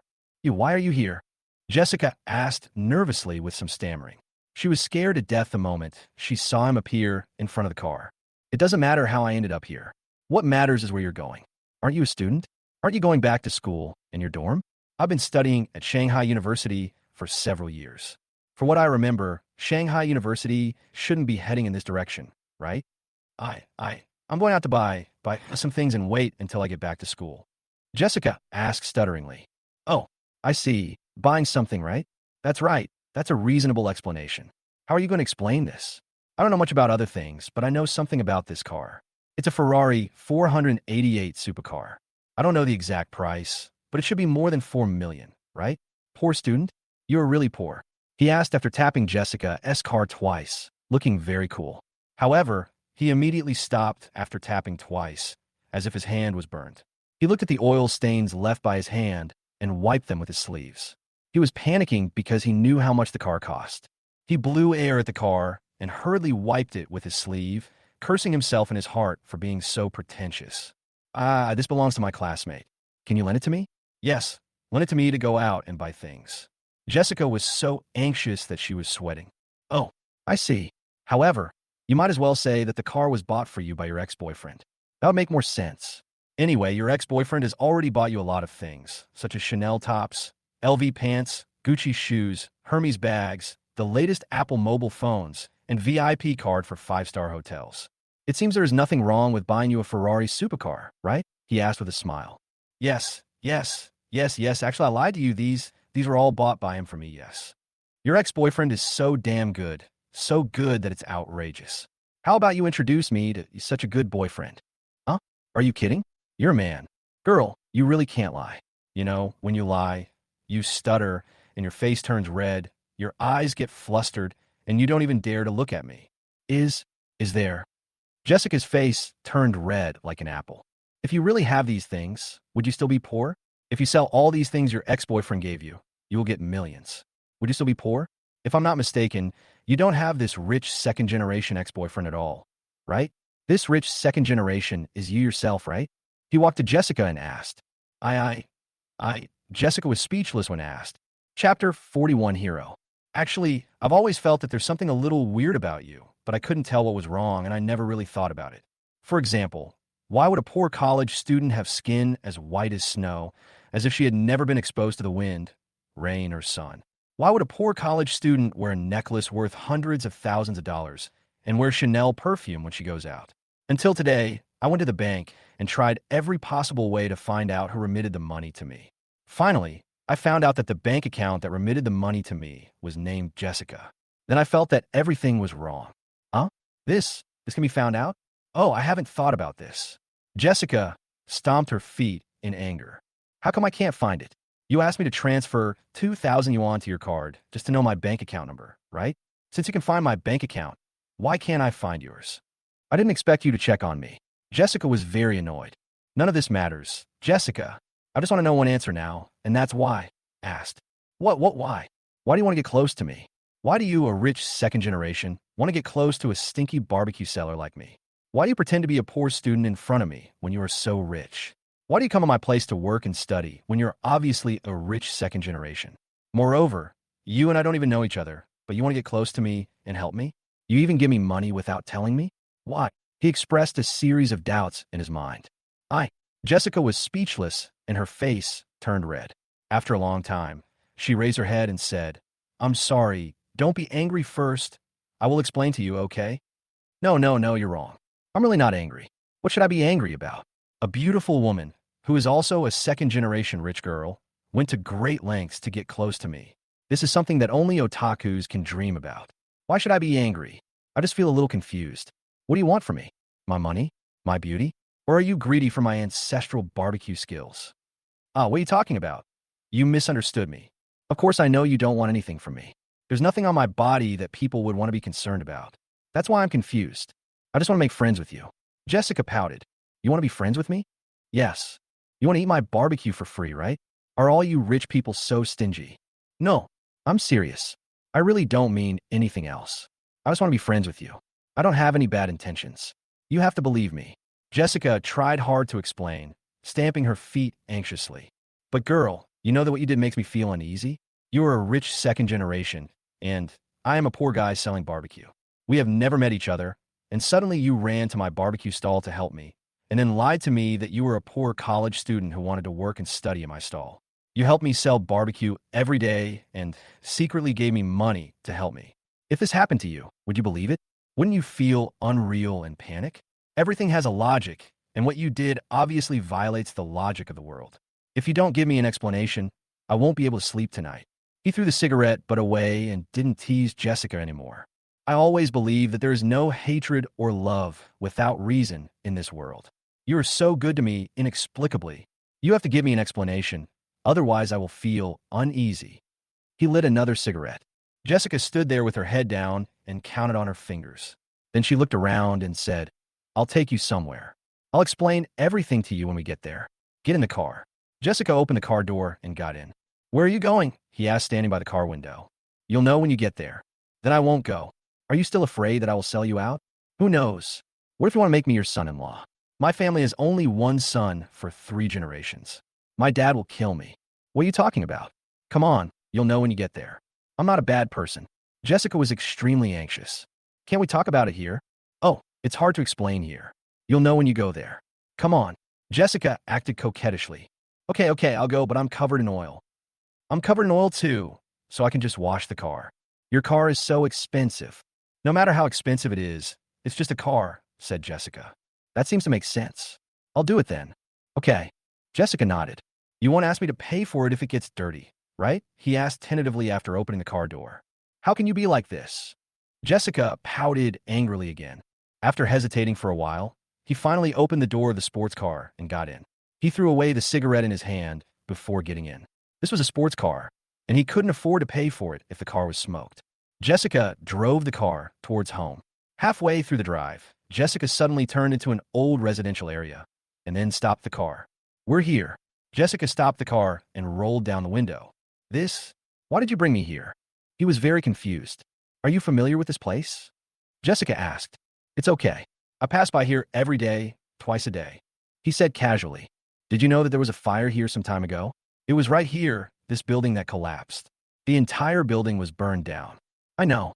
It was reported in the news," he said slowly, then opened the car door and got out. He lit a cigarette and leaned against the car to smoke. He was a heavy smoker, and his addiction had become stronger since Su Min left. When the fire broke out, a man rushed into the fire and rescued a girl at the risk of his own life. "Do you know about this? I remember I asked you about this when we first met." Jessica continued to ask. Turning to look at Jessica, he seemed to have guessed something. "How did I answer you?" "I said that the man who saved the life was great, and you said that he was not great, and that anyone who saw him would save him, and that he was just an ordinary person. Then, you changed the subject." "Why do you ask this?" he continued. "Because I am the girl who was rescued." Jessica stared after saying this. Although he had already guessed it a little bit, after hearing Jessica say this, he was still so surprised that he couldn't close his mouth because it was such a coincidence. "Surprised?" "A little bit." Nodded. "Why are you surprised?" "I wonder how you could possibly live in a house like this." Changing the subject. "My dad is rich, but I don't want to keep living the life my parents created for me. I want to be independent, so I go out of work and live on my own. My salary is not too high, and this place is not far from where I work, so I live here." Jessica explained. "Oh, I see." He nodded. "I was sleeping that day and was suddenly awakened by the smoke. When I woke up, I saw the whole house was filled with smoke and a huge fire. I wanted to escape, but the fire was too big and I couldn't get out. I was helpless and terrified. I knew I was going to die. I came up with a last resort and ran to the balcony and shouted outside, but the sound of the fire drowned out my voice. I finally waved my clothes for help, hoping that someone would see me and come to save me. But I knew in my heart that I was going to die here. Just as I fell, I vaguely saw a man rushing in, hugging me, calling me, then taking off his wet coat and putting it on me, holding me in his arms and rushing out. I could feel how big the fire was, how hot it was, and how thick the smoke was. Then I fainted, and my memory ends here. After I woke up, the doctor told me that if I had been any later, I would have died, either from the fire or the smoke. After I was discharged from the hospital, I tried every possible way to find the man who saved me, but there was no news about him. It was said that he left after saving me from the fire. No one knew his name, what he looked like, or what he did. Jessica stared at him closely while he was telling the story, trying to read something from his face, but he just stood there smoking calmly, as if he was listening to a story that had nothing to do with him. Chapter 42, Goodbye, Friends. I finally asked the police to check the surveillance footage at the door. It clearly captured the man who saved me leaving. It also captured him riding a tricycle piled high with barbecue items. Although it didn't capture the moment he saved me, based on the timing and my vague memory, I can conclude that this man was the one who saved me. Maybe you're mistaken. Maybe he's just a passerby who happened to pass by. He was the only one who left here at that time. Moreover, I gave the footage to the medical staff who had contact with him at the time, and they confirmed that it was this man who rescued me from the fire. Jessica said again while watching. He stopped talking immediately. "Do you know why now?" Jessica asked. "How did you find me?" he asked after putting out his cigarette, knowing that he could no longer pretend. "I looked for all the barbecue stalls nearby, but couldn't find one. Someone told me that the place with the most barbecue was the one on the back street of the university town. So I went there and found you. That's how we met for the first time." "I see. I have asked you about this, but you pretended not to know. Since you pretended not to know, I won't tell you. I just want to know what kind of person the man who saved me is, so I lied to you. I'm sorry, I didn't mean it. I admit that I saved you, but anyone who sees this will do the same. It's just like when our teachers taught us to help old ladies cross the road when we were little. It's not as great as you think. If you really want to thank me, just say thank you to me. There's no need to repay me," he said with a smile. "To you, it's just a small thing, but to me, it's a life-saving grace. If it weren't for you, I might have been burned to ashes. Besides, is it really as easy as you say? You know very well, with such a big fire, you might never get out if you rush in. Not everyone would go in. There were at least 100 people at the scene. Who went in? Everyone was just watching the fun." Jessica said seriously. "So you approached me secretly and came to work for me selling barbecue and helping me secretly. So what are you going to do next? You don't want to marry me to me, do you?" he said with a smile. "I'm serious with you. I'm not joking," Jessica said embarrassedly with a red face. "Okay, I won't tease you anymore. Okay, I've figured out the whole story. I wanted to show off my style and be an unknown hero, but I didn't expect you to find me. As I said, it was fate that I was able to save you. Even if I didn't save you, someone else would have saved you. You are so beautiful and kind. God can't be so blind. As I said, I accept your gratitude, but there is no need to repay you. I don't want to repay you. I just want to be friends with you. Jessica said to him seriously. Why do I feel like we are kids in kindergarten, making friends here? Jessica made me laugh. I'm serious. I want to be friends with you.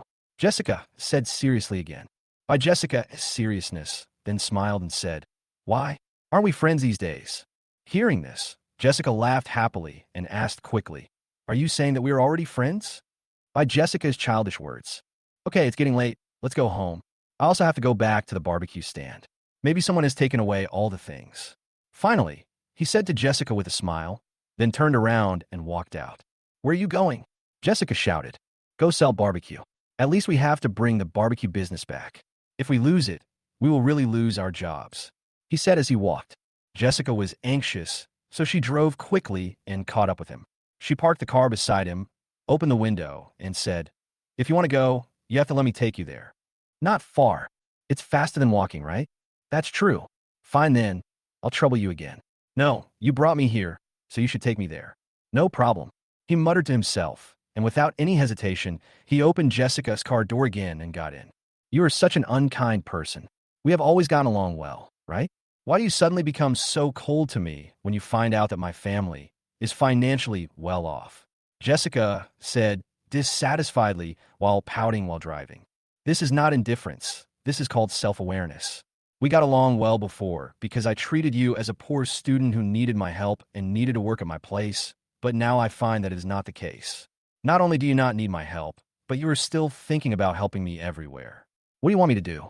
I can't continue to let you work at my place, and I can't continue to be merciful and give you a high salary of 2,000 yuan a month, right? 2,000 yuan. Is it enough to fill up your car with gas? He asked with a smile. Then why don't you just treat me as the poor student who needs your help? But the problem is that I can't treat you as that poor student, right? Have you ever seen a poor student driving a supercar? Let me tell you this, you are a poor student, so I am helping you by carrying forward the great Lei Feng spirit. I am doing good deeds, and I have a sense of honor in my heart. However, knowing that you are so rich, I still treat you as a poor student and help you. Don't you think I'm stupid? Then how about this? I will run away from home tomorrow. I will leave everything I have at home and live on my own. That way I will have nothing and I can go to work for you. Is that okay? What the hell, are you sick? You have a good life, but you insist on working for me? What? Do you think selling barbecue is fun? It's fun, mainly because I feel happy to be with you. But I'm not happy. What's wrong? Did I do something wrong? No, it's not that you didn't do a good job. Quite the opposite. It's because you did too well that I couldn't stand it. I actually used a salary of 2,000 yuan a month to instruct a girl who drove a Ferrari to work for me for such a long time. I felt that I had reached the peak of my life, but this kind of peak is okay once in a while. If it lasts for a long time, I'm afraid it will shorten my life. What are you talking about? I'm serious. Don't be serious. We're here. Stop the car. Don't drive inside. Your car is not a van. If you scratch something, the stall owner can't afford to pay for it. Do a good deed and stop here. I'll walk in by myself. Wait a minute. Jessica shouted. What else? Is this yours? Jessica got out of the car and called out. Chapter 43 Lost. What? He turned around and asked. Here. Jessica rummaged through the bag in her hand, then took out a diamond ring from the inner compartment and placed it in front of him. How come it's here with you? Where did you get it? He became very excited when he saw the ring. He took the ring from Jessica's hand and looked at it carefully. Is this really yours? Jessica was also a little surprised. Where did you get this? He asked, staring at Jessica. The doctor gave this to me when I woke up in the hospital, saying it was found inside my clothes. But I never bought this ring, so I was wondering if it accidentally dropped on me when you saved me. Later I asked you, but you said you were single and didn't have a girlfriend. I thought it might not be yours, but I couldn't figure out whose it could belong to. Is it really yours? But didn't you say you didn't have a girlfriend? This is obviously a girl's ring. Aren't rings with diamonds usually wedding rings? Jessica was very curious. This is mine, but it's not mine. Anyway, I've been looking for this for a long time, and I almost went to court for this ring. It was difficult to suppress the excitement in his heart. Ah, is it your ex-girlfriend's? Jessica asked. No, you said it was her ex-girlfriend. How would a ring be on me? Do you think I'm the kind of scumbag who wants to take back someone's ring after breaking up? That's not what I meant. As for you, don't ask anymore. Go back first. I have something to do. I'll leave first. After saying that, he turned around and ran back. He was anxious to find Grace. This ring was very important to him. It could be said that it was a thorn in his side. Hey, he didn't even tell me who this ring belongs to. Jessica shouted at his back, but he was already gone. Does he have a girlfriend? Jessica muttered while sitting alone in the car, and then pouted and cursed. Liar, you clearly told me that he doesn't have a girlfriend, humph. But he didn't have time to care about Jessica's little thoughts. He just closed the stall and pushed the tricycle back home. After returning home, he took a shower, went out, hailed a taxi, and went to Grace's house. I arrived at Grace's house. Standing outside the door, I heard Annie crying inside. I want my dad. I won't sleep until my dad comes. Stop quarreling, okay? Have you forgotten what Dad told you yesterday? Dad said that if you cry or make a fuss again, he will never come back. I want my daddy. I want my daddy. Hearing this, he smiled and knocked on the door. The door opened from the inside. It was my aunt who opened the door. Mr. Wong, you are here. Yes, Auntie. The little ancestor is crying and looking for you. I heard that. I walked in and went straight into the bedroom, where the mother and daughter were fighting. Grace was a little surprised to see him appear suddenly. Compared to Grace's surprise, little Annie was very happy. She jumped up from the bed again and threw herself into Grace's arms. She coaxed little Annie, put her to sleep, and told her stories. Grace was watching by her side. Finally, looking at the intimacy between the father and daughter, she walked out and closed the door gently. She quietly left the bedroom after little Annie fell asleep. When she came out, she saw Grace half lying on the sofa watching TV. The volume was turned very low, obviously because she was afraid of disturbing the child. Falling asleep, Grace sat up straight and asked when she saw him coming out. Well, I fell asleep and asked me to tell a story, but I fell asleep before I could finish a few words. He sat at the other end of the sofa. Why did you come here suddenly today? She's in such a mess. Why didn't you call me? You work so hard every day running the stall and stay up so late, and I have to call you over every day to coax her. I really feel bad about it. Besides, I can't call you over every day. I have to let her get used to it. I can't do everything she wants, even though she's sick. Grace wanted to say something, but in the end, she swallowed it back. It's not that hard. As long as I see her smile, I'm actually very happy, he said with a smile. Grace looked at him and said after a while, thank you. Actually, I came here today because I wanted to return something to you, said. What? Here. He took out the diamond ring from his pocket and handed it to Grace. Grace saw the ring. She sat up straight with her eyes wide open. She immediately took the ring from her hand, looked at it carefully, and stroked it with her hand. After a long time, she held the ring tightly in the palm of her hand. Where did you find it? Didn't you say you lost it? Grace asked while holding the ring in her hand. I thought I lost it, but someone returned it to me today. Return. I remember when I explained to you, I said that I lost the ring because I went to put out a fire that night. You may think that I was lying to you, but I wasn't. Today, the girl I rescued found me, took out the ring, and asked if it was mine. It turned out that when I was rescuing people, I somehow dropped the ring on her and inside her clothes. I didn't know where the ring went until she found me today and gave it to me. I'm sorry to have made you sad for so long. This was indeed an accident. He answered. Grace opened her palm again and looked at the ring on her hand without saying anything for a long time. After a long time, he suddenly picked up the ring in his hand and threw it into the trash can next to him. What are you doing? He was frightened by Grace's actions. The past is always the past. If people want to live, they have to live in the present and the future. I used to feel that I couldn't live without it. I wore it every day, every moment. Wearing it was as if it was still alive and by my side. I felt that I couldn't hold on and couldn't live without it. However, during the time when I lost it, I found that I was living a good life. So, I understood that it's not that I can't forget it, but that I don't want to forget it. It's not that I can't hold on without someone, but that I found a reason for myself not to let go. Grace said slowly, know who every it and he Grace is talking about. It's so tiring, because I can't bear to forget because I have too many obsessions in my heart, so I've been forcing myself, making myself scarred and exhausted. During the time without the ring, from the initial pain, longing, and sadness to the numbness, adaptation, and habit later, I felt relieved in the end. No matter how reluctant I am, even if I have loved him again, that is only in the past. There must be a day when I have to let go of all the reluctance and obsession and live a new life without him with some regrets and sadness. The ring is lost. Maybe God is reminding me that it's time to forget him. It's been so many years, I should be nicer to myself. So, since it's lost, let's lose it completely. Grace sighed and said slowly. She was speaking to herself, but more importantly, she was speaking to herself. Chapter 44 doesn't belong to me. What you said makes sense, but if you don't want it anymore, don't throw it away. It's so expensive, it costs tens of thousands. She felt sad when she looked at the thrown away diamond ring. What is lost is the person, the heart, and the past. It is not money, and it should not be money. Without saying anything else, he understood what Grace meant. Okay, thank you. The diamond ring was not lost, and you returned it to me, so you don't owe me anything. Now it's my turn to owe you. I haven't paid you for the last time I hit you with my car. Besides, you have helped me so much during this period of time. I don't know how to thank you. Grace changed the subject. Don't forget, I still lent you 20,000 yuan. Oh, right. I forgot about this. I don't know how to settle the debt between us. I promised to pay you, but you... Forget about the salary. I don't like to put money and feelings together. I've said it before, I like little Annie from the bottom of my heart, so I don't want to have anything to do with money. Money is the most damning thing in the world. Anyone who has anything to do with it will become stinky. But you can't avoid it. He laughed at the end. You really don't want a salary? I told you I'd give you 20,000 a month. How much do you make in a month selling barbecue? You really don't want that much money. You have to earn every penny that belongs to you. What doesn't belong to you, no matter how much it is, you can't take it, and I don't want to take it. He said with a smile. But this money belongs to you. We agreed on it. You deserve it. But in my opinion, this money should not be taken. He smiled again, and then continued. It seems that he is completely asleep. I will leave first. Let's sleep here. It's too late. Grace tried to persuade him. No, she didn't cry. I'll go back first. I have to go back tomorrow morning anyway. Well, okay then. Grace agreed without any further attempts to persuade him.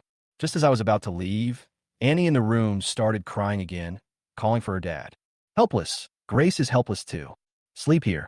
That's all we can do. He smiled and turned to go into the house. With Grace. Little Annie was sitting on the bed, crying. She stopped crying when she saw me coming in. Dad, don't leave. You said you would hold Annie in your arms while she slept. Why do you leave every time? You're not here every time when Annie wakes up. You promised me that you would hold me in your arms while she slept. The little girl cried. Daddy is not leaving. He's just chatting with Mommy outside. Daddy is not leaving. He could only go over and coax the child. He had no choice but to take off his coat again. He used the same old method and slept in the bed with his pants on, holding little Annie and coaxing the little girl to sleep. Grace stood there and sighed, then walked to the other side of the bed, opened the quilt, and lay on the other side. Her daughter's dependence on her made her feel angry and distressed. After a long time, he gently let go of little Annie, carefully and slowly lifted the quilt and prepared to get up from the bed. Are you asleep? Grace was also about to fall asleep, but because someone was next to her, she kept staying awake. After seeing his movements, she asked quietly. Yeah, he fell asleep. I'll go back first, he said as he quietly got out of bed. It's so late. Why don't you sleep in the next room? I asked Annie to tidy up that room. You could just go and sleep there. Grace reminded. Okay, you go to sleep first. I'll go to sleep too. He didn't refuse because it was too late and it wasn't the first time he slept here. Some things might seem embarrassing the first time you do them, but after the first time, everything doesn't seem so awkward. Just as he got up and took his coat to put on and go out, the little girl who had fallen asleep suddenly sat up from the bed, looked at him with wide eyes and asked, Dad, you lied to me. You want to leave again? Looking at this child, both Grace and I were overwhelmed. Dad didn't leave. He just went to the bathroom. Dad promised to sleep with you today, and he will definitely sleep with you. Mommy promises you that when you wake up tomorrow morning, Daddy will sleep next to you. The three of you will sleep in one bed. Okay? Do you believe Mommy? Grace said helplessly to her daughter. Huh? Why? Did you promise her like this? He stuttered. Let's sleep here tonight. The three of us sleeping together. You hold her in your arms, otherwise she will definitely not sleep well tonight. She hasn't had a good night's sleep for many days because of this. Grace felt sorry for her daughter. But this. You sleep over there, I sleep over here, and she sleeps in the middle. You can't touch me, and I can't touch you. So what's the problem? Grace said calmly, but her slightly blushing face betrayed her indifference. But this is not appropriate. I'm not afraid of a woman like me. So what do you have to be afraid of? What? Are you afraid that a widow like me will take advantage of you and you'll suffer? Grace suddenly became a little angry. No. That's not what I meant. Then go to sleep. Grace covered herself with the quilt and turned sideways to sleep. It was obvious that Grace was angry, but he didn't know why Grace was suddenly angry. He smiled helplessly, then took off his coat, put on his pants, and went to bed again.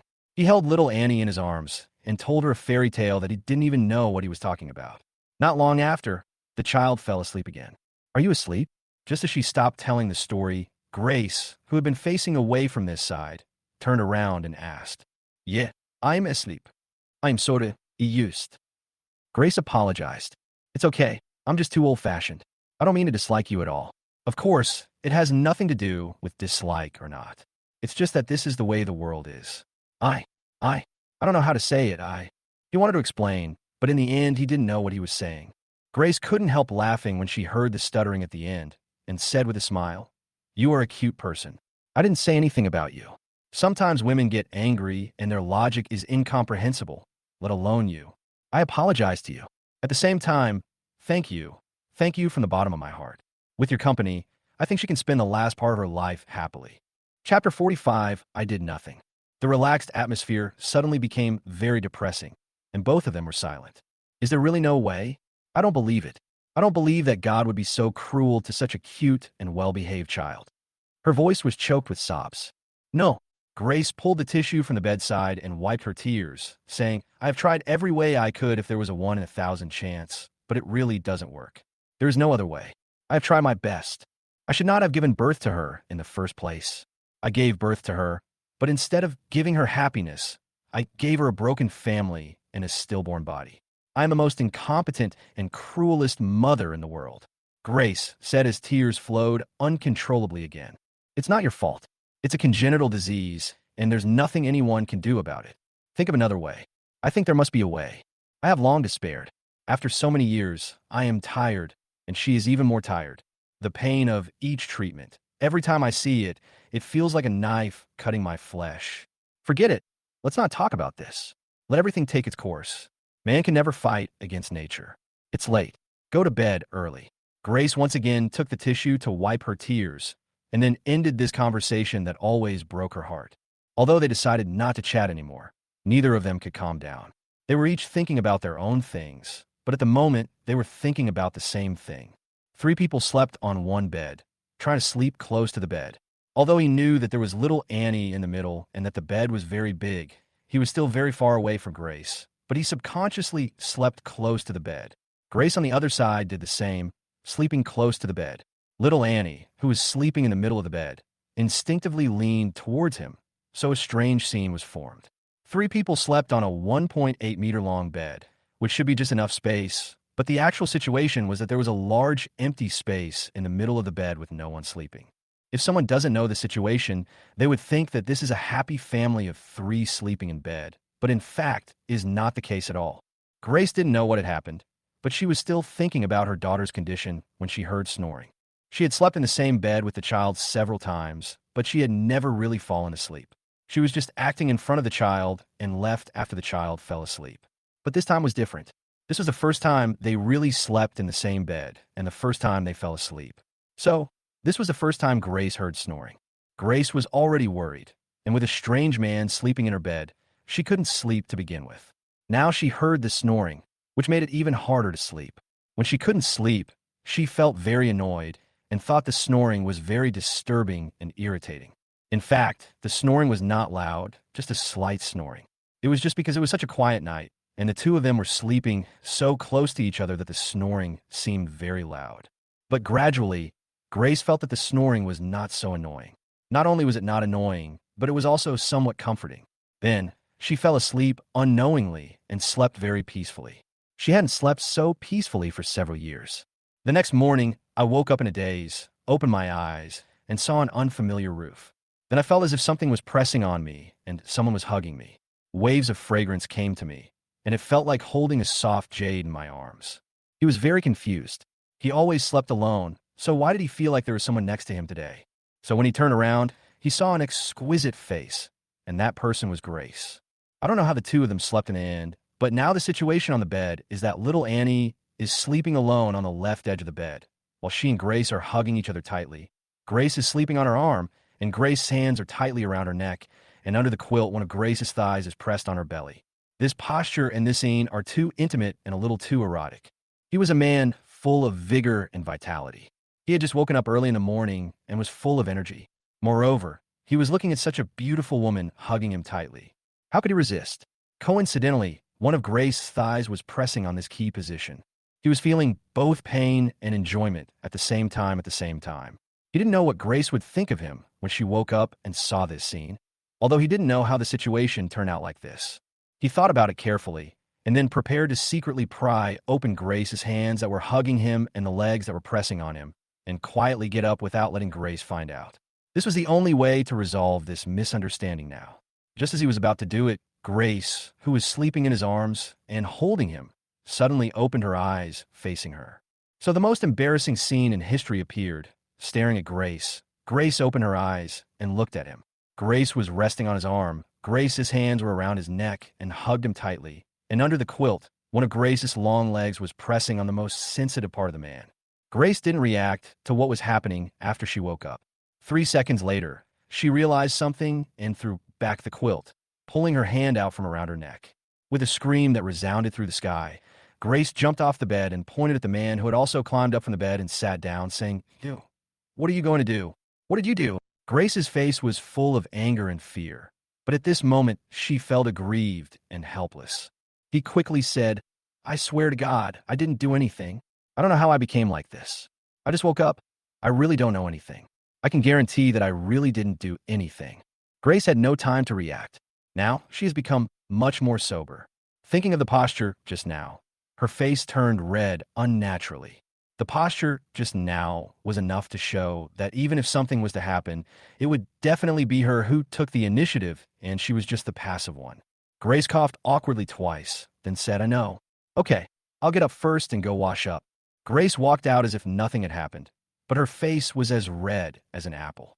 Although she had been married and had children and had experienced the world, it did not mean that she was not shy or embarrassed, but she was much more rational and wise than the average girl. After Grace went out, he let out a long sigh and wiped the cold sweat from his forehead. Chapter 46, I'll Die for You to See. After leaving Grace's house, he went straight back to his own home, found Grace's ring, and returned it to her. For him, this was like putting down a big stone in his heart. Otherwise, this stone had been suffocating him. He was this kind of person. Once he owed someone something, he would feel very uncomfortable, just like he owed a debt of more than 300,000 yuan. In the past few years, he dreamed of making money to pay back the money he owed to others. So he worked so hard to make money in the past few years. Today is Sunday, and I wanted to set up the stall early. So after I got home and took a short rest, I started to get busy and do some preparatory work. Just when it was almost noon, my cell phone suddenly rang. I looked at the number on it and found it was an unsaved number. Although this number was not saved, I knew who it belonged to. I looked at the number for a long time without pressing the answer button. I kept hesitating. After a long time, I gritted my teeth and answered the call. "What's the matter?" he asked calmly after answering the phone. This mobile number belonged to Diana. Diana had called him with this number before. Although he didn't save this number, he remembered it. He didn't know how he remembered this number after seeing it once. "I broke my leg," Diana said on the phone. "You broke your leg? What happened? What's the situation?"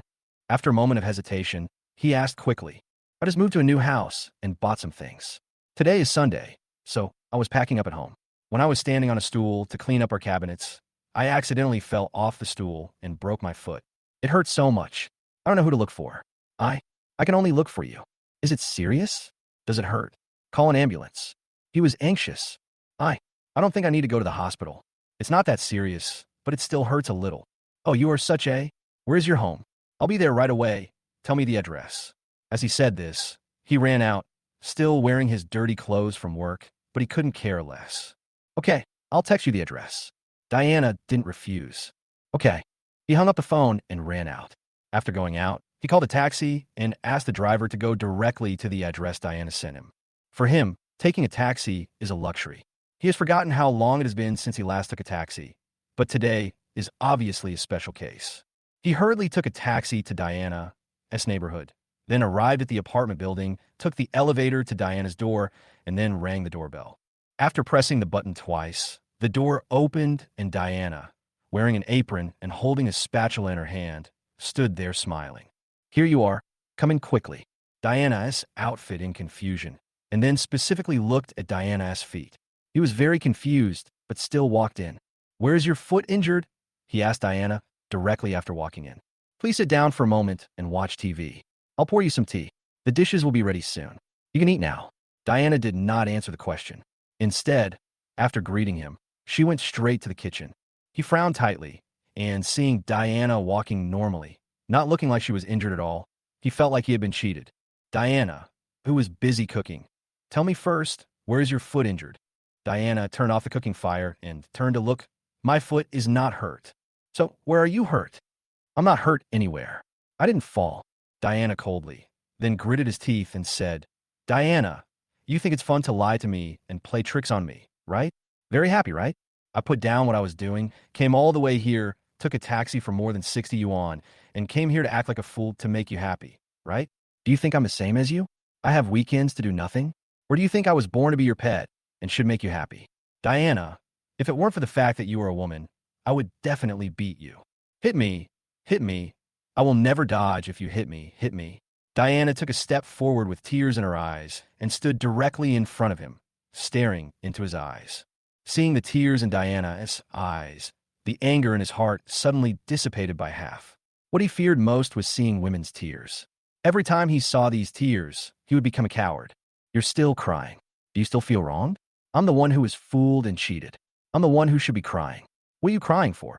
He couldn't help but scold again.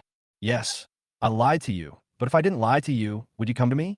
If I didn't call you today and lie to you that I was injured, but instead called you to tell you that I prepared a lot of dishes and would cook for you myself and invite you to come over for dinner, would you come? If I had a way, would I have lied to you?" As Diana spoke, tears began to drip from her eyes. After hearing the reason, he fell silent, his heart softened, and he was more or less moved. He knew very well that Diana could not cook, and she never cooked. He and Diana had lived together for several years, and he was the one who cooked during those years. Diana never went into the kitchen and hated it. She couldn't even tell the difference between salt and MSG. But today, she cooked for him on purpose. He knew she was not lying. "Why do you have to cook for me?" He said this, but the anger in his tone was no longer there. "Is it wrong for me to want to cook a meal for you?" Diana asked, staring at him. "You've cooked for me for so many years. Why don't you let me cook for you?" "I'm not hungry," he replied. "You have to eat even if you're not hungry. You have to eat here today. I know you hate me. Not only do you hate me, I hate myself too. But no matter how much you hate me, you have to eat this meal here today. If you don't, I will die in front of you. I mean what I say," Diana said, pointing at the kitchen knife on the chopping board. "You're crazy. I'm just crazy, and you're the one who drove me crazy. I can't cook, and I've never cooked since I was a child. You know this. I also hate cooking because it's dirty, and I especially don't like the greasy feeling. But I want to cook a meal for you. I want you to know that I'm also a woman who can live at home, not a woman who chases money and fame. I also want to tell you that I can change for you. Any change is fine, even if I don't like it myself. After I separated from you yesterday, I thought about it.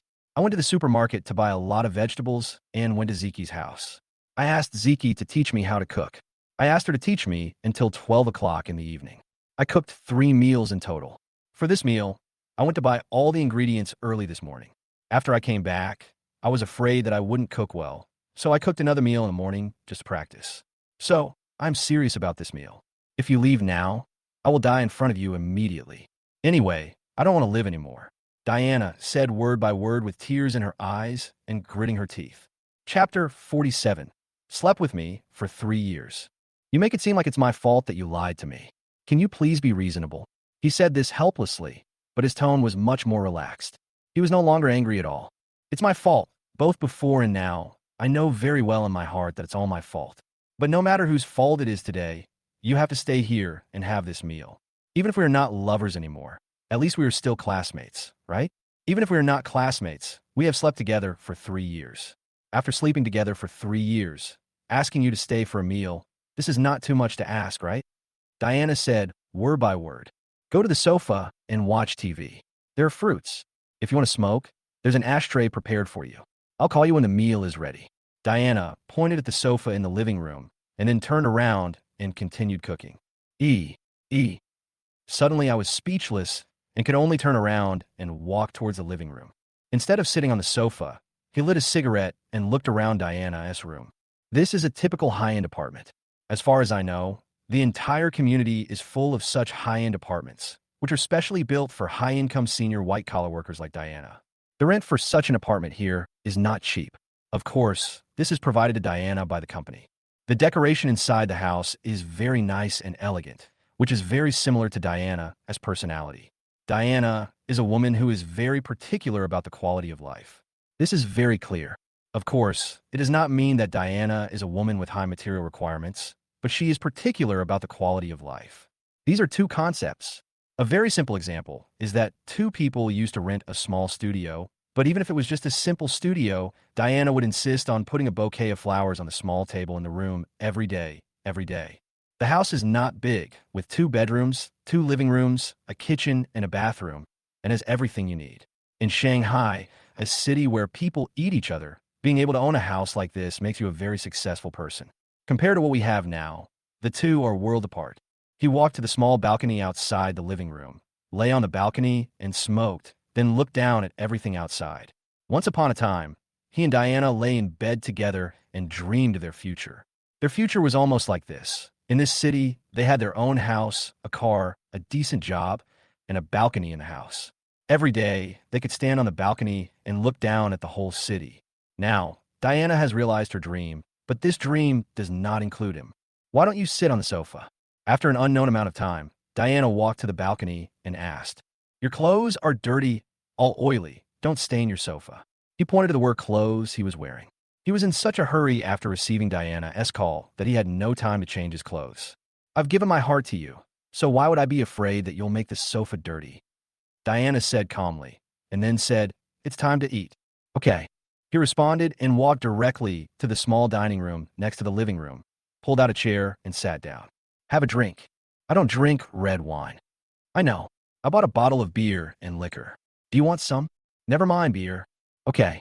Diana took out a bottle of beer, then slapped her head and said, "Oh, I only remembered to buy you beer, but forgot to buy a bottle opener.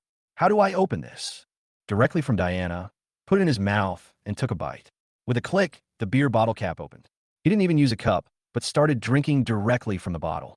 Diana stared blankly, without saying anything, and brought a bowl and chopsticks, then a cup, and said, "Pour me some too. I'll drink with you." She didn't mind at all that the wine had already been drunk. "What can you drink if you can't drink?" "Let's eat." He directly rejected Diana. Diana was disappointed, but didn't force it. She asked, "How does the food taste? Can you still eat it?" "It's okay. It's delicious." He made a nonchalant comment. "Then I'll cook for you every weekend, okay? Next time, even if you really break your ankle, I won't come here," he said calmly while eating the food with big mouthfuls. Diana stayed there and asked, "Tell me, do you hate me or dislike me now? Is there any difference between the two?" "Yes," Diana said, and then added, "I can accept that you hate me. If you hate me, it means that you love me in your heart." Didn't answer Diana's words. He couldn't say that he hated Diana. He knew very well how he felt in his heart, and it was definitely not hatred. "Why did you come here today?" Diana asked again. "I'm stupid, foolish, and cheap. Why else?"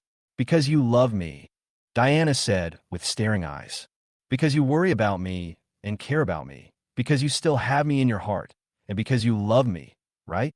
Diana asked almost forcingly. "Don't think too much. If an old lady sprained her ankle on the road, I would help her up. I don't have that much love. My love has long been thrown away." He drank wine in big gulps and refused to admit it. "It doesn't matter whether you admit it or not. I just know it in my heart. Eat it. This is your favorite braised fish. I learned how to make it from Ziki. Take a look and see if it tastes good." Diana ignored the answer and happily picked up the dishes. "I don't like eating it anymore." "Why?" "There's no reason. People change, and so do tastes. I haven't changed, but I've changed."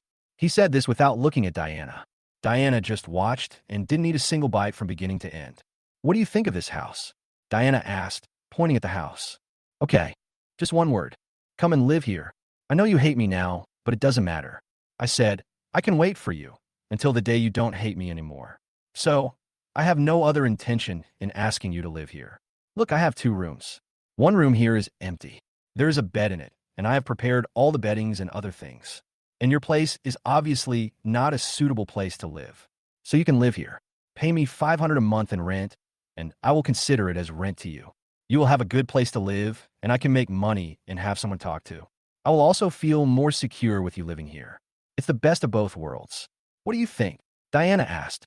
"Of course, you live in your room, and I live in mine. I don't mean to live with you. Isn't room sharing popular nowadays? It's also very common for strangers to room share. Let's just treat it as room sharing. Diana continued to explain. Chapter 48, Don't Reject Me. He took another big sip of beer and finished the whole bottle. He took the bowl and prepared to go to the kitchen to get some rice, but Diana had already taken his bowl and got him a bowl of rice. He didn't refuse. Don't reject me, okay? Diana handed the bowl over and begged softly. Since you went to great lengths to call me here today, you must have something to talk to me about. Just tell me everything else you have to say. He said to Diana while eating. Okay, wait for me. Diana nodded, then stood up and walked towards the inner bedroom. When she came out, she was carrying a backpack in her hand. Diana handed the backpack over and said directly, Here. What? Money, Diana said. Money. He frowned and unzipped the backpack. There was indeed money inside. A lot of money, neatly arranged in bundles.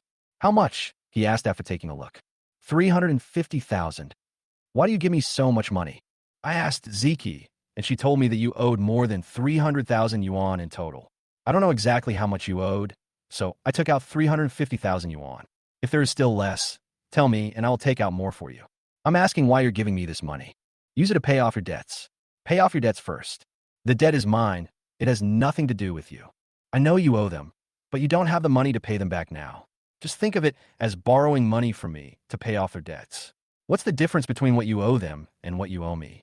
Besides, you owe Ziki and Hausi so much money, and they're not well off. Although they haven't asked you to pay them back, they're living a tight life. You should pay them back. I'm alone anyway. I don't need so much money, at least not for the time being. You should pay the money back to useful people first. Moreover, the debts you owe have a lot to do with me.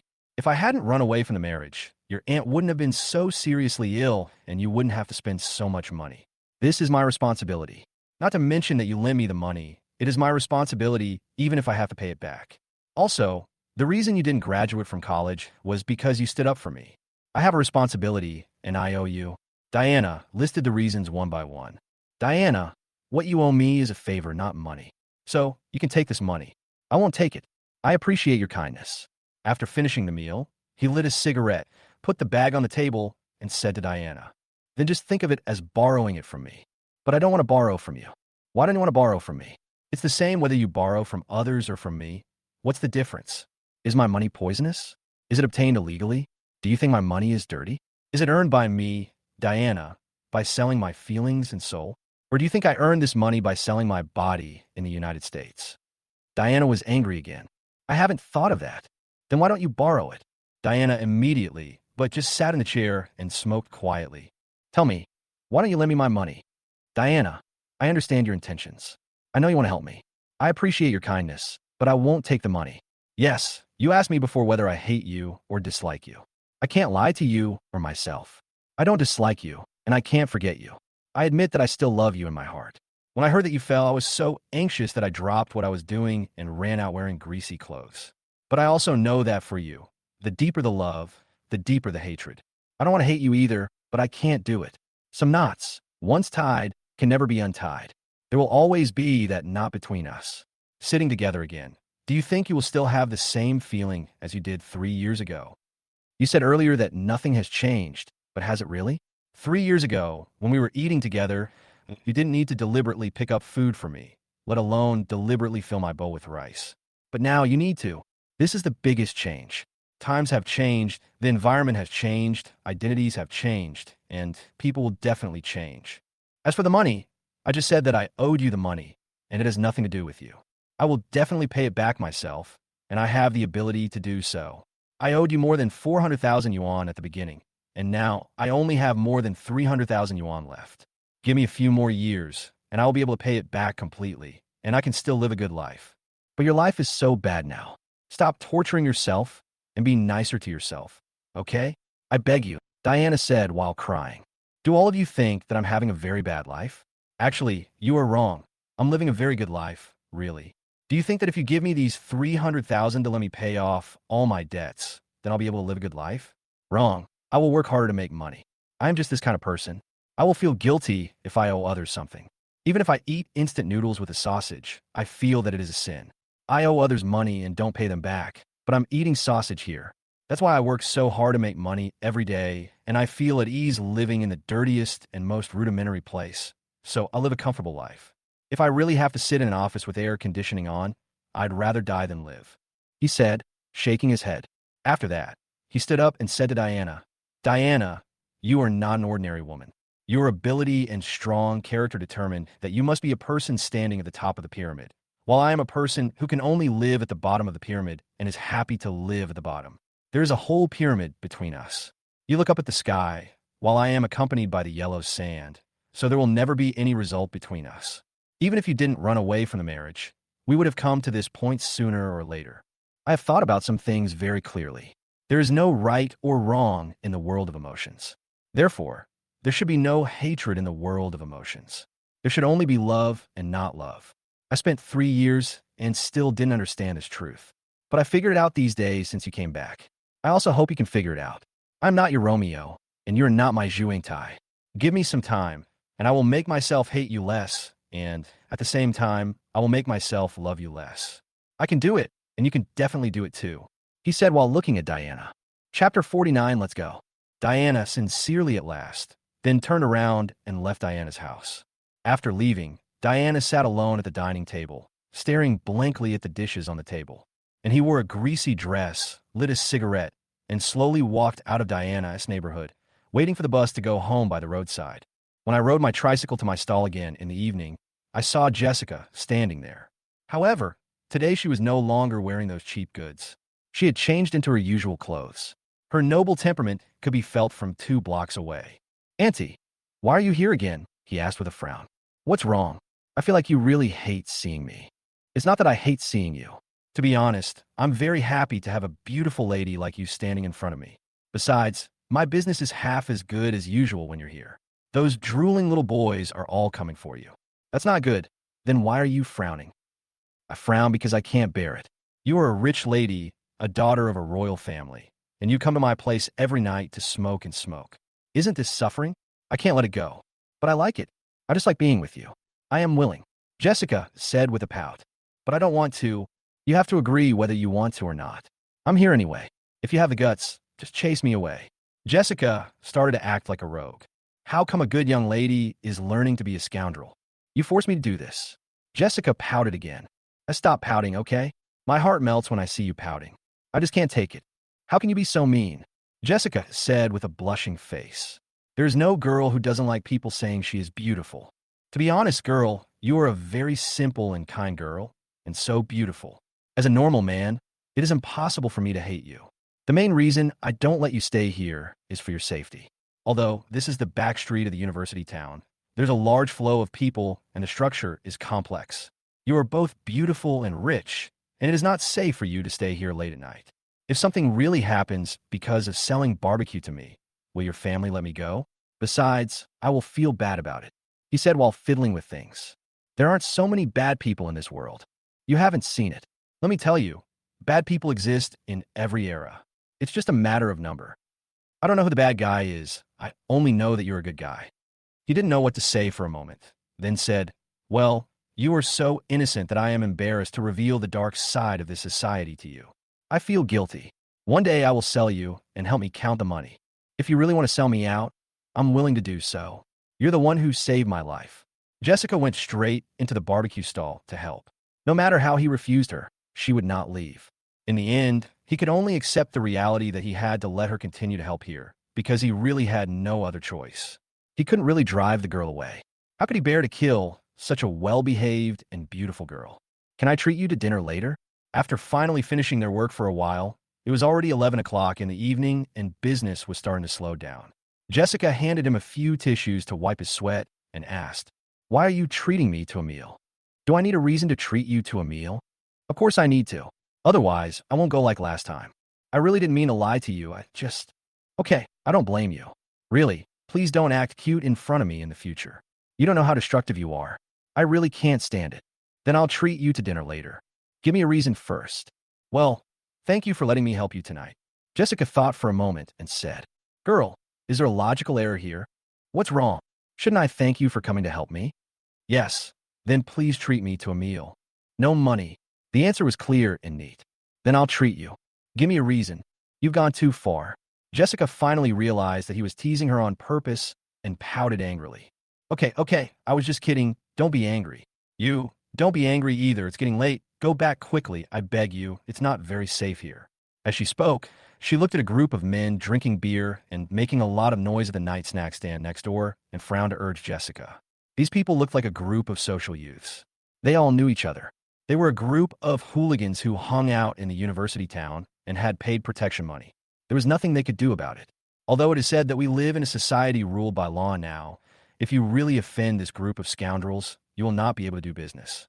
They are not breaking the law. They smash your things every time you come to do business.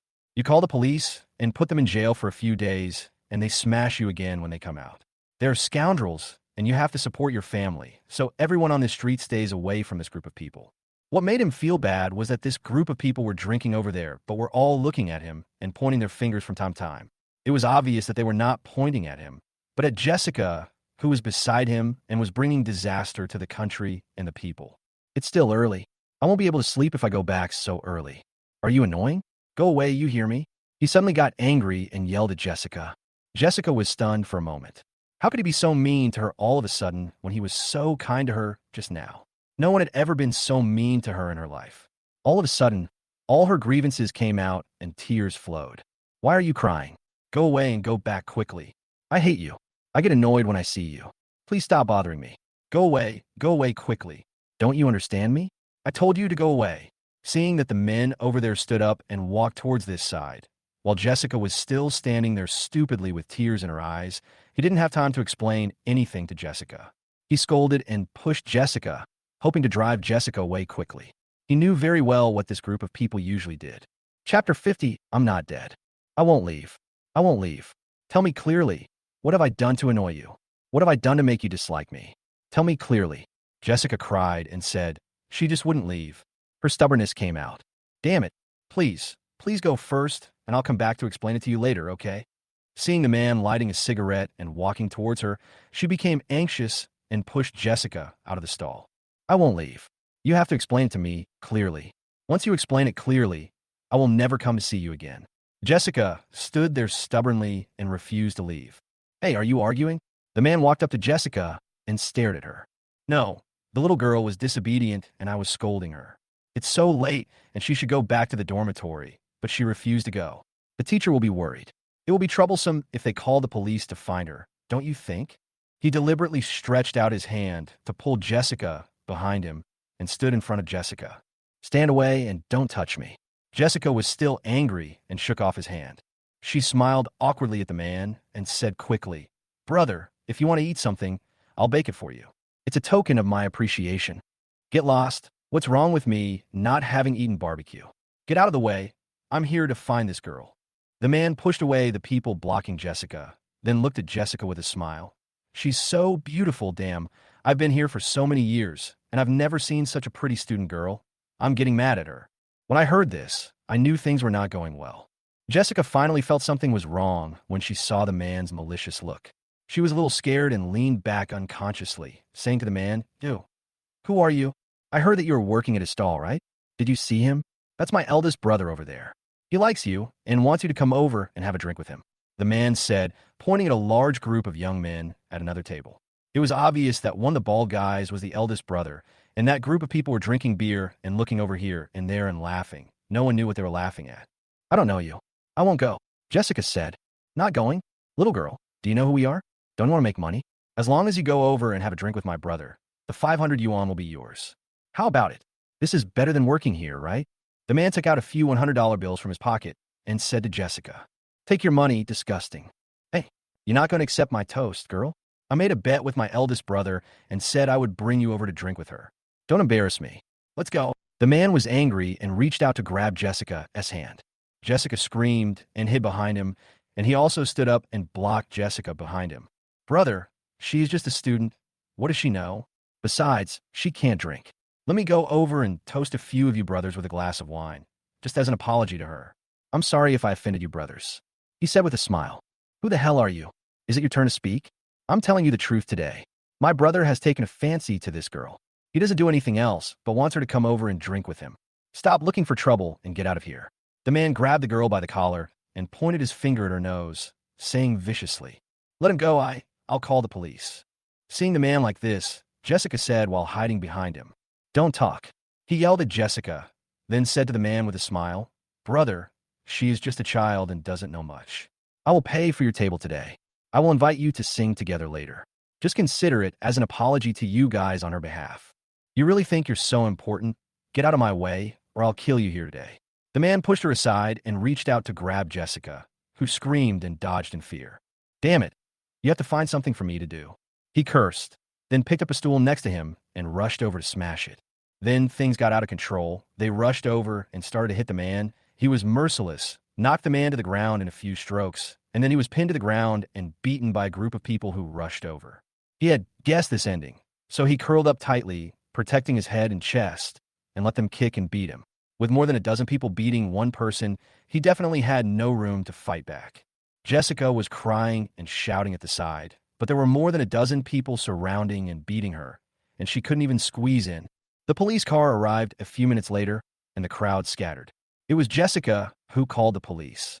Because this is a university town, a security point has been set up in a back street, and there are police cars on duty there, so they arrived so quickly. "What happened to you? Call an ambulance. Help, call an ambulance." After the person ran away, Jessica ran over and hugged the person who was coughing violently on the ground, and then shouted to the people who were watching the excitement on the side, "It's okay, I shouldn't die." After coughing up a mouthful of blood, he wiped the corner of his mouth with his hand and said to Jessica with a smile. He tried to struggle to get up, but failed. He had no strength at all. How could it be like this? How could it be like this? Ambulance. Where's the ambulance? Police, take him to the hospital. Please, hurry up, take him to the hospital. Jessica's face was covered with tears, and she was completely at a loss. She shouted to the police who came. Then the police carried him into the police car and rushed to the nearest hospital without waiting for the ambulance to arrive. Jessica also got into the police car and kept crying and hugging him tightly. "I'm not dead yet. Don't act like I'm going to die. It makes me want to tell you about my funeral affairs." Seeing Jessica's tearful and sad face, he couldn't help but smile and said to Jessica. As soon as he finished speaking, he started coughing again and spit out a mouthful of blood that splashed on Jessica's expensive clothes. Jessica, who had obsessive-compulsive disorder, didn't care about these things at all at the moment. After seeing the spitting out blood, she cried even harder and kept urging the policeman who was driving to go faster. "Does it hurt? Does it hurt?" Jessica asked with tears streaming down her face. "It doesn't hurt, but it's a little salty." He smiled with his mouth wide open, but his mouth and teeth were full of blood. Chapter 51, It's All My Fault. You're in this state, and you still have the mind to joke. Jessica looked upset and annoyed. "It's okay. I know my own situation. I know it myself. I won't die.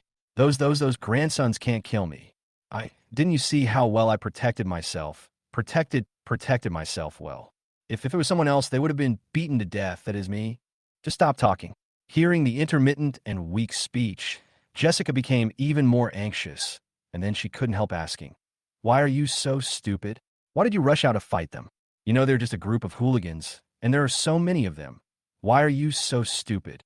"Big sister, I have no choice. I've been pushing you and urging you to leave from the beginning. You just wouldn't listen, and I had no choice. These bastards with this character have been doing all sorts of evil things on the street. Everyone is angry but dares not say anything. Given the situation today, if I didn't go up, the bastard would definitely take you away to accompany him for drinking, not to mention what he would do to you, but he would take advantage of you. That is for sure. You are so pretty. I can't bear to take advantage of you myself. How could I take advantage of those bastards?" He said with a grin. "It's already this late. Can't you just talk properly? Let me put it bluntly. Given the situation at that time, if I didn't go up, I wouldn't be a man." He was no longer smiling when he said this, but spoke very firmly. Hearing this, Jessica cried even harder, stroking her face with one hand, repeating over and over again, "Why are you so stupid?" Although he was joking with Jessica with a smile on his face, saying that he was fine and looked very relaxed, in fact, all of this was fake. At this moment, his internal organs were in pain, and blood kept coming out his mouth. In order not to make Jessica worry, he forced himself to swallow the blood that came out of his mouth. The pain was really unbearable. It is conceivable that he was injured after being surrounded and beaten by more than a dozen people for so long. The police sped up and sirens blared as quickly as possible to rush the patient to the nearest hospital. Emergency medical staff were already waiting outside the hospital. As soon as the police arrived, they lifted the patient onto a stretcher and rushed him to the emergency room. The whole process after that was completely confusing. He felt like a puppet at the mercy of the doctors and nurses. He was not unconscious and was conscious throughout the whole process, but his mind was hazy. He only knew that a very long time had passed before he was pushed into the ward. "I'm sorry, it's all my fault. If I hadn't been so stubborn and left, you wouldn't be like this," Jessica said to him in tears as she sat beside the bed. On the other side, several nurses were fiddling around. One was fiddling with instruments, and another was hanging medicine bottles and giving injections. "This matter has nothing to do with you.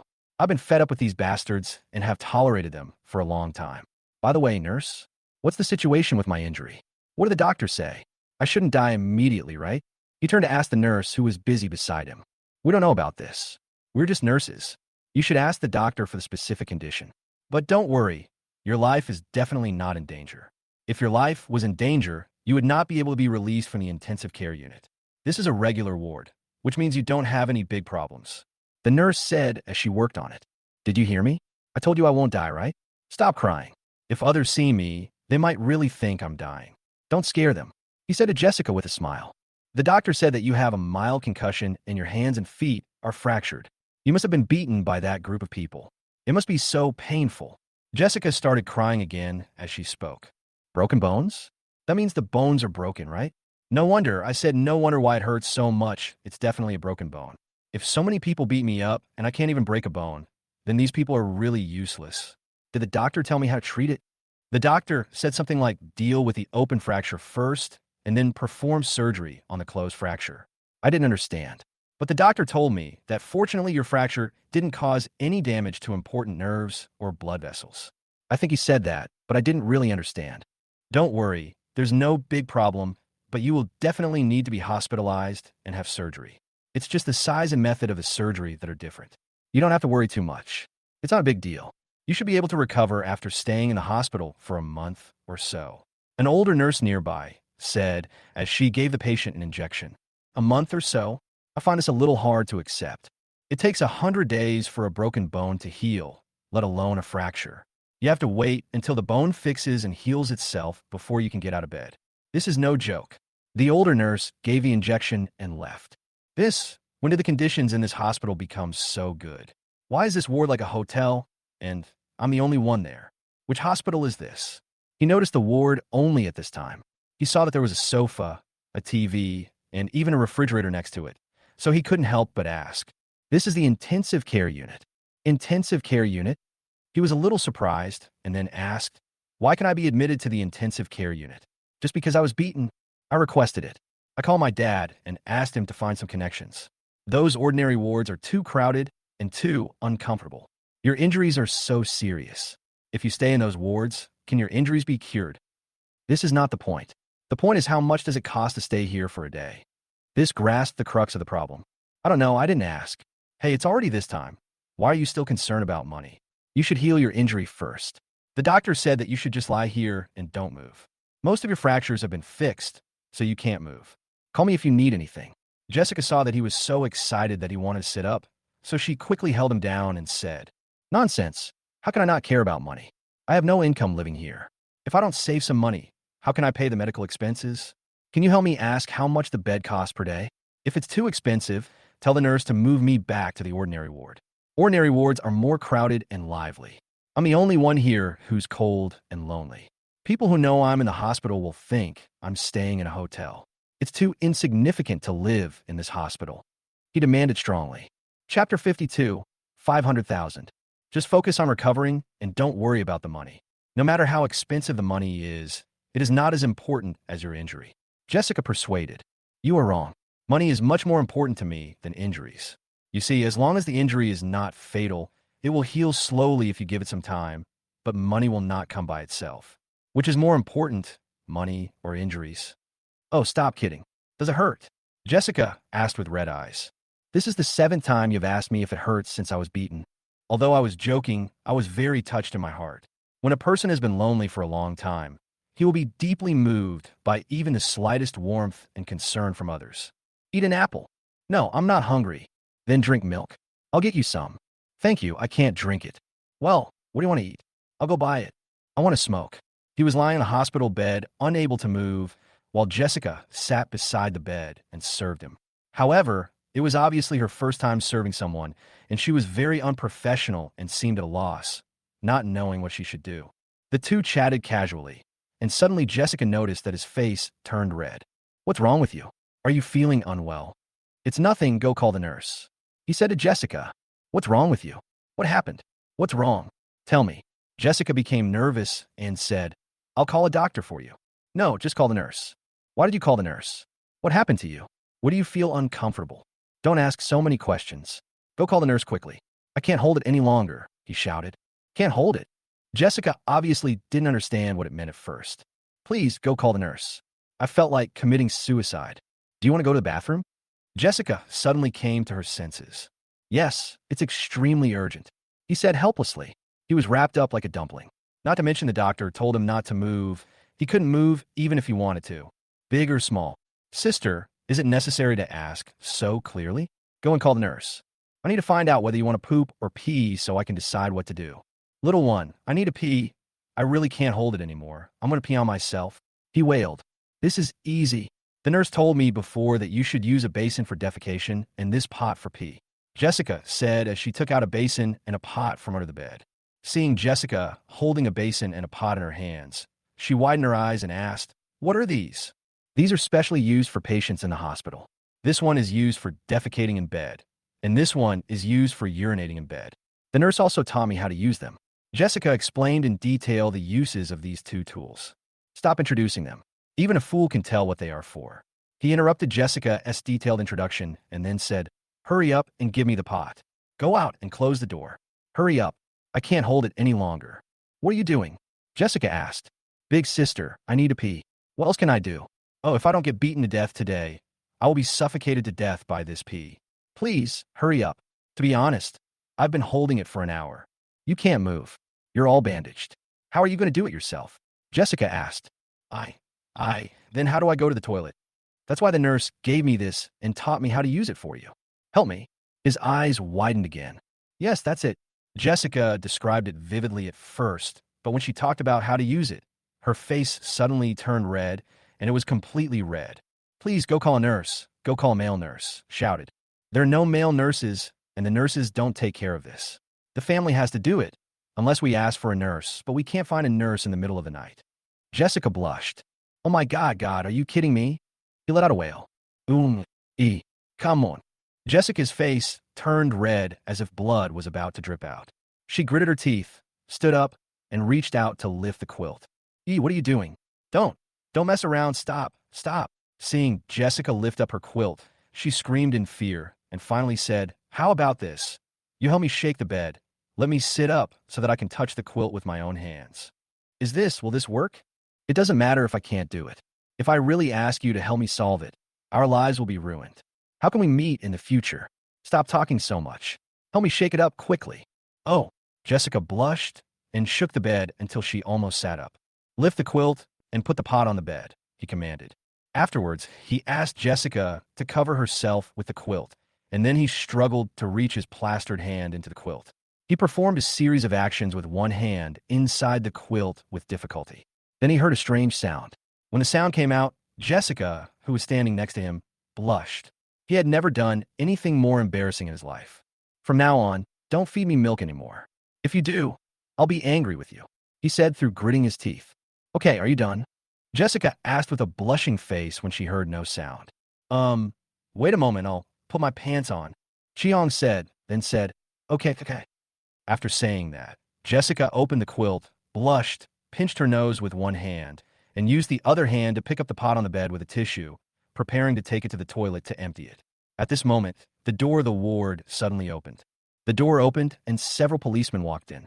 Behind the policemen were several men in suits, and the one in front was an older and rather wealthy man.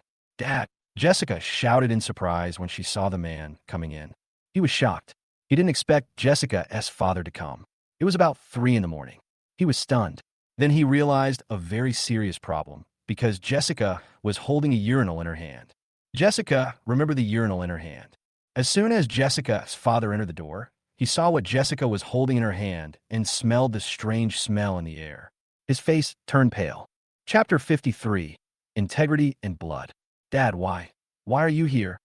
Jessica asked with a red face. Who asked you to do this? Are all the nurses in this hospital dead? Jessica's father said to Jessica, gritting his teeth. This. Go pour it out and wash it. Jessica's father said with a green face. Jessica quickly took the urinal into the bathroom. The most embarrassed person was undoubtedly him. He never thought that he would meet Jessica's father in such an occasion. This kind of experience is something most people will never have in their lifetime. It was very embarrassing, but she still struggled to sit up straight and said to Jessica's father with a smug look, Uncle, hello, I'm sorry, the doctor won't let me get up. Xiao Wang, right? These are comrades from the police station. They want to find you two to learn about the specific circumstances of the case in detail. Please tell them what happened at the time of the crime. Jessica's father took a look with a very complicated look and then said to them, it's not clear what his attitude was, not angry, but definitely not gentle either. Afterwards, several policemen began to inquire about the circumstances of the fight with Jessica. Some asked, some took notes, and some recorded the conversation. Jessica and I explained the situation in detail and answered many of the police's questions. Have you finished asking questions? Comrades, I believe your director has told you that Chief Xiao from your District Public Security Bureau gave me a personal guarantee that this group of people are so bold and presumptuous that they dare to molest and rob women in the street in broad daylight. Moreover, they seriously injured people who bravely stood up for justice. They are simply lawless. Such people must be dealt with severely. Chief Xiao promised me that no one will be let off. Jessica's father said to several policemen, clearly putting pressure on them. Several policemen nodded quickly and walked away. How is it? What did the doctor say? Jessica's father asked.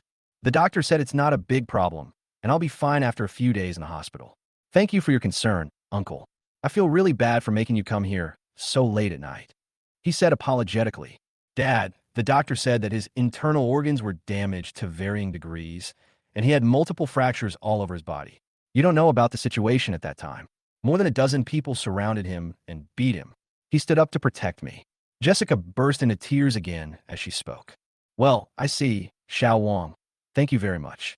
According to Cindy, you were the one who rescued her from the fire last time, right? I have been wanting to find you to thank you in person, but she kept stopping me. I have to say thank you here. Uncle, you are too polite. It's really not necessary. It's just a piece of cake. What happened today was actually my fault. I shouldn't have let her follow me there. It was a crowded place, and it was not safe for a girl to be there at night. Just rest and recover. I've already informed the hospital. They will arrange for nurses to take care of you 24 hours a day, and the doctors will also take special care of you. I've also made arrangements with the police, so you can rest assured. Those who hit you will not be able to escape, and they will be punished by law. Thank you, Uncle. I am really sorry to bother you. Cindy, let's go home. Jessica's father said to Jessica. Dad, you go back first. I'll stay here. Why are you staying here? What time is it? Jessica's father suddenly became angry. He's injured, and so badly injured. Someone has to be here to take care of him. I can't leave. I have arranged for a nurse to take care of you 24 hours a day. The nurse will come in soon. There will be a nurse here for 20 hours, including emptying the urinal. How do you know how to take care of someone like you? A girl who has never been able to wash clothes since she was a child. You have no shame, but I still have some. Stop making trouble here and come back with me. No, I won't go back. He was beaten like this because he was protecting me. Now he is in the hospital. How can I not accompany him? Jessica, don't test my patience again and again. You don't live in a nice house at home, but insist on going out to live independently. Fine, I'll let you be independent, but you ended up renting an old house without any safety guarantee, and you almost burned yourself to death in a fire. I thought you would learn your lesson after this incident, but you still didn't. You wanted to live outside again, and even wanted to commit suicide. What was the result? As a girl, can't you stay home to sleep and watch TV late at night? Where did you go? Is that a place you should go? Have you ever thought about it yourself? If Xiao Wang hadn't sacrificed himself to protect you tonight, do you know the consequences? You have no idea of your own limitations, and you have no idea how dangerous society is. I warn you for the last time, come back with me. Jessica's father was completely furious. No matter what you say, I won't go back. I have to stay in the hospital. Jessica is also stubborn. It's all because of your mother and I who spoiled you since you were a child. We almost caused you to have big problems. You guys, send her back. If she dares to make trouble today, tie her up for me. Jessica's father said coldly. You dare, Dad? If you really want to do this today, I will die in front of you. Jessica stood up and said stubbornly. Of Jessica's stubbornness. If it weren't for her temper, he wouldn't be lying in the hospital bed like this. Jessica, listen to me. Go back. I'm fine here. Uncle has arranged a nurse to take care of me. I don't need you to worry about me. It's okay. It's so late. You should go back. Think more about your uncle and aunt's feelings. You can't do anything here. I want to sleep. I can't rest if you are here. He comforted Jessica. But it's nothing. You go back first. If anything happens, I'll call you, okay? My phone is still here. He turned and looked at the phone he placed beside the bed. You go back first. Then I'll leave first. I'll come to see you tomorrow morning. Jessica said reluctantly. Let's go back first. As she spoke, Jessica was surrounded by several men in suits and walked out. However, Jessica's father did not leave. Xiao Wang, Uncle came here today to have a frank talk with you. Uncle, you say, I hope you won't meet Cindy again in the future. Jessica's father said directly without too many polite words. She was stunned for a moment and didn't come back to her senses for a long time. Then she smiled and said, Uncle, you must have misunderstood just now. Actually, what happened just now was really not what you thought. I solved it by myself. Jessica, just help me pour it. Chapter 54, Why Did You Lie to Me? Thinking that Jessica's father had misunderstood what he had seen when he had just come in, he was eager to explain what had just happened. But he found that he could not explain it clearly no matter how hard he tried, and he was interrupted by Jessica's father before he could finish. I don't want to know what happened just now. I just need to know that this will never happen again. Also, from now on, you and him should never meet again. Uncle, this. First of all, I still want to say thank you. If it weren't for you, Cindy would have become someone else. You are our family's great benefactor, and I know this very well. Uncle, what you said is too serious. Saving her was just a piece of cake at that time. Even if I didn't rush in to save her, the firefighters would have gone in to save her. He said hurriedly. Jessica's father waved his hand, signaling to stop talking and listen to him. I can tell the difference between good and bad, and I am not a person who doesn't know how to be grateful. But gratitude is one thing, and the rest is another. As a father, I don't want her to get too close to you, no matter what your relationship is now. Maybe my words are a bit blunt, and you may feel uncomfortable, but Xiao Wang, this is the reality of society. I let people know about you roughly. You should know that you and she are not from the same world. If you two get too close, it will not be a good thing for each other. Just like what happened tonight, it shouldn't have happened, and she shouldn't have appeared in that place. Do you understand what I mean? Uncle, I think you still misunderstood. She and I are just ordinary friends. I really don't have any feelings beyond friendship between us, and I have never done anything beyond the boundaries of ordinary friends. You still wanted to explain? You still don't understand what I mean. Just because you don't have feelings beyond friendship right now doesn't mean you won't develop such feelings after spending more time together. I was young once, so I will never allow such a possibility to exist. Moreover, even if you promise to be just ordinary friends with her for the rest of your lives, that won't work, because ordinary friend around her should also have requirements, and she shouldn't have ordinary friends like you around her. After listening to Zhang Mingyang's words, she lay on the bed without saying a word. Her throat seemed to be stuck by a thorn, and she felt indescribably uncomfortable. After a long time, she smiled a little bitterly, nodded, and said to Zhang Mingyang, I understand what you mean, Uncle, that I am not worthy of being your friend, right? It may sound harsh, but this is the truth. Birds of a feather flock together. You and I do not live in the same class. She should live in a circle that suits her identity and is helpful to her future. You also have your own circle of life. Your two circles of life will not and should not intersect at all. If you force them to be intertwined, it will not be good for either of you. Like I said just now, if she didn't know you, she wouldn't go to the place where you sell barbecue, and something like this would never have happened tonight. So I hope that from now on, you two will no longer have any intersection. Zhang Mingyang stared at every word. Hearing this, he smiled again, clenched his fist tightly with his plastered hand, but nodded with a smile on his face, saying, I understand. Indeed, she and I are not from the same world. Don't worry, Uncle. From now on, I will never have any contact with her again. Okay, you are a smart person. I believe you will have a great future. Here is 500,000 yuan. Please take it as your uncle's apology to you or as my way of expressing gratitude to you. Also, this is my business card. In the future, if you encounter any problems and need my help, Just call me. I will do whatever I, Zhang Mingyang, can do. Jessica's father handed her a card. No, uncle, I can't take this money. He couldn't move his hands, so he could only shake his head. Here. Jessica's father put the card next to her pillow.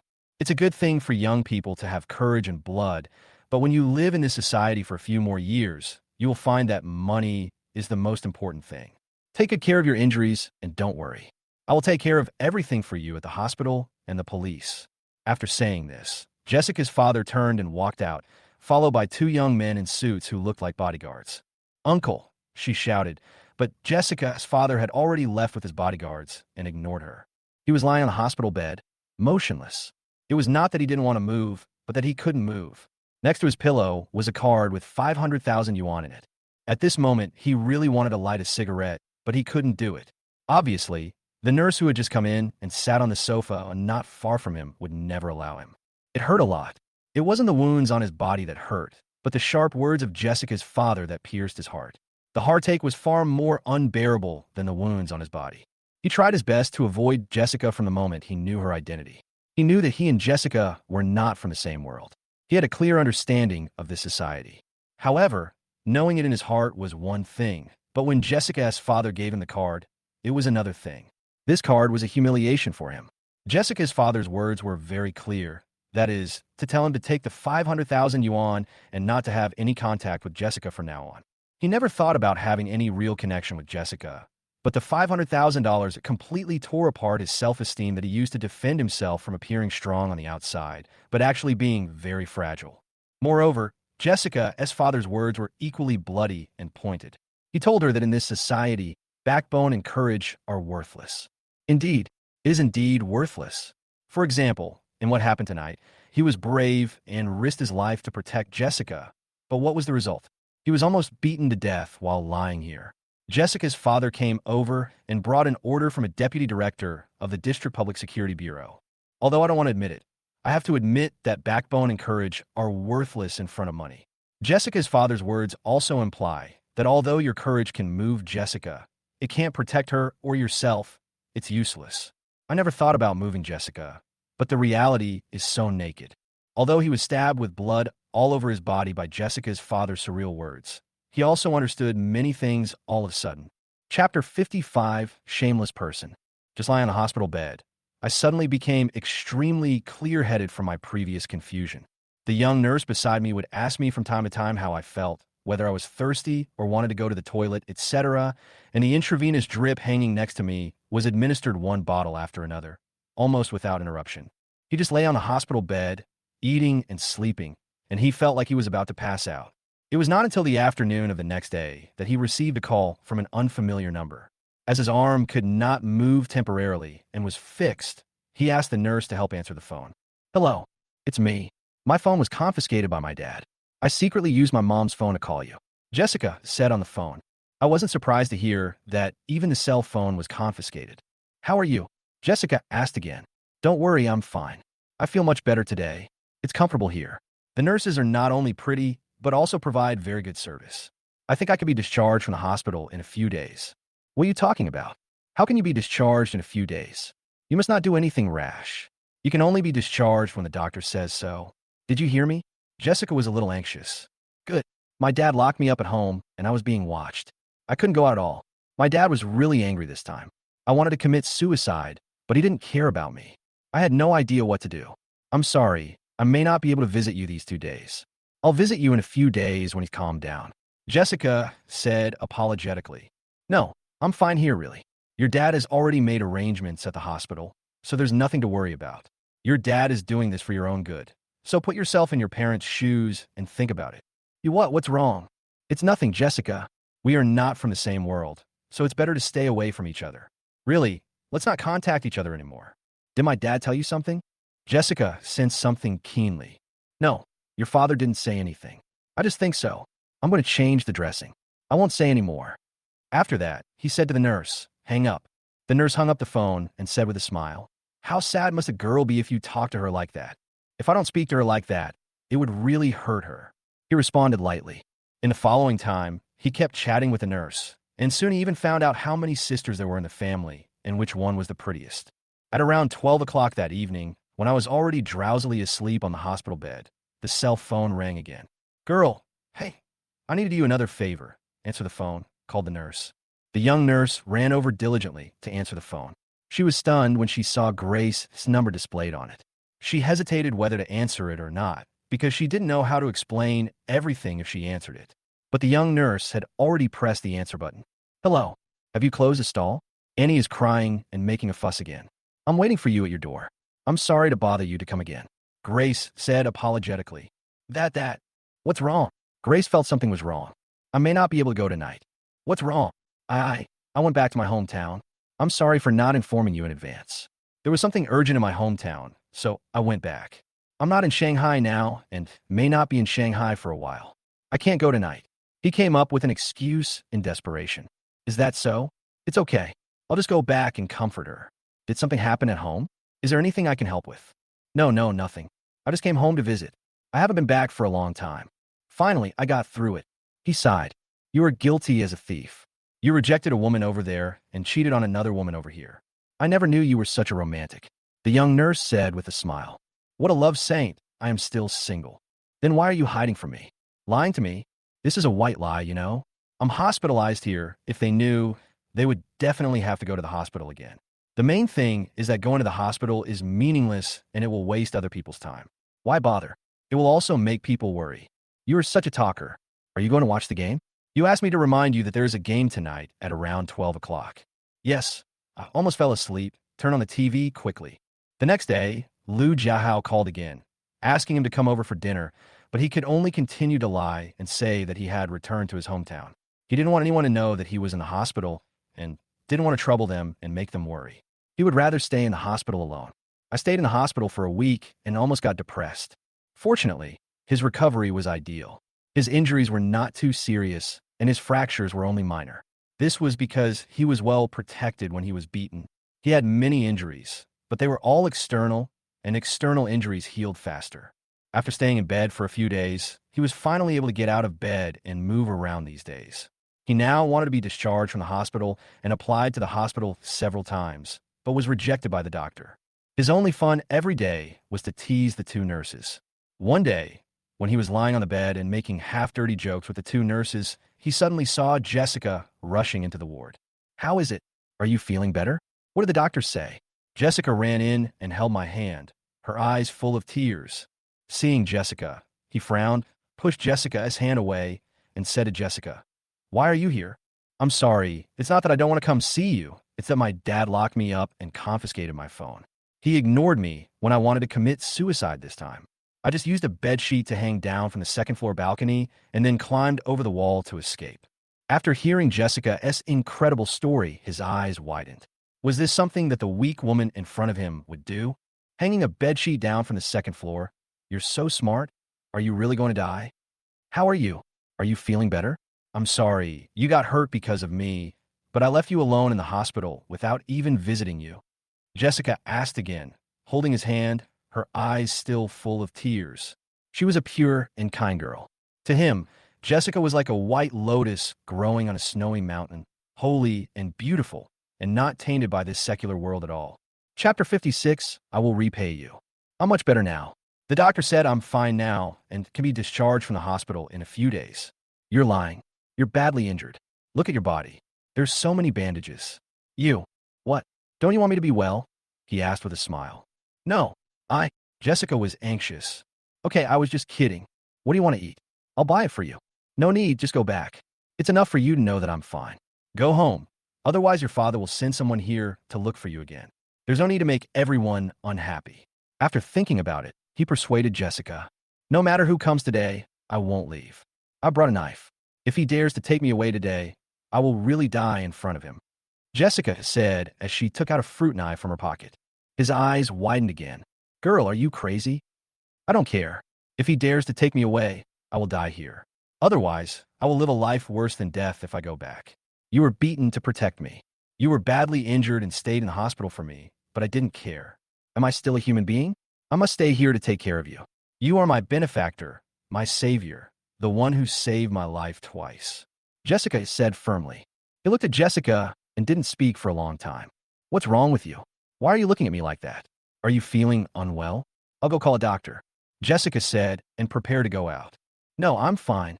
He stopped Jessica and said, Come here, I have something to tell you. What's wrong?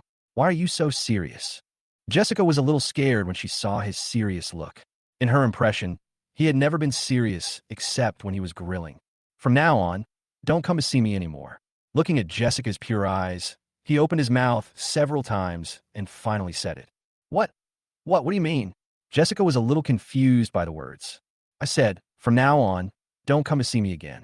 I don't want to see you again. Did I do something wrong? Jessica asked. No, you didn't do anything wrong. I was wrong. I shouldn't have saved you from the beginning. The first time we were together, I went to put out the fire to save you, but what happened? I ran into the fire to save you, but a diamond ring that someone put on me fell off. It fell on you, and I couldn't find it no matter how hard I looked. I owed someone 100,000 yuan for this diamond ring. Although I found it later, I still owed it. And then this time, I told you to leave and not to stay there, but you just didn't listen. As a result, haha, being beaten is a small matter, and being hospitalized is also a small matter. The important thing is that I lost my job, and I can never go to the university town again. I will never be able to set up a stall there again. Sometimes it's easier to deal with the devil than the little devil. Jessica, nothing good has happened to me since I met you. I don't believe in superstition, but this time I have to believe it. I would rather believe it than not. Stay away from me in the future. I'm really scared. I'm afraid that if you continue to follow me, sooner or later you will kill me. You are my jinx, he said with his face close to mine. Jessica's tears flowed down her cheeks. She looked at him and cried, I'm sorry. I really didn't mean for this to happen. I don't know why I caused you so much trouble. I will make it up to you. I will repay you. Really, I won't cause you any more trouble in the future. I was helpless and finally could only harden my heart and say, I don't want you to compensate me, let alone repay me. I just want you to stop looking for me and never see me again. Jessica, do you see this card? As he spoke, he took out a bank card from under his pillow. This bank card was the one given to him by Jessica's father. What's wrong? This card was given to me by your father. There's 500,000 yuan in it. He raised the bank card in his hand. He gave you money? Thank you. No. He shook his head and continued. Your father gave me 500,000 yuan with one condition. The condition was that I should never meet you again and never have any contact with you from now on. My dad is going too far. Jessica was very angry. Is it too much? I don't think so. I think your father is a good person. You want to agree to it? Of course, why wouldn't I agree? This is $500,000. How could you be like this? Jessica was anxious. Why can't I be like this? I saved your life twice, so it's not too much for me to ask your dad for 500,000, right? I think I deserve this 500,000. Am I only worth 500,000? Do you think 500,000 is a small amount? But in my mind, 500,000 is a lot. I work hard every day setting up a stall and only make 100 or 200 yuan. How many years will it take me to make 500,000? Why shouldn't I take this money? You lied to me. You're not that kind of person. Jessica kept shaking her head. So what kind of person do you think I am? A gentleman? Do you think money is dirt? You can fool the devil. Who doesn't love money? Let me tell you, everything in this world has value. What is value? Value is money. Value is price. There is nothing in this world that money can't buy. It's just because you didn't give the right price. For me, 500,000 to buy me and you no longer see each other. I think it's worth it. So, Jessica, if you're really grateful that I saved you twice, then please don't come to me again from now on. Let me earn this 500,000, okay? I beg you. Jessica really cried this time. Her face was full of tears, tears streaming down like rain. I really didn't expect you to be such a person. Jessica said, gritting her teeth. If you give me 1 million now, I will immediately return the 500,000 to your father. He said with a smile. Don't you think what you said is special? You are so shameless, aren't you? How much is personality worth? Can personality be eaten? I just said that everything in this world can be measured by money. No one can get along with money. If you want to give me 1 million, you can even let me call you grandma. Jessica suddenly laughed, took out a tissue from the tissue box beside her, and wiped the tears from her face, and said, I misjudged you. You want the 500,000, right?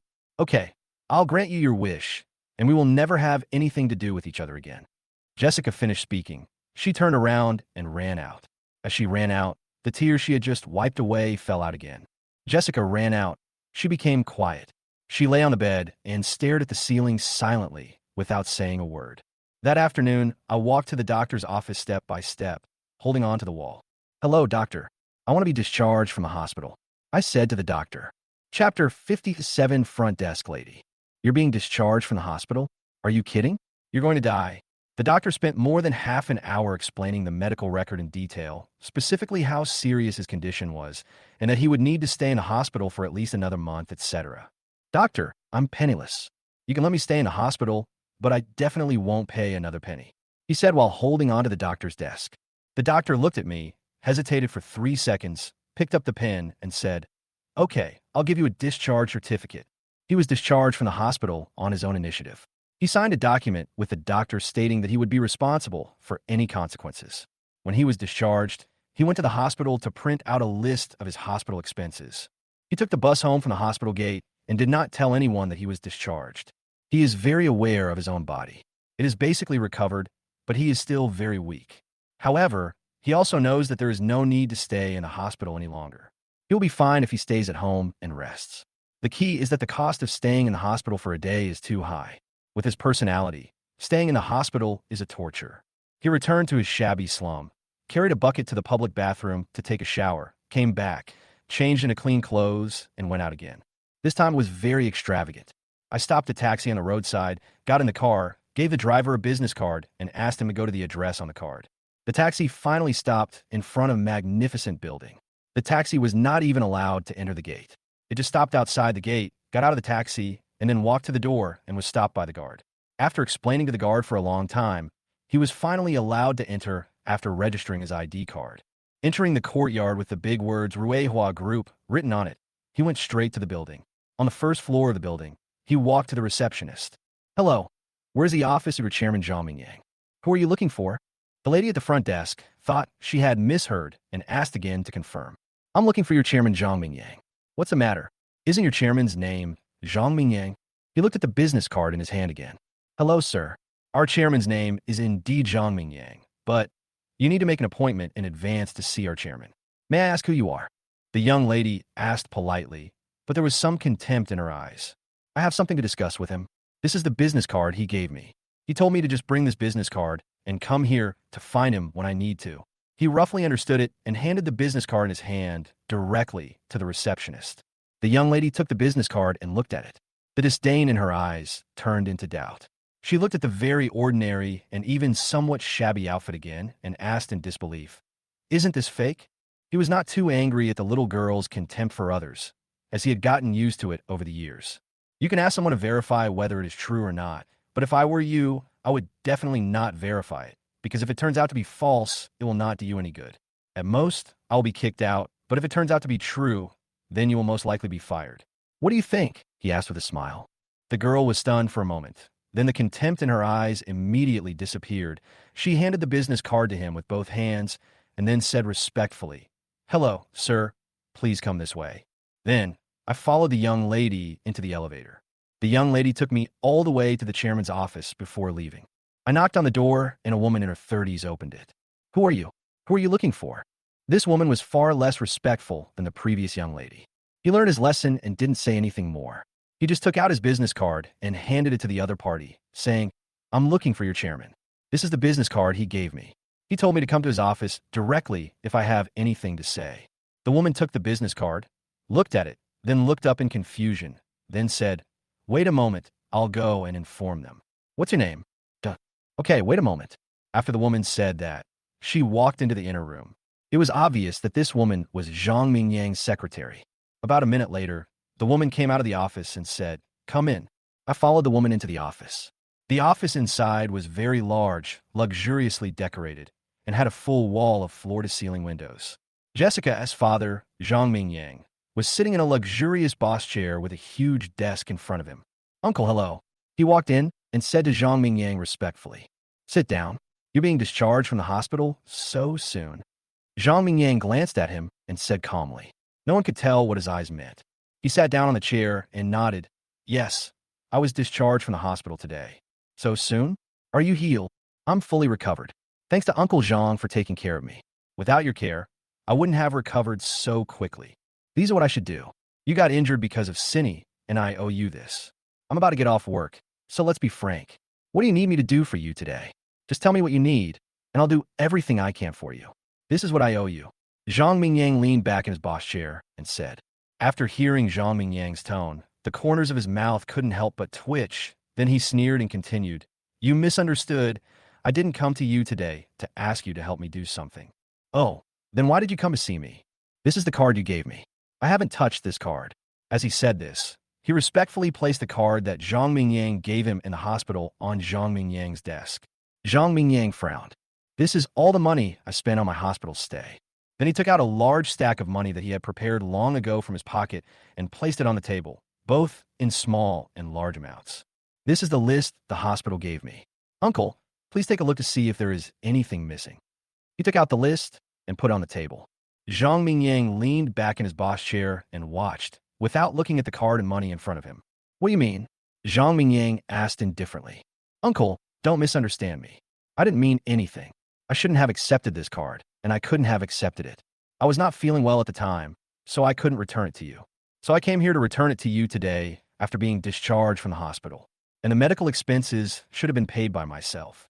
I can't let you, Uncle, pay for me, he said. Zhang Mingyang continued to watch, tapping his fingers on the table, then smiled and said, You still hope to continue to associate with Cindy, right? Chapter 58, I Don't Hate You. Hearing this, he laughed, shook his head, and said, Uncle, you misunderstood again. I promised you when we were in the hospital that I would no longer have any contact with Cindy. You are right. She and I are not from the same world. Cindy came to the hospital to find me once later, and I made it clear to her that I would no longer have any contact with her. Moreover, I also told her that you and I had reached a deal.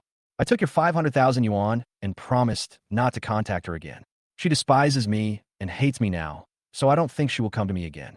I told you this first so that you don't worry anymore. I won't have any contact with her anymore. Secondly, I hope you don't tell her that I came here today to return the card to you. After hearing what was said, Zhang Mingyang's expression softened a lot. Tell me, why did you do that? What do you mean? Here and here.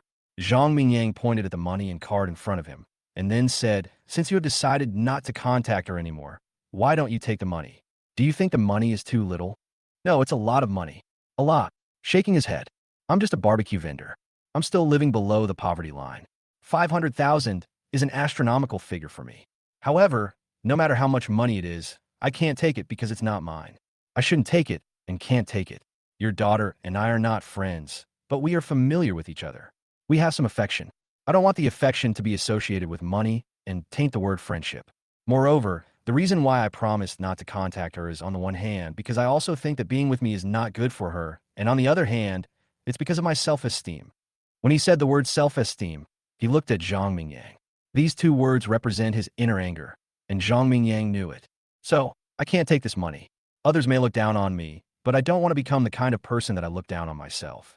Here is the medical fee from the hospital. I counted it several times, and it shouldn't be a penny less. Thank you again, Uncle, for your help in my hospitalization this time. Thank you. He stood up and bowed to Zhang Mingyang. He bowed sincerely. Zhang Mingyang did a lot for him in this matter, such as arranging the hospital and putting pressure on the police station. If it weren't for Zhang Mingyang, the matter might have ended differently. After bowing, he prepared to turn around and leave. Wait a moment. Zhang Mingyang stopped him. Uncle, what else? Do you hate me? Zhang Mingyang asked directly. I don't hate you. I hate myself for being useless. I don't plan to have anything happen between me and your daughter, but being looked down upon is always a bit unpleasant, and I think your uncle should be able to understand this. He said it very bluntly. I understand. Zhang Mingyang nodded. I won't waste your time, Uncle. I'll take my leave now. He turned around again and prepared to leave. Take the business card. If you need my help in the future, you can come here with a business card at any time. I will help you if I can. Zhang Mingyang called out again. Thank you for your kindness, Uncle. But I'm just a barbecue seller, and I really don't need any help from you. Thank you, I'm leaving first, he said with a smile, then turned around and walked out of Zhang Mingyang's office. After coming out of Ruihua Group and standing at the door waiting for the bus, he had very little money left. Most of the medical expenses paid to Zhang Mingyang today were paid by the gangsters for the police station, plus more than 2,000 yuan he paid himself. The medical expenses were not that expensive, but because Zhang Mingyang arranged an intensive care unit for him, with a special nurse accompanying him, the expenses increased all of a sudden. Of course, it was also because of Zhang Mingyang's influence that the police station put pressure on the gangsters and forced them to pay a lot of money. But even so, it was still not enough to pay for the hospitalization fee. He had to put in all the money he had. So he really became a pauper now. This money does not need to be paid to Zhang Mingyang. He was beaten for protecting Jessica, so it is completely reasonable for Zhang Mingyang to pay for his hospitalization. However, he still chose to return the money to Zhang Mingyang. Just like he said, it doesn't matter if Zhang Mingyang looks down on him. He doesn't want to look down on himself. Moreover, no one forced him to do this for protecting Jessica. He did it all voluntarily. In this case, the consequences of this matter should be borne by him alone, and it has nothing to do with others. This is his choice and his self-esteem. He is a very proud person. Instead of going home, I took the bus directly to the back streets of the university town. When I got to my stall, there was nothing left. As soon as he appeared, he was stopped by the lady selling fried rice next to him. "Barbecue boy, you still dare to come?" "What's wrong?" asked. "You should leave quickly. Those guys have been hanging around here for a while and have spread the word. Don't let them see you again. They beat you up every time they see you and even said they would beat you to death. You made them pay so much money and lost 2 of their brothers. You should leave quickly. You know that these guys are capable of anything." Standing there, his fingers trembling, he took out a cigarette from his pocket, lit it, smoked quietly, and then asked, "Then, big sister, where are my things?" "What?" "I have those things from the barbecue stall." "Oh, those things, I don't know. They were still here that night, but they disappeared the next day. I guess they were taken away by rag pickers. You, hurry up and leave. These people are looking for you here every day." From the flickering eyes of the fried rice lady, he probably knew where his belongings had gone. He smiled bitterly and stood there smoking a cigarette while carefully looking at the place where he had fought. Finally, he nodded and said to the fried rice lady, "Thank you, sister. I'm leaving now. See you again if we're lucky." After saying this, he slowly walked towards his little nest. On the way, we passed by the site where the fire occurred. The burned building had been surrounded by barriers, and there were several excavators parked inside. It was obvious that the house was being prepared for reconstruction. The distance from the back street of the university town to where he lived was not very close. Because he was still weak, he walked for almost an hour to get home. When he got home, he was exhausted. In the past, this distance would not be a big deal for him, but now his body has not recovered yet. After this incident, his body is extremely weak. Lying on the bed, I couldn't help but light another cigarette. My mind was full of thoughts. I didn't sleep much all night and thought about a lot of things. What I thought about the most was my barbecue stall. He felt that his future was uncertain. He was in debt, and now he couldn't even make a living. But he didn't regret it, and if he had to do it again, he would make the same choice. Chapter 59, Beautiful Ant. I didn't fall into a drowsy sleep until morning and slept until the morning. After getting up, he found a pack of instant noodles and made some soup for himself. After eating, he got up again, took out Grace's thermal lunchbox, and washed it thoroughly. Then he went out, took 2 buses, and got to Grace's house. On the way, he went to a toy store and bought a big doll. The doll was not cheap. After buying the doll, he only had more than 10 yuan left. She carried the doll into the neighborhood and went straight to Grace's house. I knocked on the door. I thought Grace had gone to work, and the one who opened the door should be her aunt, but I didn't expect that the person who opened the door was Grace in her pajamas. Grace looked surprised, and Grace was also surprised. "Why are you here? Why are you home?" The 2 people asked each other almost at the same time. "Today is Sunday," Grace replied. After a moment's pause, he remembered what day of the week it was. He had never thought about this before. I had totally forgotten what day it was. "I thought you were out at work. Are you back from your hometown?" Grace looked him up and down. "Yes, I came back yesterday afternoon."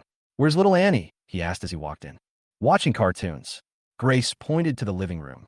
"Did you buy this for her?" Grace asked, looking at the doll in her arms. "Yeah, I passed by a toy store on my way here, and I thought this one was pretty, so I bought one for her." "Do you have any money on you?" "No matter how poor I am, I can't be so poor that I can't even afford a doll. You underestimate me." After saying that, she took the doll and walked into the living room. Little Annie was sitting on the sofa watching cartoons. She was so engrossed in the cartoon that she didn't notice someone coming in. It was only until someone walked up to her that she turned her head to look at him. Dad. After seeing this, little Annie jumped off the sofa and jumped directly into his arms. Little Annie pounced on him, and he took 2 steps back, feeling severe pain. His wounds had not healed at all. Although little Annie was just a child, she was still too weak to resist. Not to mention the pain, he almost fell down because his legs and feet were completely useless. "Grit your teeth and hold on. Have you been good at home these days? Do you miss your daddy? Have you listened to your mommy?" Look what gift your daddy bought you. He just held little Annie in his arms and walked around the house while chatting. Grace stood there and stretched out her hand, wanting to put the child down, but seeing the intimacy between the father and daughter, she finally did not say anything to stop them. Instead, she leaned against the wall and watched this beautiful scene quietly. He was playing with the child all the time. He came here today mainly to see little Annie. He didn't know why, but he liked this child very much. He had been in the hospital for so long, and he missed her very much, so he came here specially today. He originally thought that today was a weekday because Grace went to work, but he didn't expect it to be the weekend. Just when the two of them were having fun playing intimately with little Annie, someone walked in from outside, a young woman. Because the door was not closed, the woman came in directly. "Annie, look what your aunt bought you today," the woman shouted into the house while taking off her shoes. Then, everyone looked at the woman, and the woman also looked at the man holding little Annie in the living room. "Auntie." Little Annie got off the woman's body after seeing her, and then walked to the door and took two princess dolls from the woman's hands. Maybe every girl is born with a princess dream. Little Annie likes dolls the most, and they're dolls in various princess shapes. There are already mountains of dolls in her house. "Sister-in-law," the woman called Grace. "Mungjia, why didn't you call before coming?" Grace asked with a smile.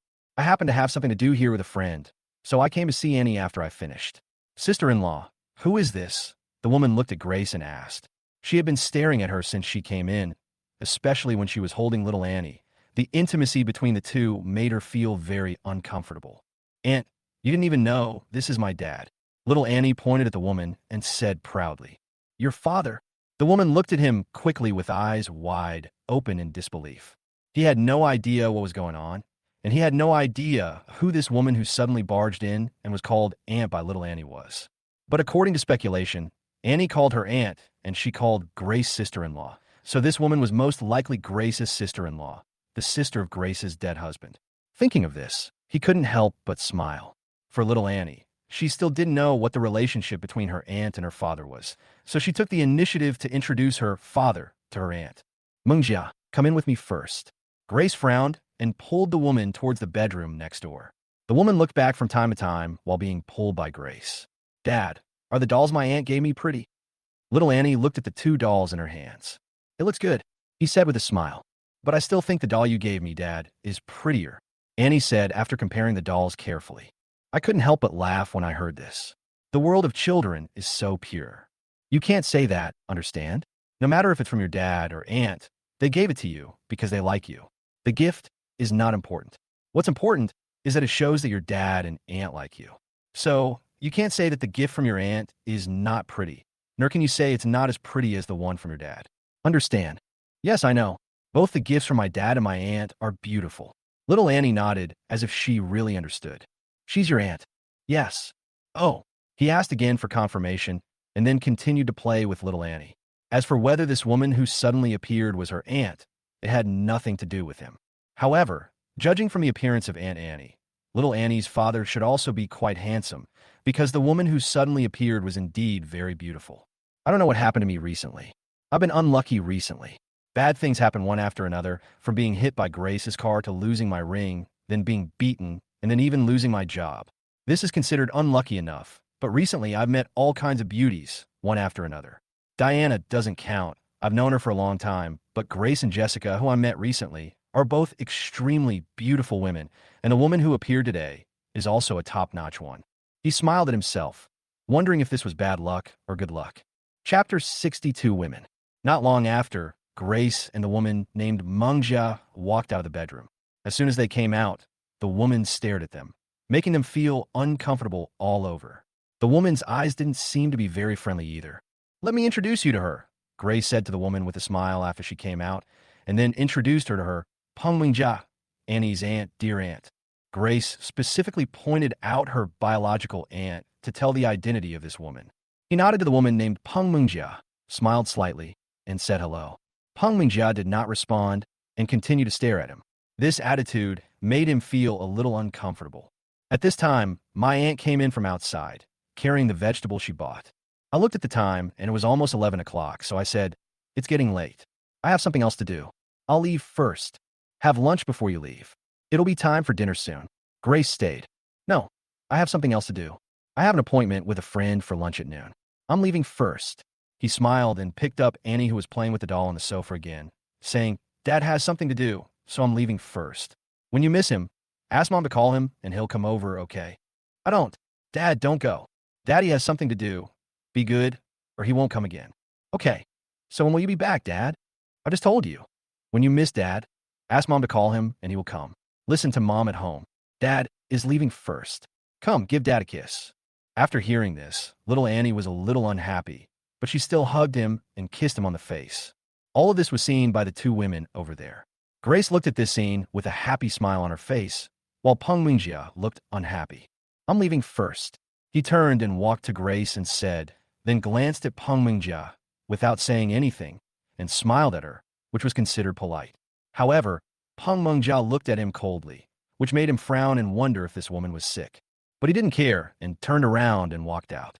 You don't look very well. Are you feeling unwell? Grace asked as she caught up with him. Really? Maybe he's a little tired from traveling so much these days. Take care of your body. If you feel tired, don't go to work for a while and take a few days off. Well, okay, recently, I won't go there, he said with a smile, but there was sadness in the smile. He strode out of Grace's house, walked to the bus stop, and got on the bus. After taking out his money and inserting coins, he was completely stunned. There were only a few dollars left in his pocket. Looking at these few dollars, he couldn't help but smile bitterly. It seemed that life had always been so harsh to him and had never been gentle. He didn't want to think about long-term plans. He just thought about how to solve his own dinner. Life seemed to have returned to 2 years ago. He came to this city to find a job. He had no education, no work experience, no capital, and he couldn't even do a job as a delivery man because delivery men need to buy a car with their own money first. Later, he set his sights on the skill of selling barbecue. He borrowed money from Liu Jiahao and Niaziki to set up a barbecue stall and worked until he went to the hospital. This period of time was the most stable time he had lived. However, now he has lost even this job. He is not a fool. He knows very well that the world is imperfect. He knows that the shadows are particularly dark in places with abundant sunshine. He can never go back to that street. A man was sitting on the bus thinking, and finally, he picked up his cell phone and dialed a number. Hey, Brother Liao, do you still remember me, Xiao Wang? After hanging up the phone, he got off at the next bus stop and took another bus. Half an hour later, he appeared in front of a construction site and walked into the site. When he came out again, it was already slightly dark. As he walked out, he took off the yellow safety helmet on his head. His originally clean clothes were now extremely dirty. If he replaced the safety helmet in his hand with a bowl, he would be no different from a beggar on the street. Dragging my heavy legs, I walked slowly towards the bus stop. Tired, indeed tired. He even felt that his body could not bear it anymore, but he still gritted his teeth and persevered. He walked to a convenience store near the bus stop, took out money to buy a bottle of water, and drank it in one gulp under the owner's disdainful look, then bought a pack of cigarettes and sat on the curb next to him, lighting up and smoking. This was not his first time to work on the construction site. In fact, after he came to Donghai from his hometown, he worked on the construction site for more than a month. The reason was that the work on the construction site did not require a diploma, experience, or investment capital. Moreover, the salary was high and the settlement period was short. Under the current national supervision, no one dared to delay the salary of migrant workers. He originally worked with Boss Liao, a contractor who specialized in scaffolding construction. Because he worked hard, was eloquent, and could drink with him, Boss Liao valued him very much. Today, he still found him. After sitting there and smoking a cigarette, he stood up with the help of the tree next to him. His body had not recovered at all, and coupled with such high-intensity work, he really could not bear it. But life is life. Who has time to think about other things when you are almost unable to survive? Isn't life all about gritting your teeth and persevering? After smoking a cigarette, he felt much more energetic. He waited for the bus to go home and got on it. It was rush hour and there were many people on the bus. However, as soon as he got on, everyone took the initiative to make way for him to stand. Many people even covered their noses, and the entire car was filled with disgusted eyes. He smiled slightly. He was already used to it. He was even happy that there was such a large space and no one was crowding with him.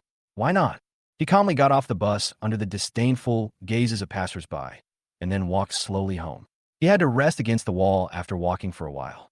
His weak body could not support such high-intensity physical work, and he persisted completely on his breath.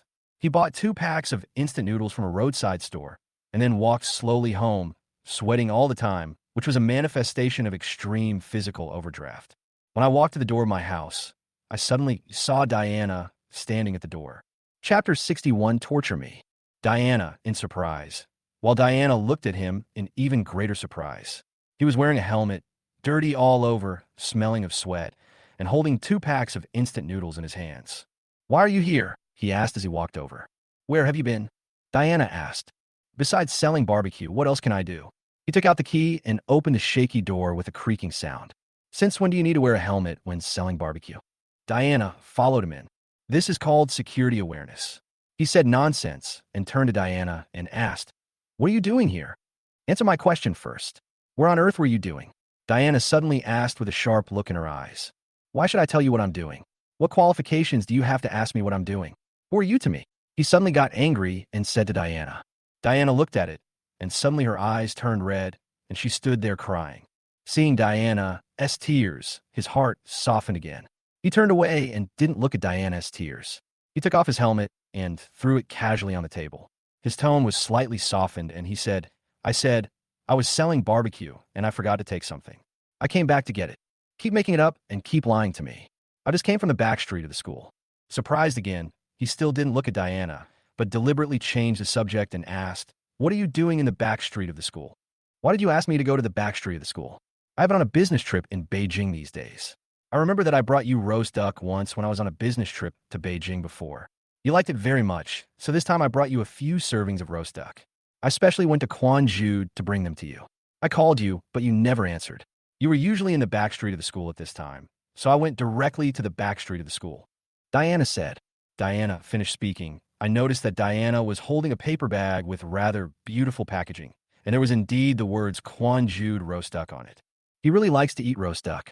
A few years ago, Diana was also sent to Beijing on a business trip by the company. When she came back, she brought back a roast duck and ate it with relish. I have never been to Beijing, but I heard that the authentic Quanzhou roast duck is quite expensive and not easy to buy. Thinking of this, my heart softened again. But I didn't find you in the back street. So I asked others, and they told me that you were beaten by local hooligans some time ago for protecting a girl. You were beaten so badly that you were sent for emergency treatment. I called you frantically, but you didn't answer. Later, you turned off your phone. Diana couldn't stop crying as she spoke. She might have felt wronged. Sitting on the bed and smoking, Diana had indeed called him many times today. At that time, he was lying on a scaffolding more than 10 stories high, so it was not convenient for him to answer the phone, and he didn't want to answer it. In the end, Diana called so many times that he simply turned off his phone, and he hasn't turned it on until now. Ambulances usually take you to the nearest large hospital. I went to the hospital and looked for you everywhere. I asked a lot of questions and finally found your attending physician. He told me that you were forcibly discharged yesterday and were discharged before you were fully recovered. Don't listen to his nonsense. I know my own body better than he does. I'm completely fine. What he said is just an attempt to make me stay in the hospital longer and cheat me out of more money. He said it lightly and put all the blame on the doctor. Tell me, where have you been? Why are you wearing a safety helmet? Why are you so dirty and smelly of sweat? Did you go to do some hard labor? And is this your dinner? Diana asked excitedly, pointing at the 2 packs of instant noodles placed on the table. Do you know that you're still injured? The doctor showed me your medical records. Your injuries are very serious. Even though you said your injuries were healed, your body hasn't recovered? Do you want to die? What on earth do you want to do? Are you really forced into desperation with no money to pay off your debts? Or are you deliberately torturing yourself? The mistake was made by me. It's all my fault. If you want to torture someone, torture me. Don't torture yourself like this, okay? Do you know that looking at you like this makes me feel more uncomfortable than dying?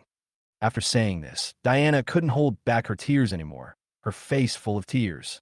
He sat there with his head down, coldly not trying to comfort Diana, let alone hand her a tissue, but in fact his heart had already softened as soft as a finger. Don't let your imagination run wild. It's not what you think. This is Housey Company. They want to shoot a promotional video with the image of a migrant worker in it. Considering that I'm unemployed and the price they offer to actors is good this time, Housey called me and asked me to act in the film. This is something that should be kept within the family. Everything you see is a prop. I used it when filming. I just came back and didn't have time to change it. Even the instant noodles are props. I couldn't bear to throw them away, so I brought them back. He was making up stories. Really, Diana was a little unconvinced. There's no need for me to lie to you. Diana, I'm not as pitiful as you think. I'm doing fine, very well. Have you had dinner? He asked. No. Diana shook her head. You sent me roast duck. In return, I will treat you to a meal, right at the door, if you don't mind the dirt. I usually eat there. He said this just to tell Diana that he usually lived a comfortable life. He didn't want Diana to worry about him or feel sad for him. Although he still hated Diana in his heart, but Diana's tears washed away everything. He couldn't bear it. Do you think I'm a very materialistic person? Don't forget how we lived in those years, right after we graduated. I lived in the basement with you and ate instant noodles with you for a month straight. Diana was a little angry. Diana then, and now you are President Sue. Hearing Diana talking about the past, she couldn't help but get angry. After she finished speaking, she stood up and said, "Wait for me here. I'm going to take a shower and change clothes so I don't stink you." After saying that, he picked up the bucket, took the towel and change of clothes, and walked out the door. Diana was surprised at the way his father took a bath, but she could only be surprised. She knew that she was no longer qualified to say anything. After taking a shower, he walked back to the house with a bucket, but was surprised to find that his doghouse had completely changed. Diana was helping him tidy it up with her sleeves rolled up. There were already 3 bags of garbage by the door. Chapter 62, I've Always Loved You. Diana turned around and asked with a smile, "Are you done washing?" See the beads of sweat on Diana's forehead. At that moment, his heart melted again, but he didn't want Diana to see it. "Why are you cleaning it up? Go wash your hands and go out to eat," he said in a cold tone. "It's okay. I'll help you clean up. Where are your clothes? I'll wash them for you. Where should I wash them?" Diana asked hurriedly while looking at the clothes she took off in the bucket. He picked up the clothes in the bucket and threw them directly into the garbage pile at the door, saying they are dirty. "We don't want them anymore. Let's go." After saying that, he walked out first. Diana was a little stunned. She didn't understand whether the clothes were really dirty and had to be thrown away, or whether he threw them away on purpose because he hated himself. Diana followed him out, walking in front, and Diana followed behind, not saying a word, walking forward. The restaurant is not far away. It is just a small restaurant at the entrance of the alley, a place that is slightly better than a food stall. He ordered 4 dishes and a soup in one go, which was already a very luxurious thing for him. In the past few years, he had only taken the initiative to go out to eat in restaurants a few times. "It's just the 2 of us. Why did you order so many dishes? I don't want you to think that I live a poor life," he said lightly while smoking. Diana said with a smile on her face after ordering the dishes. "Thank you for what? You still remember the dishes I like," Diana said, with a certain happiness on her face. It turned out that all the dishes just ordered were the ones Diana liked to eat in the past.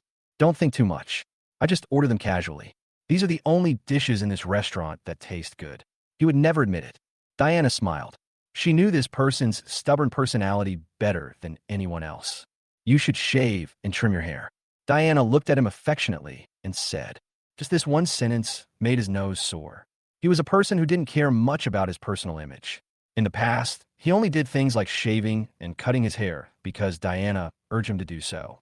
Turning his head to look out the window, he didn't dare to look at Diana's affectionate eyes, for he was afraid that he would fall for her. "How did the police station handle that incident?" I asked the people around me, and they told me that the gang was a group of hooligans who had been entrenched there for a long time, but you don't have to be afraid of them. "How was the matter finally handled?" "Our company has a special law firm for cooperation. This law firm is very famous.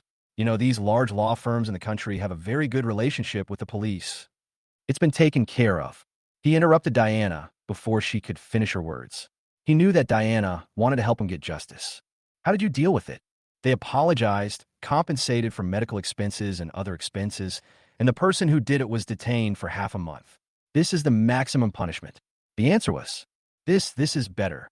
Although Diana was a little disappointed, she was also very happy. "Is that the girl I saw last time?" Diana said, looking up. "Which girl?" he asked after taking a big sip of beer. He really didn't know who Diana was talking about. "The girl you fought for. Was she the girl I saw at your barbecue stall last time?" Diana continued, feeling sad when she said this. He looked up at Diana, nodded and said, "Yes." Then he lowered his head and picked up the chopsticks to eat the food.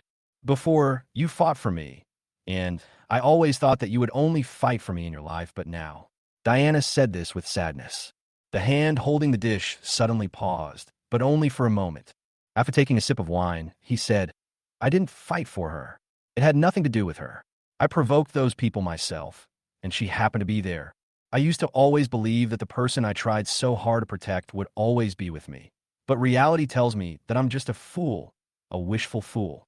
So, everything in this world is fake and no one can be yours. He suddenly sneered. No, I didn't abandon you. Okay, let's stop talking about it. Let the past be the past. No matter who is right or wrong, it no longer has any meaning. Let's eat. He interrupted Diana's explanation. Diana held the chopsticks in her hand, but she hardly ate anything from beginning to end. Instead, she, who had already finished dinner, was holding the wine glass and drinking the wine and eating the food with big gulps. Is she really just a poor female college student? After a long silence, Diana asked again. Out of a woman's sixth sense, she was very concerned about Jessica's affairs. You are right. She is a rich girl. Her family is very rich, and her father is the president of a large company, replied.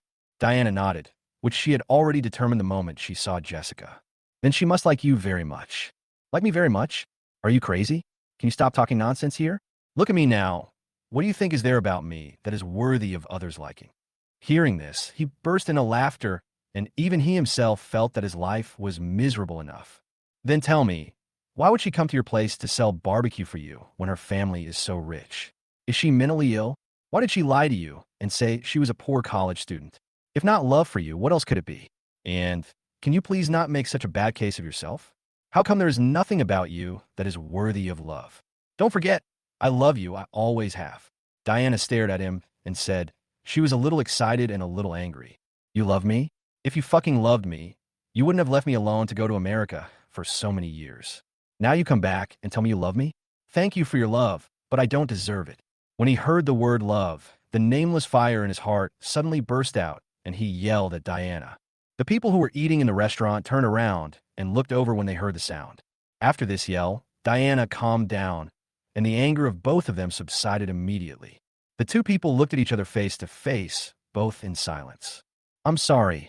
I shouldn't have lost my temper with you, he said to Diana softly, feeling somewhat regretful. Then he put down his chopsticks, lit a cigarette, and started smoking. Diana also calmed down a lot and sat there in silence. It doesn't matter. I know you still hate me. I will wait until the day you don't hate me anymore. Diana's eyes were wet. Chapter 63, Send You Home. Looking at Diana's moist eyes, he turned his face away, pretending that he saw nothing, and then said to Diana, Do you still want to eat? I'm full. Diana shook her head. Boss, check out, he shouted. How much? I said to the boss. 198. Let me do it. Diana quickly went to her bag to get the money. What? Do you think I can't even afford food? Are you feeling sorry for me? He asked Diana. That's not what I meant. Diana stopped. Here's 200, no need to change. He took out 200 yuan very generously and handed it to the boss. However, when he left, he secretly took a bunch of toothpicks and toilet paper and put them in his trouser pocket. He didn't want to appear too shabby in front of Diana, but he couldn't give the $2 away for nothing. How did you get here? Did you drive? I asked Diana after checking the time. It was already 1 in the morning. I took a taxi straight from the airport. It's getting late, let's go back. I'm sleepy and want to rest, he said to Diana. Diana hesitated, and after trying to persuade him to go to the hospital again to no avail, she stood up and walked out slowly. She knew his character, and once he made a decision, no one could persuade him to change his mind. You don't have to send me out. You should go to bed early. You must rest more and eat well. You must not go to work, okay? Diana said when she saw him sending her out. Without answering Diana's question, he said to Diana, I'll take you back. Don't you want to take a rest? Don't you see what time it is? You didn't drive here. It's not safe for a woman to go home alone. I'll take you home, and then you can go back to sleep. After saying that, he walked out first. You! Diana wanted to call out, but she didn't say it in the end. Instead, she smiled and ran a few steps in her high heels to catch up. She walked out while smoking. This was a slum in the city. It was very dark at night, and the people living here were very mixed. If she hadn't been out before, Diana would have been scared every time she went in and out alone. You're still the same. Every time I worked overtime at night, you would pick me up downstairs of the company, worried that it would be unsafe for me to go home alone at night. Diana said as she walked beside him, thinking back to the past. It's different. Shakes head. What's the difference? I used to pick you up and take you home, but now I send you home. He said lightly. Diana turned her head and looked at him, then nodded somewhat dejectedly and said, Yes, one word difference makes a world of difference. He hailed a taxi, opened the door, and let Diana get in, while he sat in the passenger seat. Because the seats were separated, the two of them couldn't talk to each other, so they remained silent all the way. The car stopped outside the residential complex where Diana lived. After getting out of the car, Diana walked to the front and asked the driver, "Master, how much is it? I'll also pay for his return trip." "Is it a big deal that you're rich?" He glared at Diana. "Ee. No matter how poor I am, I can still afford this fare. Go back. I will leave after I see you go in." He scolded Diana.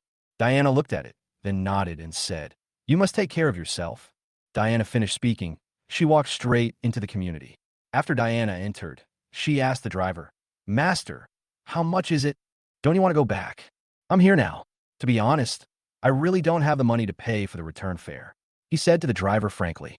A minute later, after paying the fare, I got off the taxi and it drove away. I stood dejectedly on the roadside with the remaining 20 or so yuan in my hand. I worked for half a day today, and the contractor brother Liao was very considerate and gave me 300 yuan. 200 yuan of the money was used to treat Lu Jiahao and Yaziki to a meal. I spent about 10 yuan on cigarettes and water. I just took a taxi here, which cost me nearly 60 yuan. Taxis in Shanghai are always expensive. Walking slowly along the street, smoking as I walked, I finally came to a place where shared bicycles were parked. I took out my phone and scanned a code, then rode my bicycle on the street, singing how yuns to live as I rode. Life is always full of troubles. I'm still not used to it. They say money is a bastard, but she looks really good. Panic. In a hurry. Why is life always like this? Is it my ideal? This is how I spend my life. I spent a few dollars and rode for an hour and a half back to my nest, where I fell directly on the bed and fell asleep because I was so tired. Diana did not go into the community, but stood by the window of the security booth at the gate and watched. She saw him get out of the taxi and walk away. She knew his character well, so she did not chase him. She just took out her phone silently and called Ziki. "Hi, Diana. Ziki, is your Lu Jiahao here?" "Yes, what? Are you looking for him? I want to ask him something." "Okay, answer the phone. Diana wants to ask you something." "Hello, Diana, what's the matter?" Lu Jiahao picked up the phone. "I heard that your company is shooting a promotional video. Our company also has this plan. I would like to ask you some details in this regard." Diana asked, "Promotional film? What promotional film? Who told you that?" Didn't your company make a promotional video?" "No, there's no such thing at all. We filmed one last year, but the result was not very good, so there is no such plan this year." "Who told you this?" Lu Jiahao was also confused. "It's okay. I just asked casually. Since you didn't do this, forget it.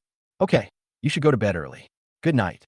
Diana hung up the phone and stared blankly at the figure who had walked away. I got up early the next morning, put on my safety helmet, picked up the clothes I had deliberately thrown away yesterday, and put them on again, as working on the construction site would wear out clothes. He searched for a few coins under his bed, bought 2 steam buns from a stall, and then squeezed onto the bus to the construction site. However, he didn't realize that after he left the alley, a Mercedes-Benz car followed him. When the bus stopped at the stop, the Mercedes-Benz car also stopped behind him and followed him all the way.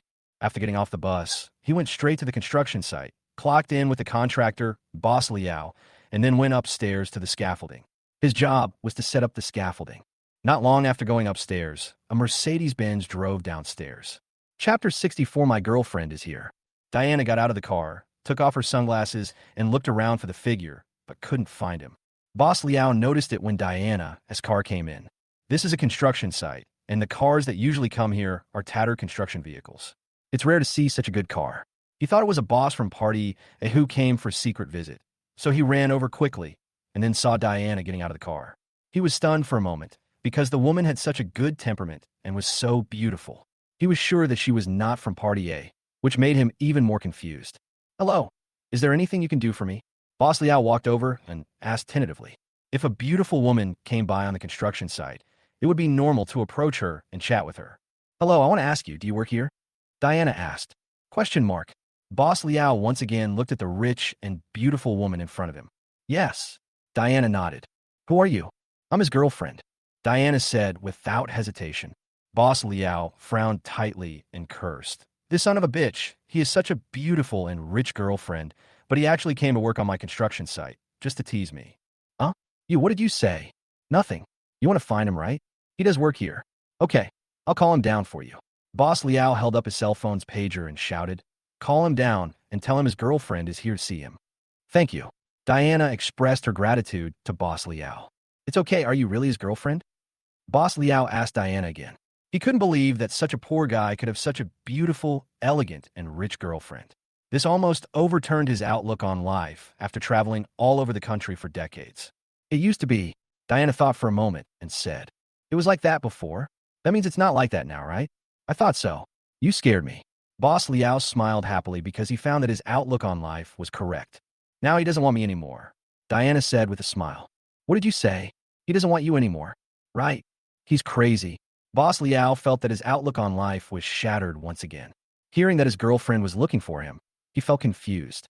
When did he have a girlfriend? But he still got down from the scaffolding and took the construction elevator to the downstairs. Diana standing there, and his car parked there, and he was stunned. "What are you doing here?" he said to Diana. "Didn't you tell me you were acting? What are you doing?" Diana asked with red eyes, looking at the man who was dirty all over, with a towel on his shoulders and a safety helmet on his head. She still couldn't believe that he actually came to the construction site to work. I'm at work now. Can we talk after I get off work?" Looking at the other workers standing nearby, watching the fun, he felt a little embarrassed. "If you want me to go back, you can come with me." Diana insisted. "I'm at work? I'm working. How can I go with you? Is this your job?" "Yes, that's my job." Nodded. What's wrong with you? What are you doing? Why are you like this?" "Why am I like this? I go to work, I work honestly, I don't steal or rob. I earn money with my own strength. What's wrong with me?" Okay. I really have to go to work. Don't let others laugh at me here, okay? Go back. I'll call you when I get off work. We can talk about it after I get off work, okay? You're not leaving, are you? Diana watched, gritting her teeth. Isn't that nonsense? Where should I go to work? This is my job. Do you understand? Okay, you like staying here, right? Okay. If you don't leave, then I won't leave either. If you like staying here, then I will stay here too. I'll accompany you, Diana said angrily. Are you crazy? This is a construction site. Is this where you should stay? Is this where you stay? Diana asked, and then continued. Since you can stay here, why can't I stay here? The quarrel between the two attracted more and more people to watch. They were a little embarrassed and angry, and said directly, Okay, if you like to stay here, then stay here. I have to go to work and don't have time to accompany you here. He gritted his teeth, put on his safety helmet, turned around, and prepared to walk towards the construction elevator. You, Diana stamped her feet in anger, then walked directly to Boss Liao and asked, Do you have a helmet? Yes, you. Lend me one. Diana picked up the safety helmet on the table, put it on her head, and followed him into the construction elevator. Just as I was about to take the elevator up, I suddenly saw Diana rushing and wearing a safety helmet, and I quickly stopped the elevator. What are you doing here? I'll do whatever you do. I am sick, aren't you? I'm going to work. What are you going to do? I'll watch you work. You want to kill yourself, don't you? Do you think it's fun up there? I'm going to put up a scaffolding. It's dozens of meters high. If you step on empty air, you'll die. So you knew. I thought you didn't know. Since you don't want to live anymore, I will accompany you. At worst, we can die together, Diana said firmly. Diana asked him unbearably, Come back with me. No way. I worked so hard to find this job. Then I will stay here with you. Wherever you go, I will go. I will stay as long as you work. If you fall, I will jump down myself and die with you. You're crazy. Yes, I am crazy, and you drove me crazy, Diana shouted, tears streaming down her face. Looking at Diana's determined eyes and tearful face, he suddenly felt like a deflated ball. Then he pulled Diana out of the elevator and said to Diana, Go to the car first. Where are you going? I'm leaving. Should I say hello to the boss first? He said angrily, and then walked straight to Boss Liao. You're really good, kid. You keep crying poor in front of me. I've been in this business for decades, and this is the first time I've seen someone driving a Mercedes to work on a construction site. Brother, are you here to experience life? Said Boss Liao. No, that's really not the case. The car is hers. Oh yes, the car is hers. Then whose body is it? Boss Liao asked with a smile. Chapter 65, Live Hard. Oh, I can't explain it to you clearly, Brother Liao. Can I ask for leave? How can I say no? You drive a Mercedes, and I drive a Jeep. How can I say no? Brother, please stop teasing me, okay? You make me, your boss, feel very unsuccessful. Don't you know? I felt like I couldn't explain myself clearly. Then, he walked to Diana's car wearing a helmet, opened the passenger door, and got in without caring how dirty he was. This kid is crazy. He has so much money, but he still comes to work on the construction site. You don't understand this. Rich people like the life we poor people live.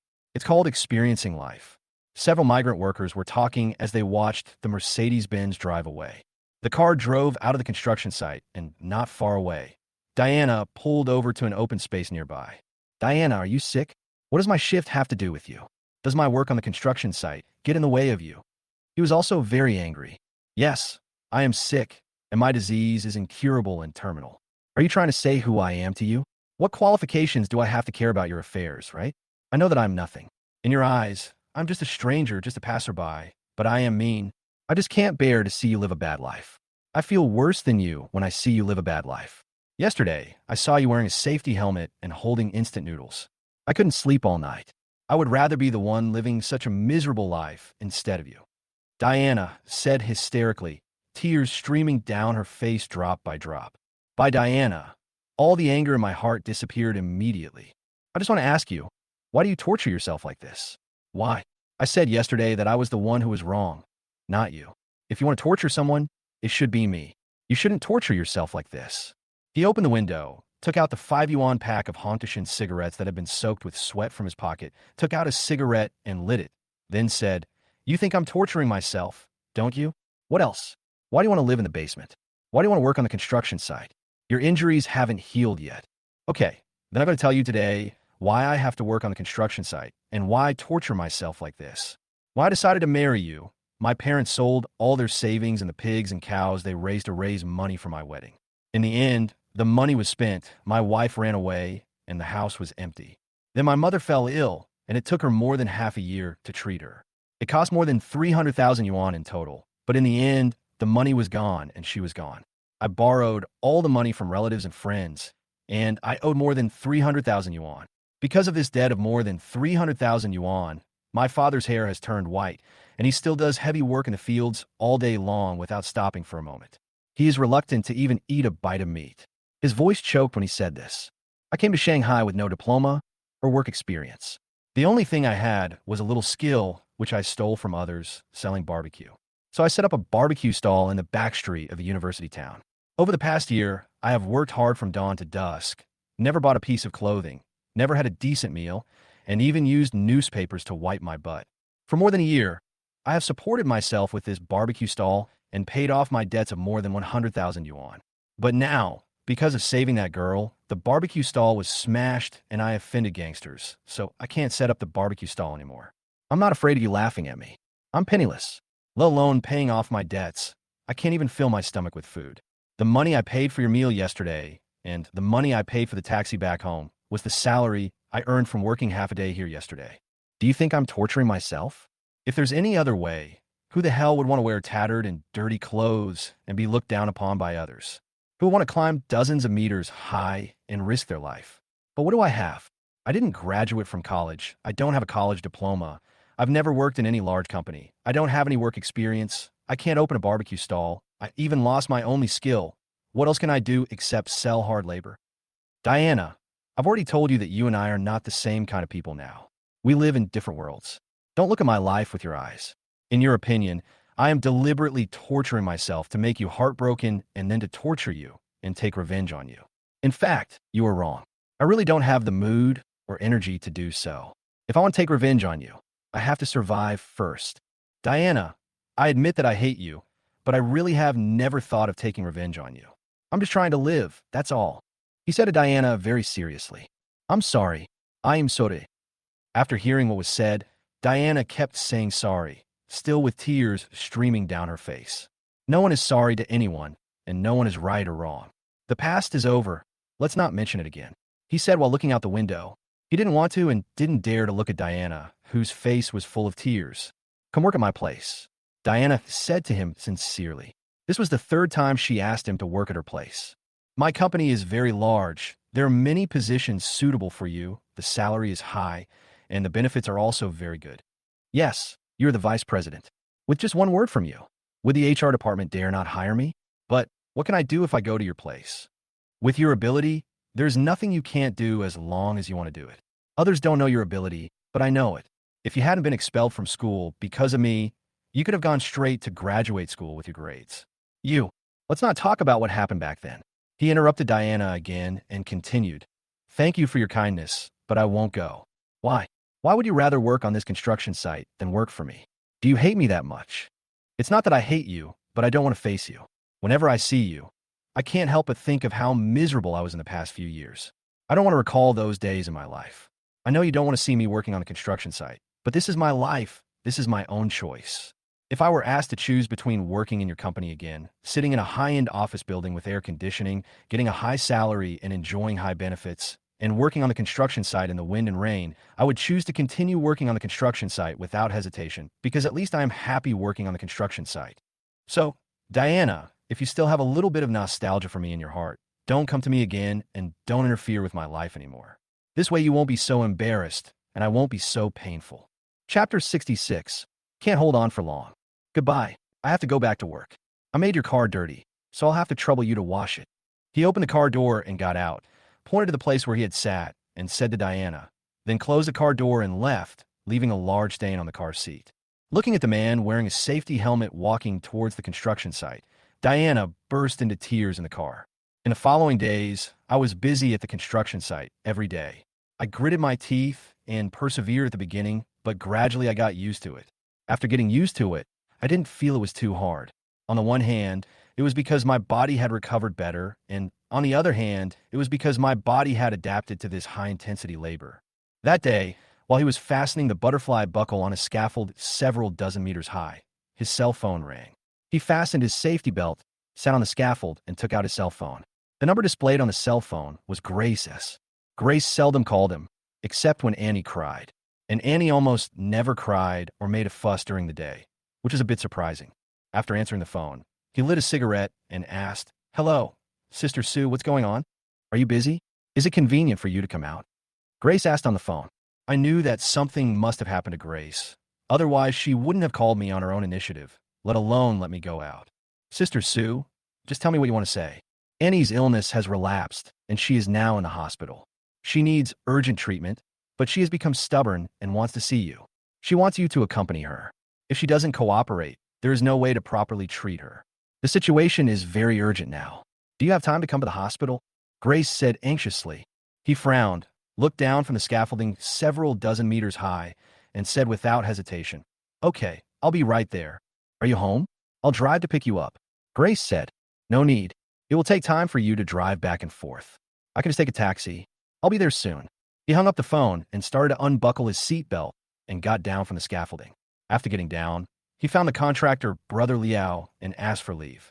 Although he felt embarrassed, he couldn't care less as he thought about Annie's hospitalization. After asking for leave, he ran out wearing a helmet, all wet and black. Without thinking too much, he stopped a taxi, got in, and asked the driver to drive to the hospital. When the taxi arrived at the hospital and he was about to get off to ask the driver how much the fare was, he suddenly remembered something.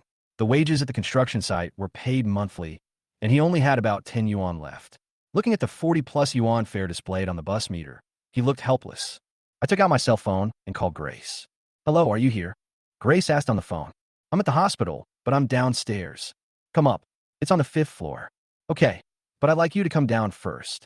"What's wrong?" "I took a taxi, but I forgot to bring money." He gritted his teeth and said it was very difficult for him to say such a sentence, because he was the kind of person who would rather save face than live in misery. He had not been working for long, and it was still a long time before the salary was settled on the construction site. He was in a hurry to come here and didn't care whether he had money on him. He took a taxi and only remembered that he was penniless halfway through the journey. Grace was stunned for a moment, then said, "Okay, I'll be right down." Then Grace hung up the phone. Grace was seen walking out of the building in high heels. She stood at the door, looked around, saw the taxi parked at the door, and walked straight over. When she saw the man wearing a helmet and covered in dirt coming out of the car, she was obviously stunned for a moment, but she didn't ask any more questions and directly asked the taxi driver, "Master, how much is it?" 42. "Here's 50. No need to give me the change. Sorry to have kept you waiting." "Thank you." Grace took out a $50 bill from her bag and handed it to the taxi driver. "Where's Annie? How's she?" he asked Grace hurriedly. "She's getting ready to go for treatment, but she's been crying and making a fuss, asking for her daddy and for you to stay with her. Actually, you can't blame her. This treatment is very painful." "Very painful," Grace said as she walked towards the elevator. When she said this, Grace's eyes became red again. "When did the disease start?" he asked as he and Grace walked into the elevator. "In the afternoon, about 2 hours ago. This is not her first time. This is the case with her disease. The treatment can only suppress it for a period of time, and it will relapse after the effect disappears. So we have become accustomed to it, and we will send her to the hospital immediately when we find something is wrong. However, in the past, a treatment could last for half a year or about half a year, and this time, it was less than a month since the last treatment. The doctor told me that this situation shows that the effect of the treatment suppression is getting worse and worse, and if it continues to develop, the treatment will not have any effect. In other words, if she doesn't have a bone marrow transplant, she won't be able to hold on for much longer. Grace finally couldn't hold back her tears. He didn't say anything. He was also in a heavy mood and didn't know how to comfort Grace. I followed Grace down the elevator and walked into the ward. There were several nurses and doctors in the ward, and Grace's aunt was also there. Little Annie was rolling around on the bed, crying and shouting for her daddy. Seeing this, his nose suddenly felt sore, and he almost cried. Last time, he was surrounded and beaten to death by more than a dozen people, and he faced it with a smile, but at this moment, he suddenly wanted to cry. Dad! When little Annie saw him appear, she suddenly stopped crying and threw herself into his arms as if she had seen her savior, completely ignoring the strong smell of sweat and black clothes on her body. He also hugged little Annie tightly, comforting and coaxing her. Everyone's eyes were sore when they saw this scene. Grace and her aunt had already uncontrollably shed tears. Several nurses were moved to tears, and the two doctors were whispering and sighing while discussing something. They all knew that little Annie, this little girl who looked like a porcelain doll, would not live long. After much persuasion, little Annie finally agreed to go for treatment, but she insisted that I must stay here with her and wait for her outside. Agreed. Then, he carried little Annie out of the treatment room and put her down at the door of the treatment room and handed her over to the nurse and doctor who had been following them. Then, the door of the treatment room, also known as the operating room, was closed. The heavy door of the operating room closed with a deep sound. This sound shocked my heart. I turned around and asked Grace, whose eyes were red all the time, "Is this treatment dangerous?" Chapter 67 no soe. No. Grace shook her head and said, "There is no danger in this treatment. She has done it many times. However, even if there's a risk, she has to do it. If she doesn't..." Grace didn't finish her words. It was clear what she was going to say. He felt tired, both physically and mentally. He could no longer support himself and squatted down against the wall. He took out a pack of cigarettes, the outer packaging of which was wet with sweat, from his pocket. He lit one without caring whether this was a hospital or not, and took 2 deep puffs. Then, smoke immediately surrounded him. This is a significant difference between low-quality cigarettes and fine cigarettes. After taking a puff of low-quality cigarettes, the whole thing is filled with smoke. Grace, who was standing next to him, frowned because of the smoke, but she didn't blame him. She just fanned herself silently and took 2 steps back. She really hated people smoking next to her, but now, she didn't think it was so hateful to smoke. "If you want to think it through, the only way is to transplant bone marrow, right?" he asked again. In fact, he had asked Grace this question many times. "Yes." Grace answered again. He nodded, continued smoking, and said nothing more.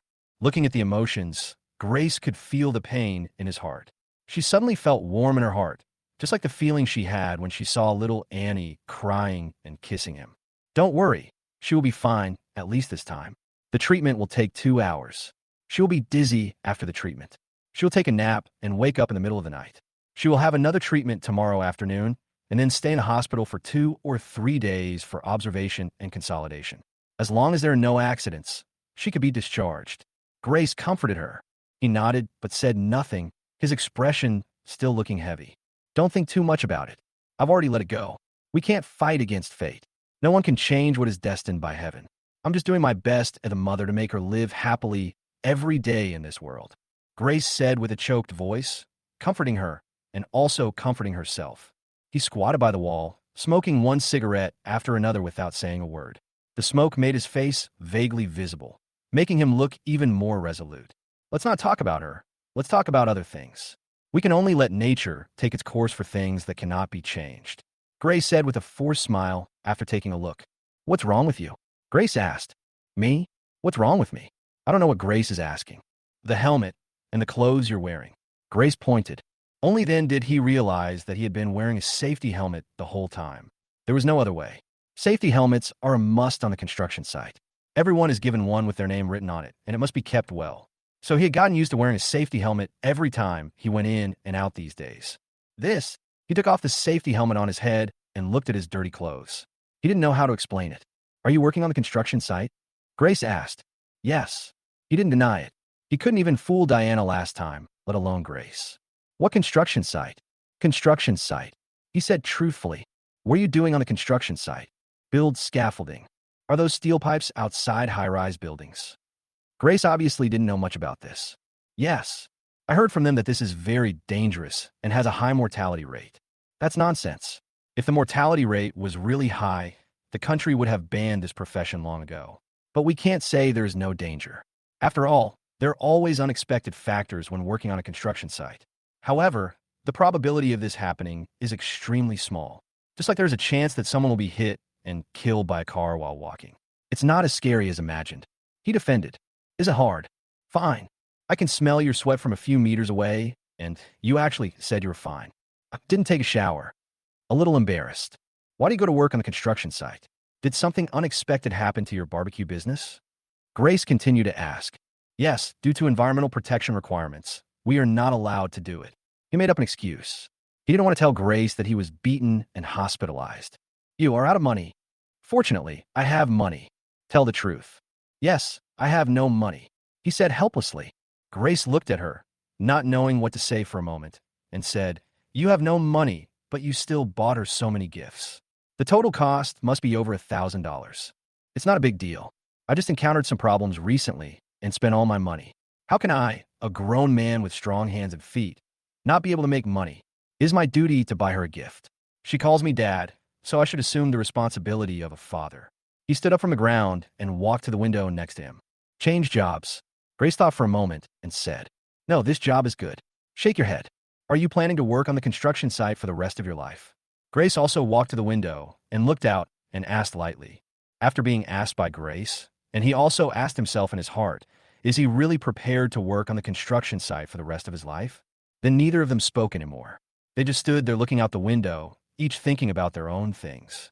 The treatment process was neither fast nor slow. Little Annie came out 2 hours later.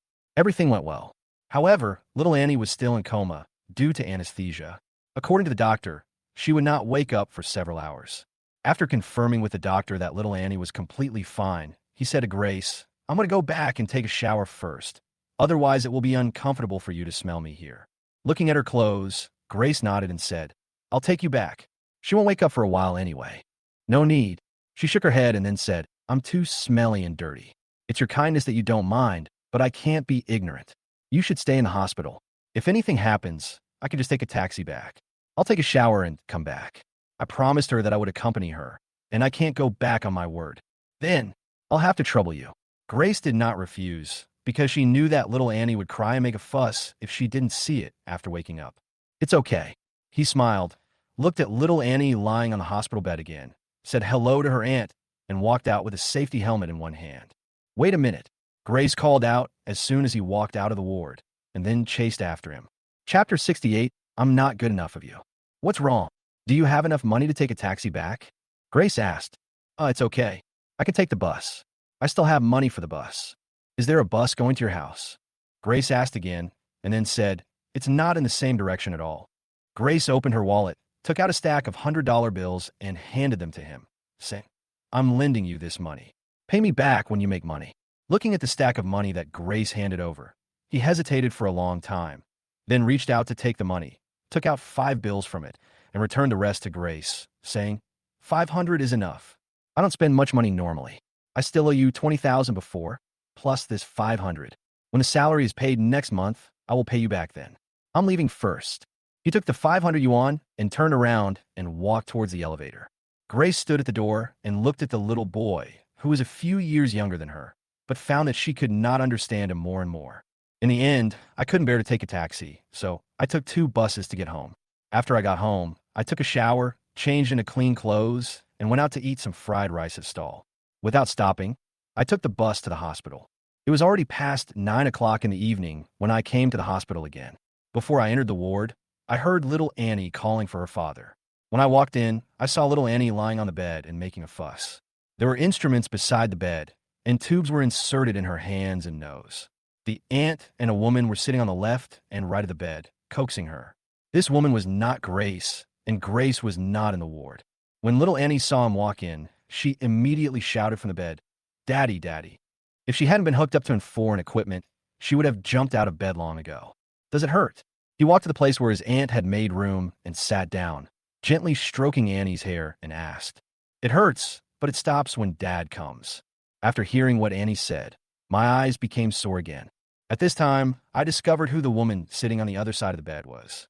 This woman was Annie's aunt, Peng Mengjia, who had appeared at Grace's house some time ago. For some reason, he found that Peng Mengjia had been looking at him with hostility, especially when he was in contact with little Annie. Even at this moment, he could feel the murderous intent in this woman's eyes. After sitting down, Peng Mengjia stood up and walked outside. A little confused, he felt that he had never offended this beautiful girl in any way. Ignore all that and just chat with little Annie and tease her. Come out for a moment. When she was laughing intimately with little Annie, Peng Mengjia's voice suddenly came from behind. He turned around and looked at Peng Mengjia in surprise, pointed at his nose and asked, "Are you calling me?" "What else?" Peng Mengjia said coldly, then strode out of the ward. I felt a little confused, but turned around and followed him out of the ward. When he walked out of the ward, he saw Peng Mengjia standing by the window at the end of the corridor. Peng Mengjia was looking at him, but her expression was obviously not very good. He didn't know how he had offended this woman, and felt it was very incomprehensible. He strode over, walked up to Peng Mengjia, smiled politely, and asked, "Hello, what's the matter? What is your relationship with my sister-in-law?" Peng Mengjia asked in a very impolite tone. "You sister-in-law? Oh, you mean Sister Sue." I didn't react for a moment. "Who else do you think I am? Tell me, what is the relationship between you two?" Peng Mengjia continued to ask coldly. He frowned. He really didn't like the woman's attitude, but he didn't think it was a big deal. He didn't bother with the girl. "Did you misunderstand something? She and I are just ordinary friends." "Ordinary friend? Even though Annie calls you Dad, we're still just ordinary friends." Peng Mengjia sneered.